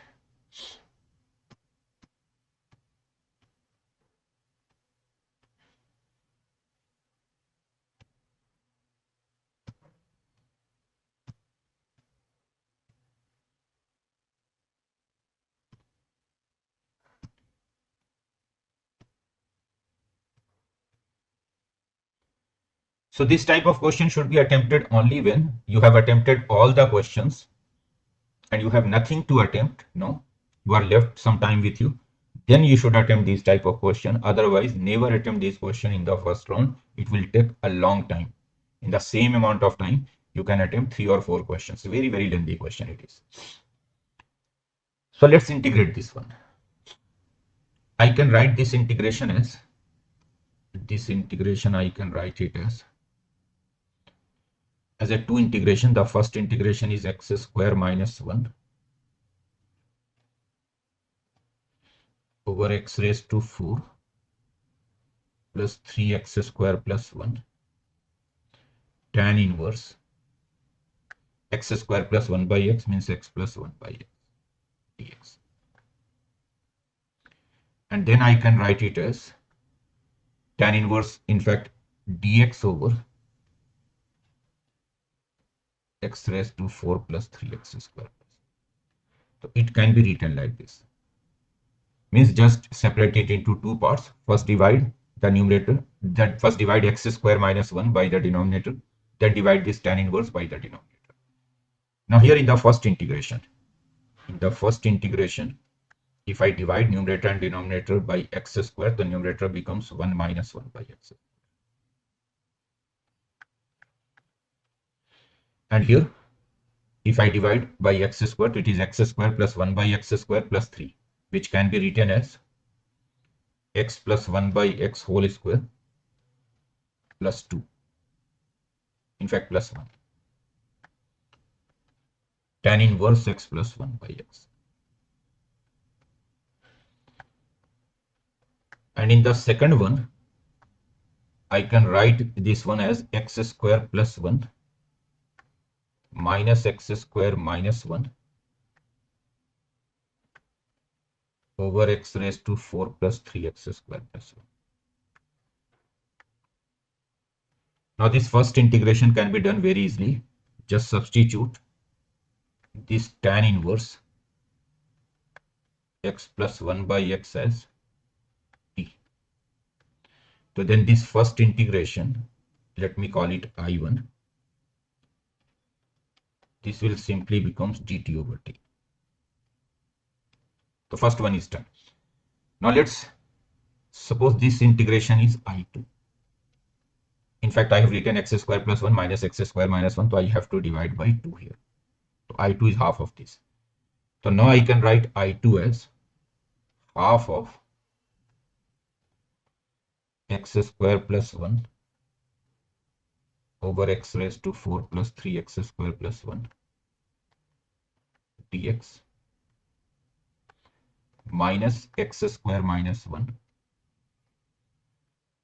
over x raised to 4 plus 3x dx. Now again here also divide numerator and denominator by x square. So in the numerator you will get 1 plus 1 by x square, and in the denominator you will get x minus 1 by x whole square. If you divide by x square plus 1 by x square minus 2, so you have to write plus 3 here.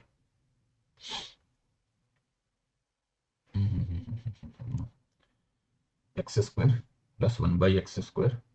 I need actually plus 3. So I have to write 5 here. When I am dividing by x square, I am getting x square plus 1 by x square plus 3. So see, if I expand this one, I will get x square plus 1 by x square minus 2 plus 5, yes, plus 3. Here also, if I divide by x square to 1 minus 1 by x square dx, and in the denominator I will get x plus 1 by x whole square plus 1. Now this integration can be written as half. This one can be written as du over u square plus 5.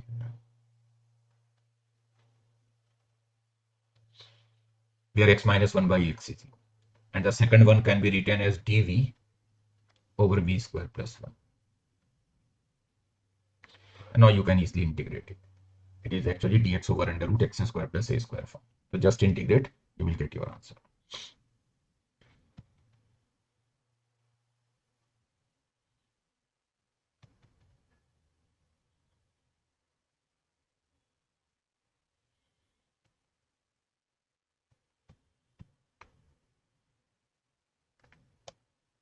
So this question is from PNC and functions. In fact, combined concept of type of function and PNC.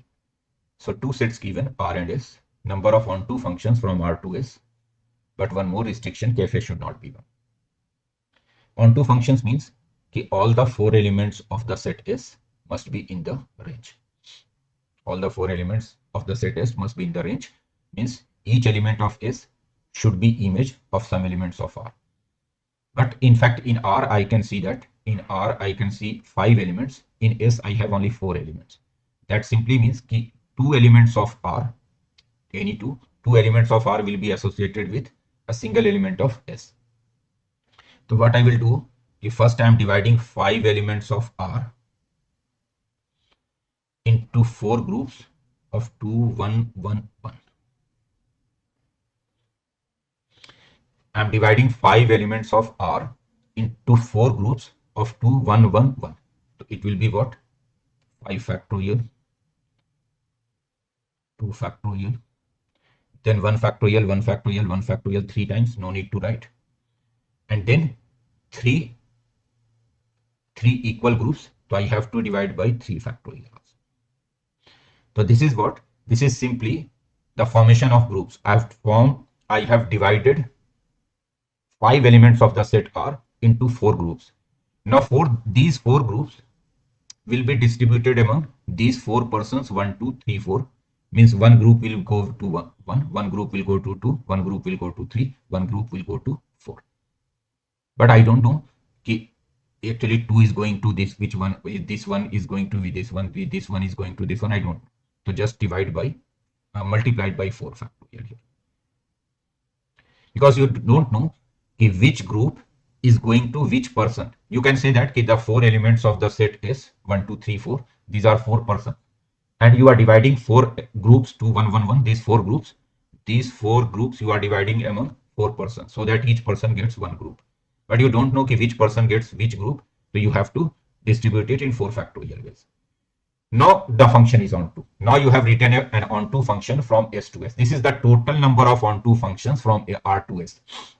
If there is no restriction, if the question only says how many onto functions can be formed from R to S, this is the total number of onto functions. But they have given some restriction. Fa should not be 1. Fa should not be 1. So see, there are 4 possibilities. Fa can be 1, Fa can be 2, Fa can be 3, Fa can be 4. 4 possibilities are there. If I am forming an onto function randomly from R to S, the 4 possibilities are there.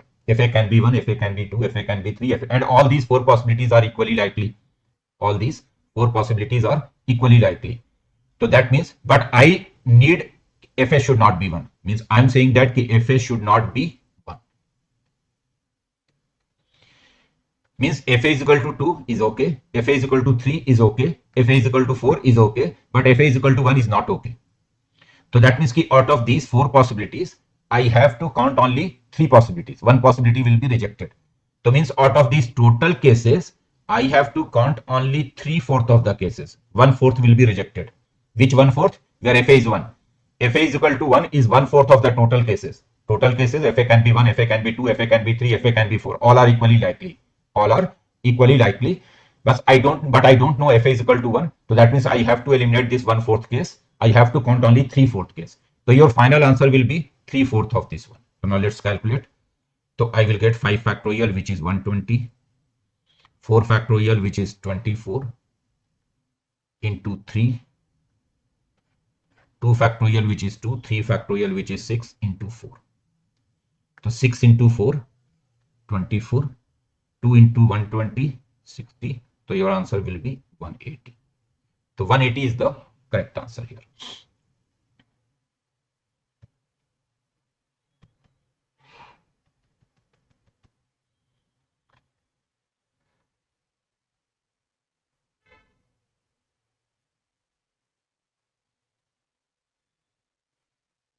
So see this question, this is from 3 dimension. These two lines are intersecting lines. Then minimum value of 8 alpha beta, the minimum value of magnitude of minimum value of 8 alpha beta. So since these lines are intersecting, or you can say these lines are coplanar, to use coplanar condition, the first line is x minus 1 by 2, y minus 2 by 3, z minus 3 by l. Second line is x minus 4 by 5, y minus 1 by 2, z by beta. Since lines are coplanar, so then the determinant will be 0. Which determinant? In the first row, you write a1 minus a2, means difference of the 2 points of the 2 lines. Means let's say a1 is a point on the first line, a2 is a point on the second line. So difference of the 2 points, that will be the first row. Second row will be the direction ratio of the first line. Third row will be the direction ratio of the second line. So a1 minus a2, so 1 minus 4 minus 3. b1 minus b2, 2 minus 1. c1 minus c2, 3 minus 0. 1 minus 4, 2 minus 1, 3 minus 0. Now direction ratios of the first line, 2, 3 alpha. Direction ratios of the second line, 5, 2 beta. Now just expand this determinant, you will get an equation in alpha beta. So when you expand this determinant, you get what?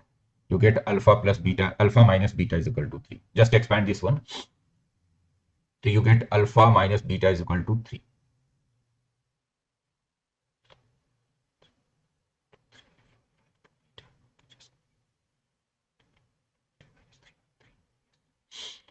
What I'm getting alpha minus beta is equal to 3 after expanding this determinant. So I am expanding this determinant. I am getting alpha minus beta is equal to 3. Now what they are asking? Minimum value of 8 alpha beta. So it is 8. Alpha can be written as 3 plus beta into beta. So this is 8 beta square plus 3 beta. 8 beta square plus 3 beta. It can be written as 8 beta plus 3 by 2 whole square minus 9 by 4. So it is 8 beta plus 3 by 2 whole square minus 18. The minimum value of 8 alpha beta is minus 18. But they are asking the magnitude of the minimum value of 8 alpha beta. Means they are asking the absolute value of this one. The absolute value will be 18. 18 is the correct answer here.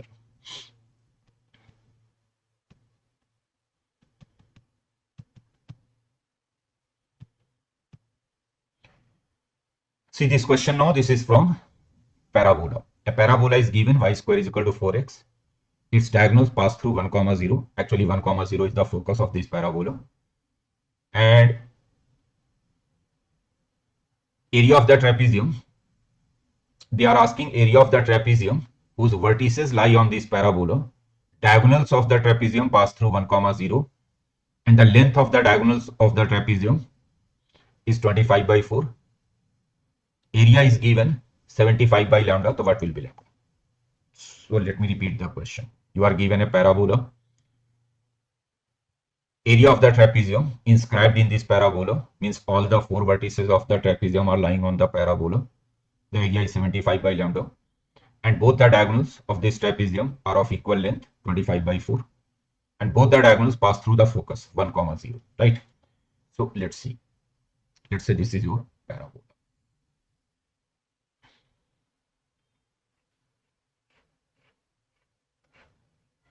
This is the x-axis.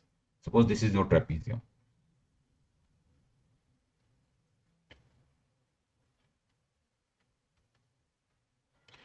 This is your trapezium. Let's call this trapezium as ABCD.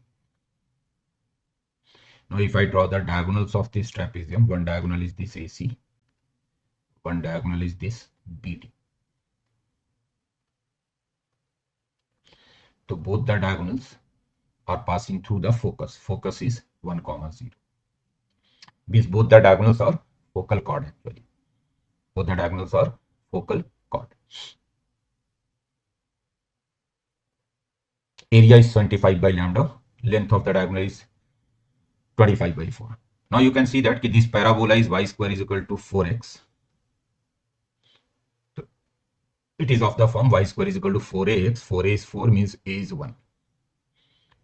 Now suppose this point A is taken as 80 square comma 280.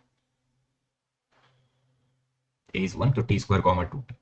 So the length of the focal chord AC, length AC will be length of AC. This will be a times t plus 1 by t whole square. It is direct formula. If one end of a focal chord of a parabola is 80 square comma 280, then length of the focal chord will be a times t plus 1 by t whole square. Learn it as a formula. And this length is given 25 by 4. A is 1. So this gives you t plus 1 by t as plus minus 5 by 2. So this gives you, if I take positive sign, so t is equal to 2. Let's suppose t is positive here. I'm taking, obviously for a is taking a, I'm taking above x-axis. So I'm considering t to be positive. So t will be 2.5. Since t is considered as positive here, so I'm taking only the positive value 5 by 2. So t is 2.5. That means a point will be 4a comma 4a. A is 1. In fact, the two values of t you are getting, one will be for the point A, other one will be for the point D. The same condition. See, diagonal AC and BD both are of same length. The same condition I can apply for D also. So if I take T is equal to half, if I get T is equal to half, so I will get point A. A point is what? A point is basically T square comma 2T because A is 1. So A point is 1 by 4 comma 1. So by symmetry, I can say that B point is 1 by 4 comma minus 1. And if I take T is equal to 2, so then I will get D point. D point will be, D point is also T square comma 2T, but T is equal to, it is also T square comma 2T, but here T is equal to 2. For A, T is equal to half. So it will be 4 comma 4. Now I can say C point is 4 comma minus 4. So now I can write area. Area of the trapezium, it is given as 75 by lambda. Area of trapezium will be what? Half sum of parallel sides is AB plus CD, and the distance between these two parallel sides. So you can see that here x coordinate is 1 by 4. Here x coordinate is 1 by 4, and here x coordinate is 4. The distance between the parallel chords is 4 minus 1 by 4. Actually, CD line is x is equal to 4, and AB line is x is equal to 1 by 4. So 4 minus 1 by 4. So it is 75 by lambda half AB length. So it is actually 1 by 4 comma 1, 1 by 4 comma minus 1. So AB length is 2. CD length. So in fact, CD length is what? D is 4 comma 4, C is 4 comma minus 4. So it is 8. 15 by 4. So 15 into 5, 75. So you are getting 5 by lambda is equal to 5 by lambda is equal to 10 by 8. So this gives you lambda is equal to 40 by 10. So lambda must be 4 here, right?